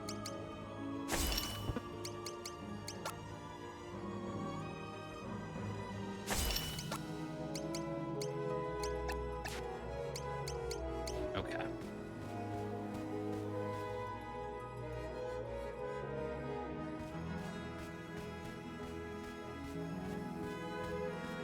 After at some point everybody has one solo fight against their chapter's final boss again. And Pogo's gonna have the toughest time of all out of it, just because he doesn't have a lot of damage in his kit.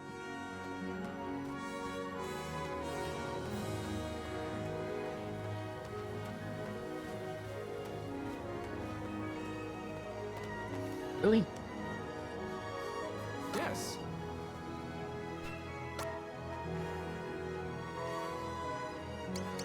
Alright, now I feel good. Now I feel better.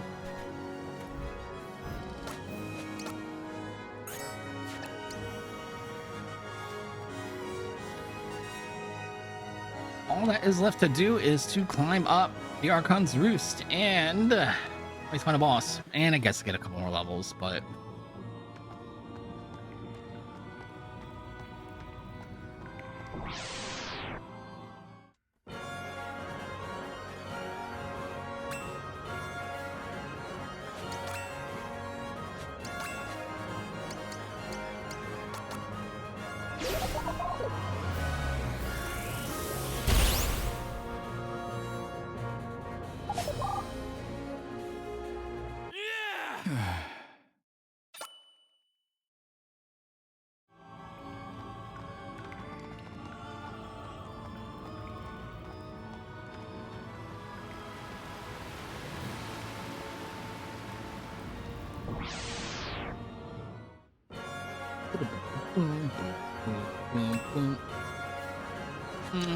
we'll pass on that.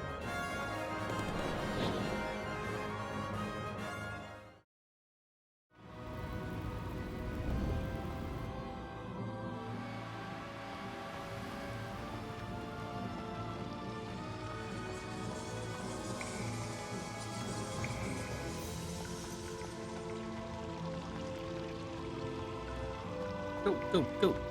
Run, run.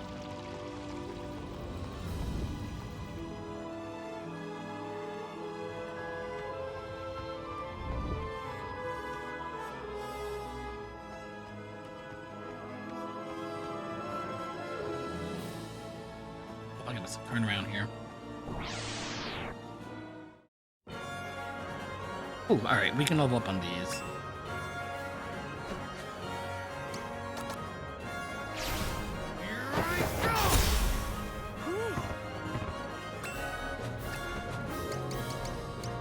Don't miss, buddy.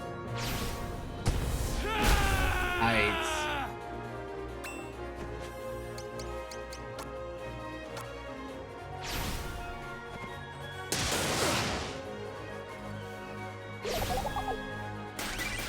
Thank you. As we work on leveling up some, just as a reminder, we are raising money for Take This throughout the event. There is one more day of speedruns to go.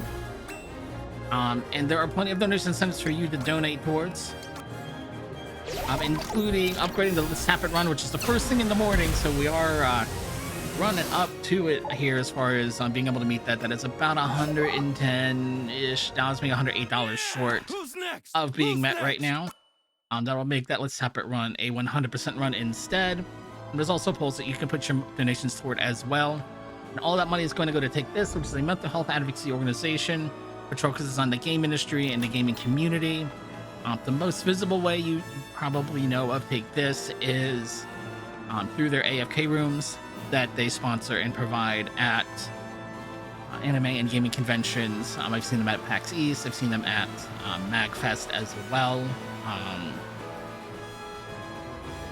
which are very important. They're kind of like quiet rooms, so you can find a place to relax a little bit, calm down, get some support if you need it in a quiet space without having to leave the hustle and bustle of the event. Especially if you can't always stay at the location of the event, being able to get help that you know, being able to just do that, just to step away for a few minutes even, without having to leave the event can be very beneficial. They also do mental health advocacy and awareness as well, and you can find out more about all the things that they do and all the ways your money will go to support them by going to takethis.org. You can use the donation command in chat to get the donation link. I would pop it in the donation link in chat, but my chat keeps going in and out. I've got a long line of welcome to the chat room here that I'm staring at. So unfortunately, if you're asking a question in the chat, I'm not ignoring you. I really just am having a hard time seeing it. But you can use the donation command in chat to get the donation link. Go to Take This out, a little more about Take This. There's also an RPG Valkyries Discord. You can use by using Discord command in chat to join the RPG Valkyries community.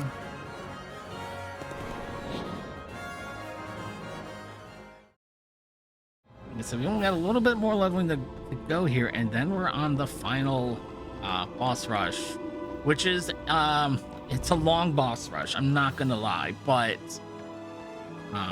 knock on wood, we're not staring at another 2 hours of boss rush content here. What's everybody's level at? I am behind on the EXP game today. We're just not getting the good encounters. We are gonna have to fish a little bit here.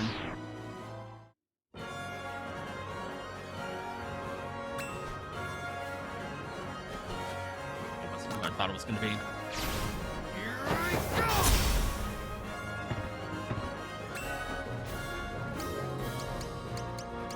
Say, I know you've got an AoE. Let's go.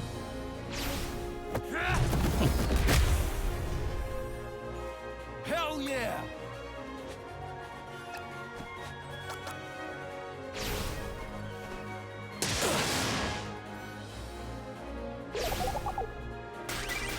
Thank you. I'm gonna hold off on dealing damage over here. If I hit this enemy and don't take it out, it's going to counterattack by healing itself and giving itself a huge number of buffs. So I want the hardest attack to hit first before I try to clean up any damage I might need to. Yeah, there we go.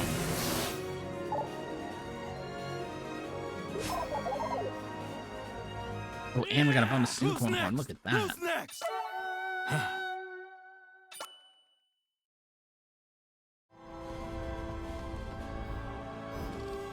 need one more level on Obero.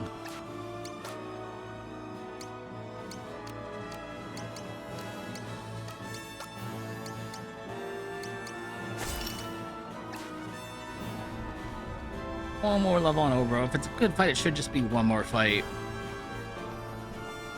That's the thing. Do I wait for one very high level fight, or do I wait two mid-level fights? Let's see what we get. I don't know what level this fight is, so I'm just gonna run. Because that's not the polar bear version of the bear. I have a feeling that's not a fight I can really work with there. Don't want to be too picky though. They're sitting here at the door. Oh, and I know this fight's no good. That's a slow fight because of all the global AoE damage. That fight's just no good. As far as leveling up. Usually it takes me longer to find the key. We found the key right away.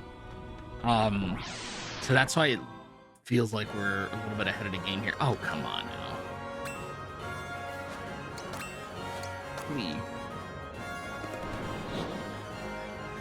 As in, run away.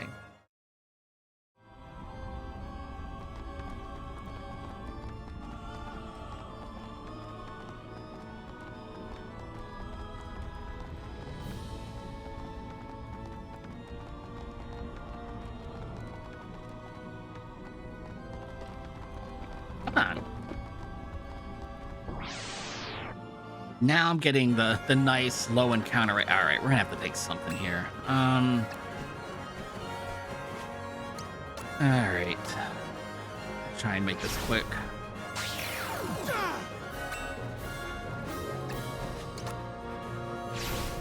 Take this, and that, and this.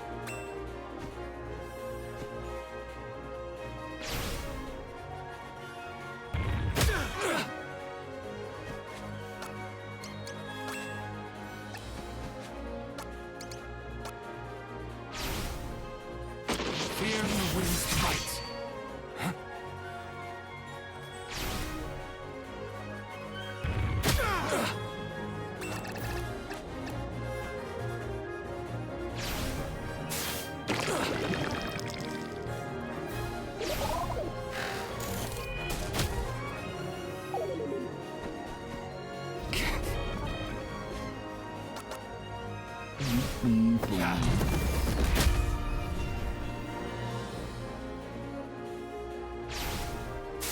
Okay, hit me back.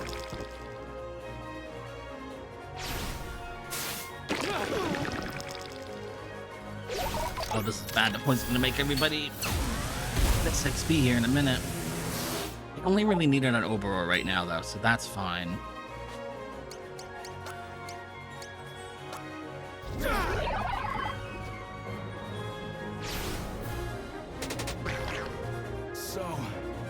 So strong. There we go.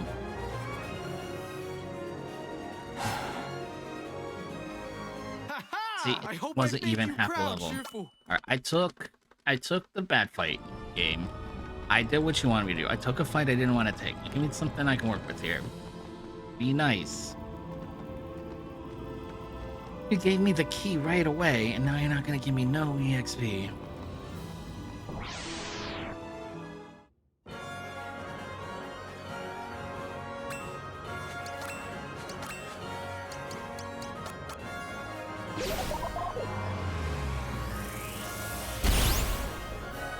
I don't think the XP is gonna be very good, but I knew I could take it out right away. Yeah! Who's next? Who's next?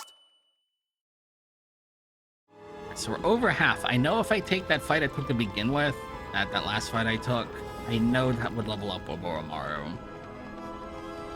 My options are a little more open now.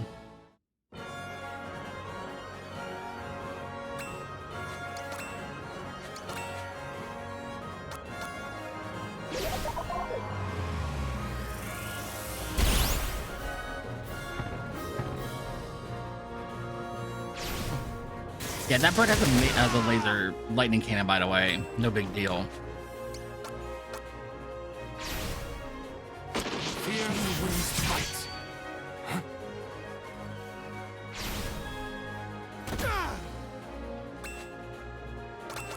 Oh, where are you shooting? Oh, well, too late now. Did I do that? I thought he was on his spinny attack. That's on me.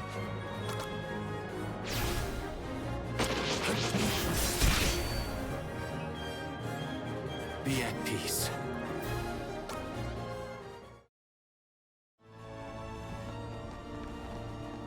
Good game. I've taken a couple of weaker fights now. Give me something good. Give me something good. Come on.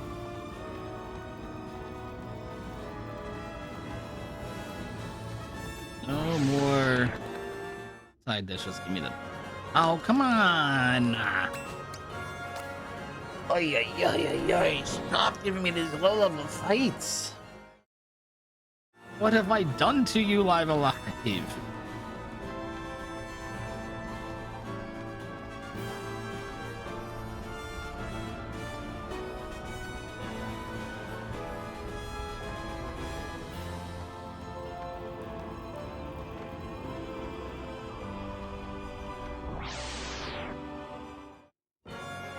Nah, now I get something like this.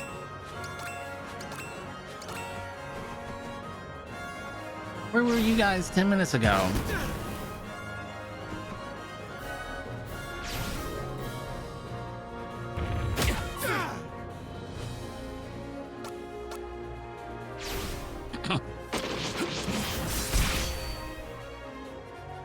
This should do it. This should get over to 12. Be at peace. Spots through to 10. That's over to 12. That should be Phoenix Call. Right. And as long as they're ready at 12, take the save there. And then I immediately gotta go back in the menu because I gotta change the party order around. Get in the next room.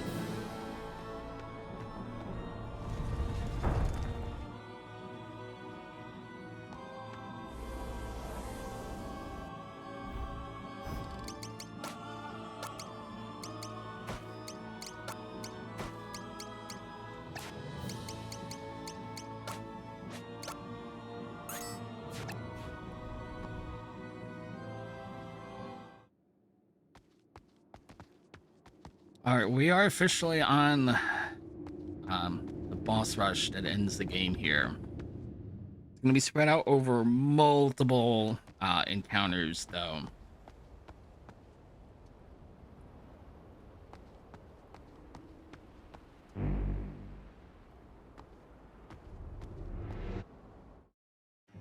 So I will at least get to menu in between. Not that I have to heal up between fights or anything, but I can at least save in between is more what I'm getting at here.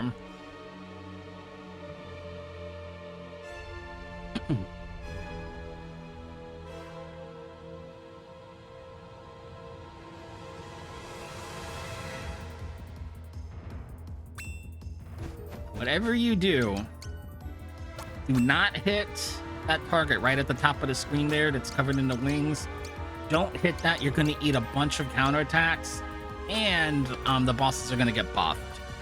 So just leave that alone. Also, you can't really deal damage to it. It only takes like 1 or 2 damage per attack.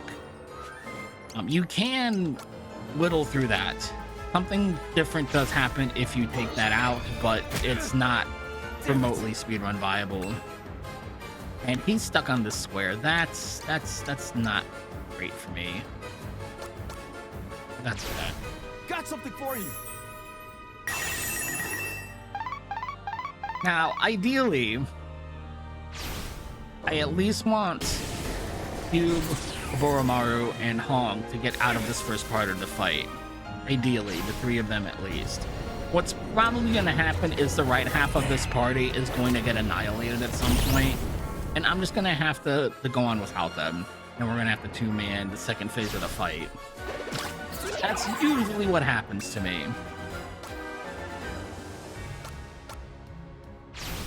Got something for you. But we're gonna try to get Cube into the second part of the fight.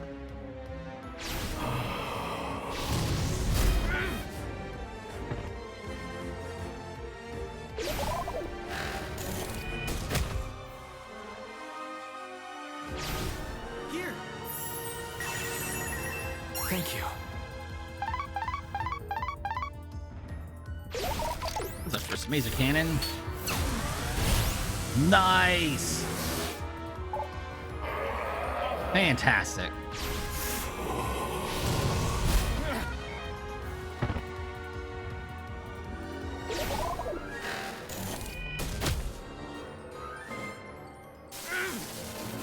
Yeah, I know. Come on, Oromaru.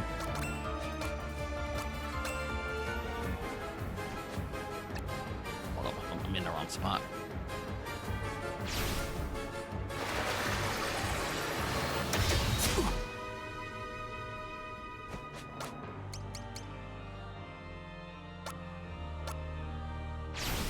Got something for you. Now let's see if we can get another laser out of Cube before he gets pushed in the bits over there.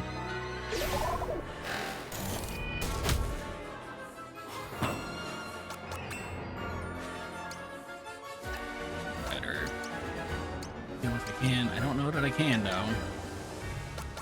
Can. All right, good. Got something for you.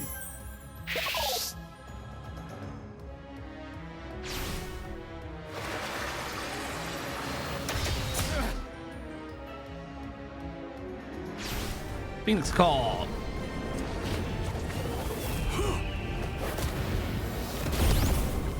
Uh-oh. How does an AoE attack miss? That's okay. What you gonna do about it? Please heal. Here. That's my thanks.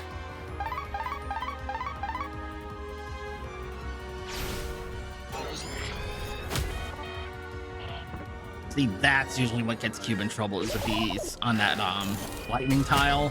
That's the only spot I can stand where I can hit two enemies.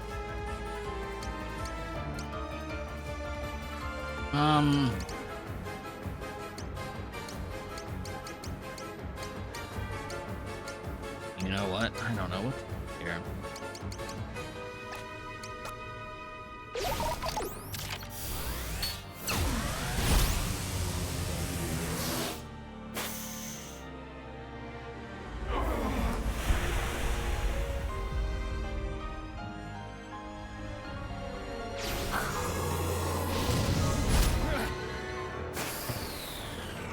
Yeah, that's usually how that goes. And you know what? That's gonna be okay. Because Cube has a hard time dealing damage in the second phase of the fight anyway. I'd take the extra damage, but I don't need the extra damage. This'll do.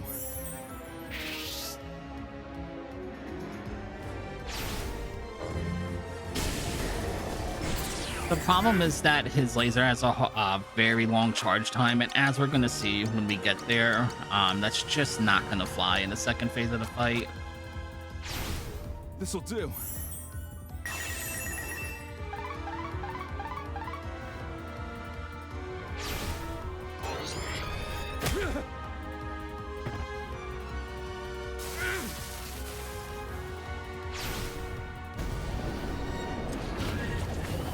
Now comes the Phoenix.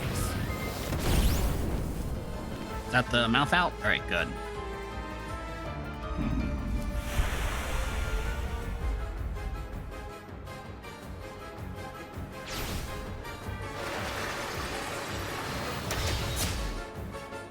Let's try to take him out. Damn it!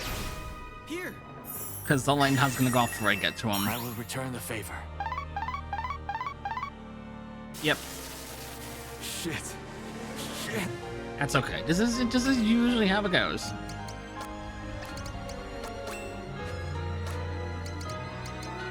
Oops, I think I just moved off one I'm trying to use. And having fewer characters on the screen, or having fewer characters upright at least, Means I'm doing less menuing anyway. I'm skipping fewer turns. Here. It's not all bad. You have my thanks.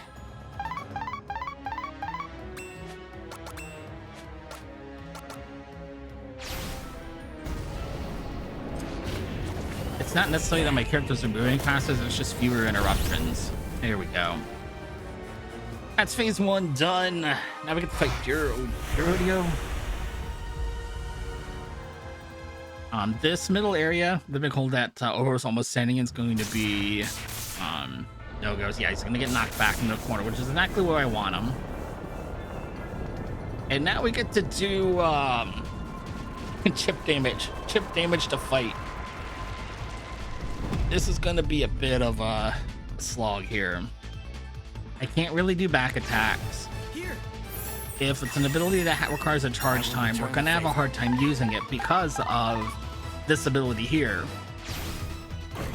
If I keep these two in this formation, the only thing the boss should do is use Denial, which doesn't deal enough damage for me to be scared of. That's good for me. I don't have to... I can out-heal this damage. The problem is that it's going to interrupt all of my charge abilities, which is why Cube has a hard time using his laser. It really deals a ton of damage. It just takes too long to charge, so he's only going to get one like every other attempt.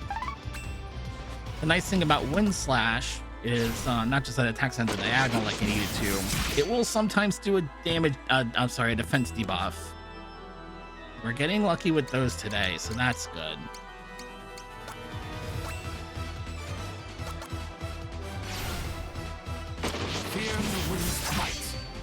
We're gonna miss a ton too.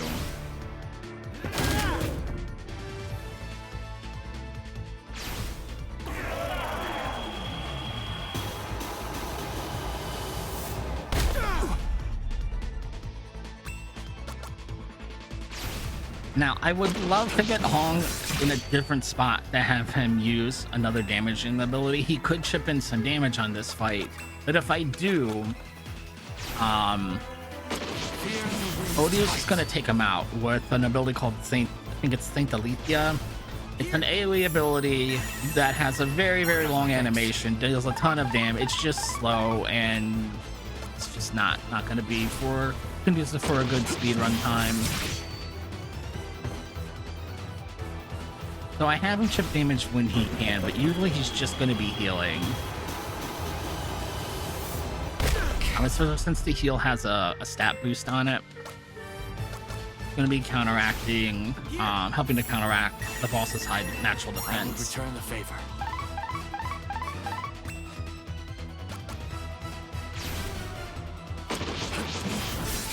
Another character you could bring in that can be very strong is Sundown, but he would need to be high enough level to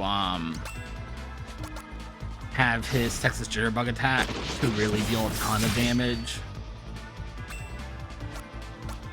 But if you get him his ultimate gun, he can chip in some pretty good damage too, and that's what you do on the Super Nintendo version. I'm gonna wait for the boss here. It's gonna just use Denial here.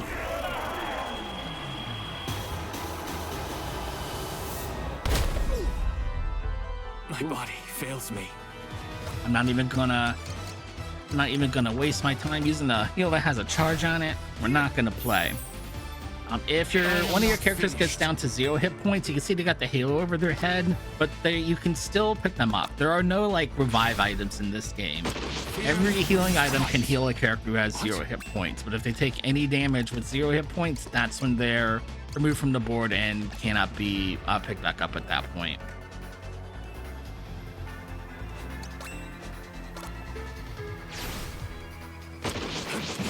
You can see when he went down, he lost his stat boosts.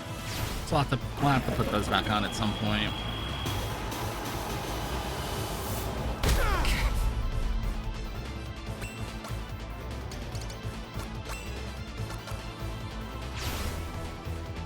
Fear the wind's fight.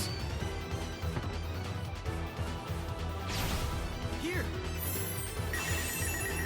Enough, my thanks.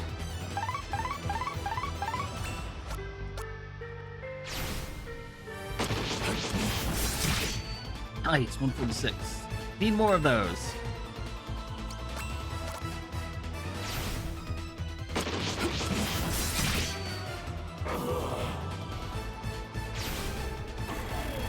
See, we're getting there. We're getting there. We're getting there.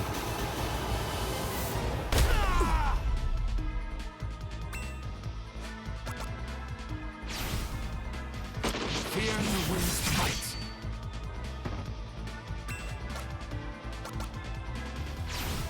Here. Thank you.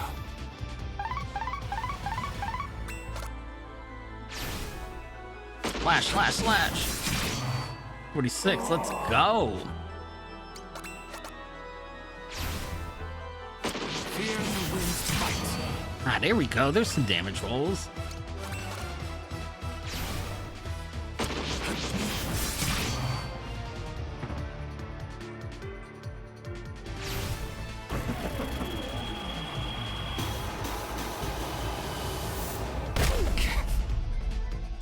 Sorry. We're good.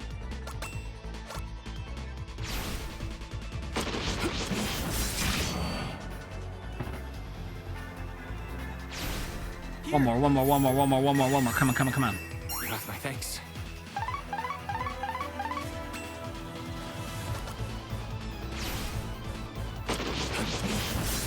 There we go.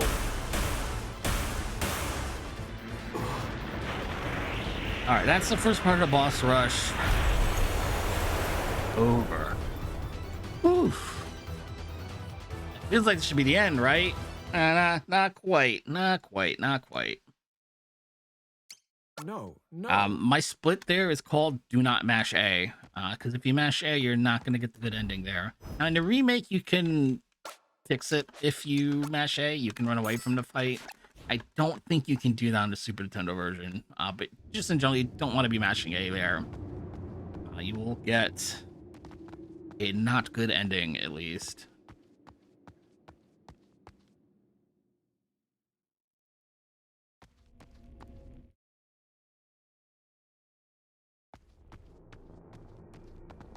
You can see here's a statue of all of the mini bosses from all the different chapters, all the different forms of Odio. And now in this long cutscene montage that we're skipping over, everybody is preparing to fight their version against their version of Odio, 1-on-1.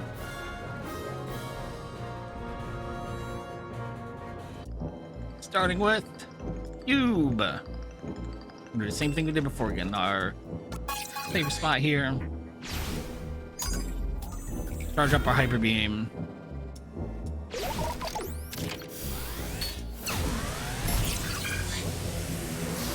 And hope that the boss doesn't decide to heal every other turn for some reason.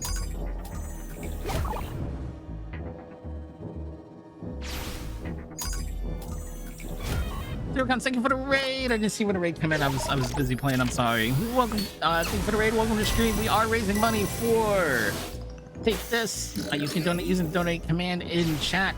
Take This is a mental health advocacy organization focused on the gaming industry, game industry and community. The most visible thing you probably see them do is offering AFK rooms at gaming and anime conventions. I usually see them at MagFest. I know they were at PAX East as well when I went there earlier this year. They are a mental health focused organization. You can find out more about all the things they do by going to takethis.org. And again, there's lots of incentives for you to donate to as well. First thing in the morning, because this is the last run of the night. So first thing in the morning is a Let's Tap It speedrun, and we are still, it looks like, about $100, or a little more than $100 short of making that a 100% run instead of, I'm assuming it's 80%, but I don't know that run off the top of my head to know what the counter offer is there. This thing got bombed, right?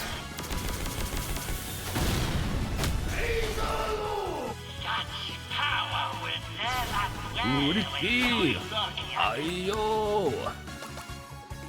Gonna blow you the hell up! Let's go! What's taking so long? You'll have to do better than that! Yeah. Oh, they okay? Push him off for the Kuma Stomp. To the head. Who's next? Pogo? Oh, alright. Oh, alright. This shouldn't be so bad.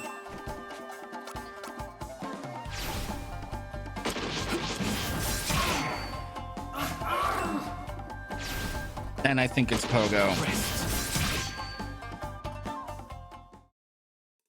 Alright, here we go. Here we go. Here we go. Here we go. Ooh, this is a scary one. Okay. I have some items I can use here, though. I want to save some of them for later, too, if I can. Fusion Skull will work.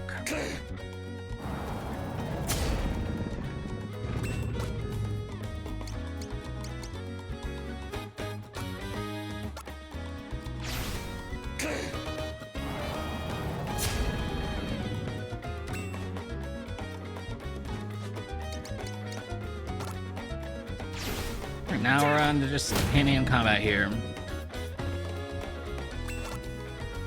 I really need these knockbacks to happen. I don't want to be having. I don't want to have to rely on heals here. Back it up.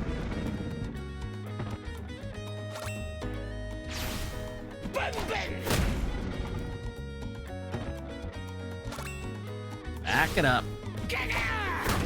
Oh. Should be fine.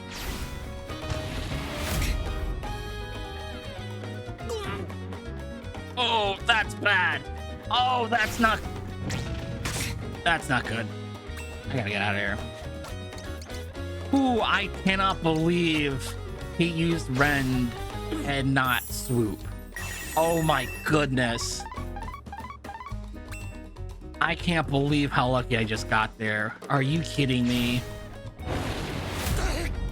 And then I gave it away by moving up, not paying attention to ATB, but I can't believe I wasn't chomped into pieces there. Are you joking me? Get out of here. Back up. See, the problem with him not being aligned on the top is it moves him up. But now I feel like I'm always on a diagonal. But I can only move one tile before attacking or he'll get an attack. So I gotta slide all the way back up to the top here. Now I don't get the knockback.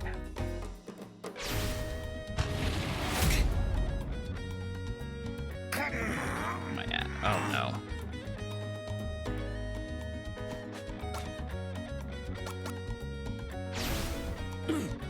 Oh, why is this fight always so difficult?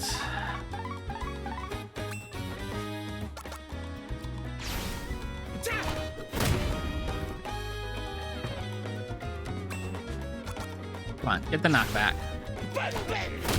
Come on, Pogo, knock him back. It's only a gigantic T-Rex. How hard is it to shove him back a square? Honestly. It's not like I don't have healing items. It's just that I don't want to use them here.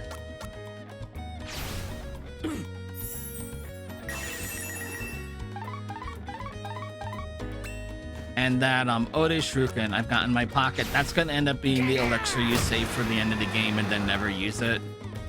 But I know if I use it here, what is with these knockbacks? I know if I use it here, I'm gonna wish I had it later. That was a low damage, so I'm gonna keep swinging here.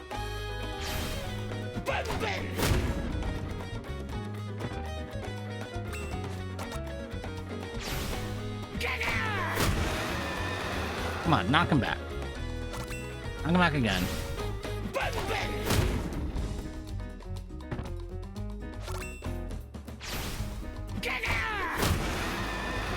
One more hit should do it. Whew, okay.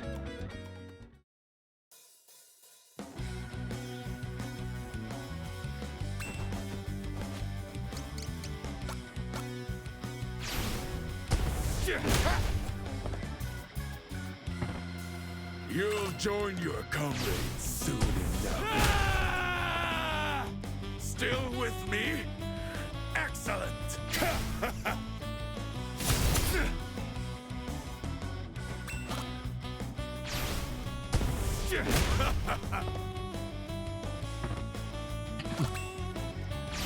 Oop, he's charging. We've taken each other's measure. Now the real fight begins.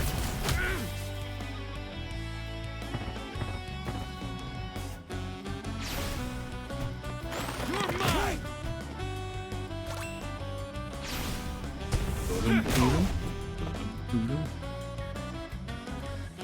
Pay attention now! It's a one-on-one fight. How much attention do you want me to pay to you?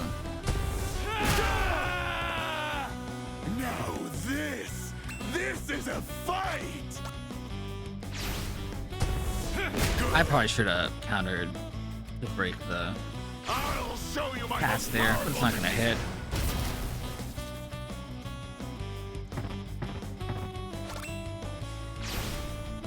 Alright, next is gonna be Sundown. Sundown's also gonna have it's not that difficult, but you do have to pay attention and be ready to move. Because if you missed it earlier, this boss has a Gatling gun attack that will just one-shot me. There's no ifs, ands, or buts about it. If he shoots a Gatling gun and it hits me, that is game over. But it does have a charge time, so if that ATV bar, if it turns red, like it is there, that means he's charging the Gatling barrage. And all I have to do is move one square, because it's just a line attack. But I can slide all the way over and keep getting back attacks. Turn around, shoot again, and either he'll charge a Gatling gun or he'll use something else. Not even a scratch. We're just doing a little bit of a dance here. Back and forth and back and forth.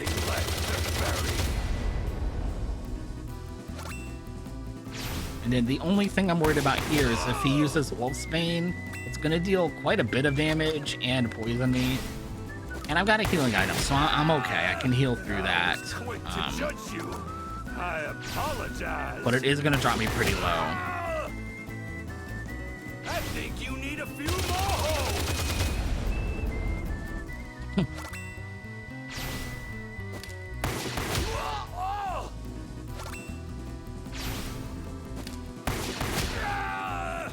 Oh, you've more violence in you than I thought. You.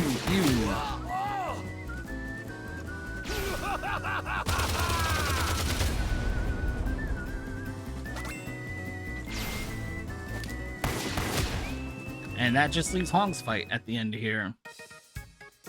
Take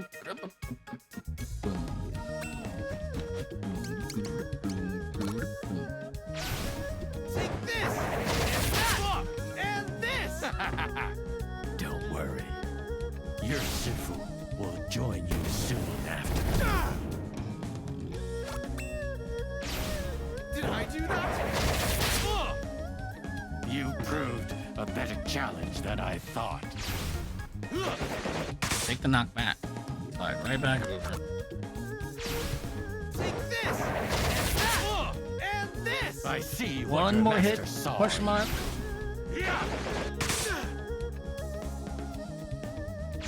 Oh, well, the counterattack's not gonna do it. Well.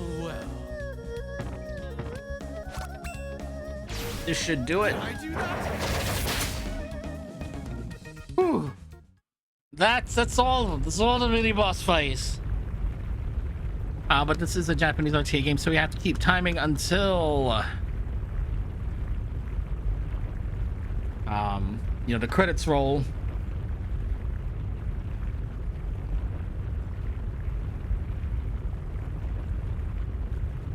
And we got a $20 donation from Anonymous. Thank you very much.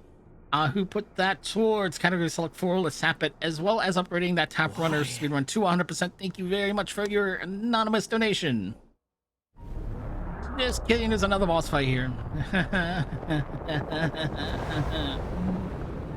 Oh, and if you lose this boss fight, you get to do all those those fights I just did. You get to do them all over again.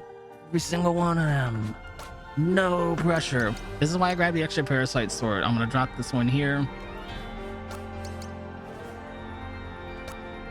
Come on, come on, come on. Be nice. That's a lot of misses, but that left claw took a ton of damage. I will take that every time. If we get one of these hands down, we're gonna be... I'm gonna feel good. We just gotta get one of these hands down. I got another Parasite Sword. I'd like to get some damage on the main body if I can. It's a claw down. That's a nice chunk of damage on the middle. We can take that. We can work with this. One of the claws is already down. This is good. This is good. Let's get Pogo in position. I'm Cube in position. Can't believe I got everybody on the left side of the field. That felt too easy. That felt so...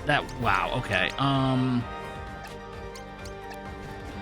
feel like something's about to go horribly, horribly wrong.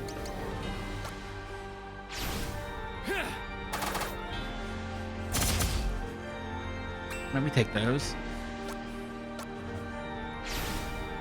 Fear the wind's fight.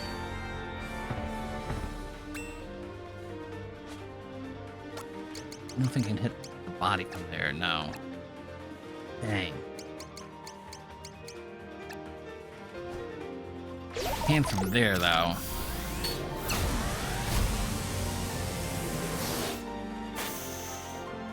Doesn't matter. All right.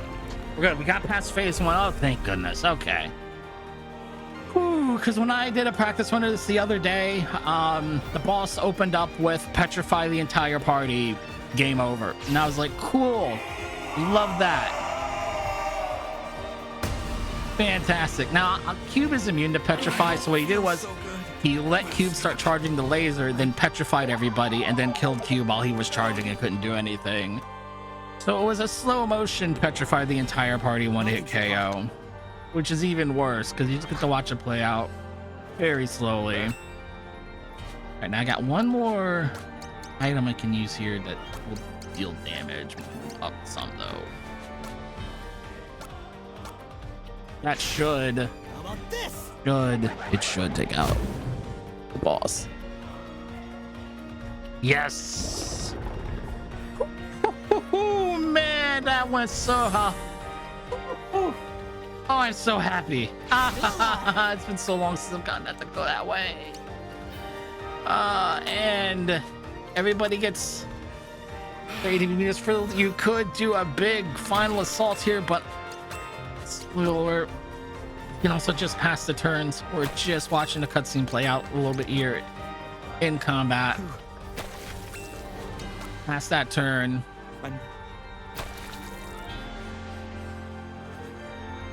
Orsa's going to fight out. Break free of Odio's unyielding rage.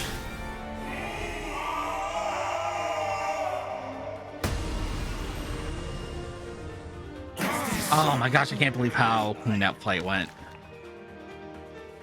I'm so happy. Oh, that's why I put such a big estimate, because that fight never goes well when I do this run live. Something bad always happens to me, but not today. We're gonna eat poison tile damage. Watch this. Alright, good, we didn't. Look at that.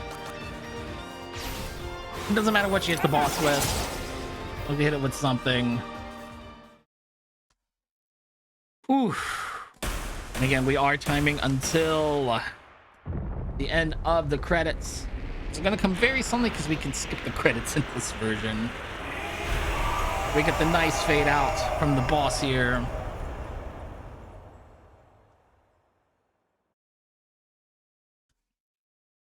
Fade to white. Skip. Skip. Skip. That's time. Legacy preserved. That is what, 4:30 on the loadless in-game timer. I've got 4:39 on my end. Oh man, I'm so happy with how that run ended. That fight usually just goes solely sideways for me. That went really, really clean. And just like that, all of a sudden, it is the end of our Friday night, now Saturday morning, RPG Valkyrie screen. We have some nice music I could fade us out with if I could find the correct tab to start playing it with. Reload tab. There we go. But we will be back tomorrow with more speedrunning fun, raising more money for Take This. I encourage you to tune in again tomorrow. We still have other lots of incentives and things for you to donate towards. You can still unlock those overnight. So please don't think you can't donate just because the stream is coming to an end. We are $85 short of unlocking 100% Let's Tap It Run. It would be fantastic if we could get that unlocked before the morning comes. So if you want to donate, please do donate. Use the donate command in chat. You can learn more about Take This at takethis.org. They are a mental health advocacy organization with a focus on the game industry and community. They provide resources, training, and support for individuals and companies that help the gaming community improve its mental well-being and resilience. The most of the thing that they do, that I see them do, are the AFK rooms at different conventions. I usually see them at MagFest, PAX East, I'm sure other events, other PAX events and big events as well. And they want to address the underlying condition that can create and perpetuate mental health challenges, including stigma, the harmful game studio culture, harassment, toxicity, the lack of diversity and accessibility. They've been staffing the AFK rooms, running AFK rooms since 2014, and that's what a lot of the money is going to be that you donate is going to be going towards. But again, you can learn more about everything they do at takethis.org. Make sure you smash that subscribe and follow button. No, make sure you follow, because we are going to be back again tomorrow. If you want to join the RPG Valkyries Discord, Discord man in chat. My name is SushiKishi. Thank you for stopping by tonight, cheering me on through the end of the run, even though I couldn't really see you too much in chat. Thank you so much. I will see you next time. Nasai.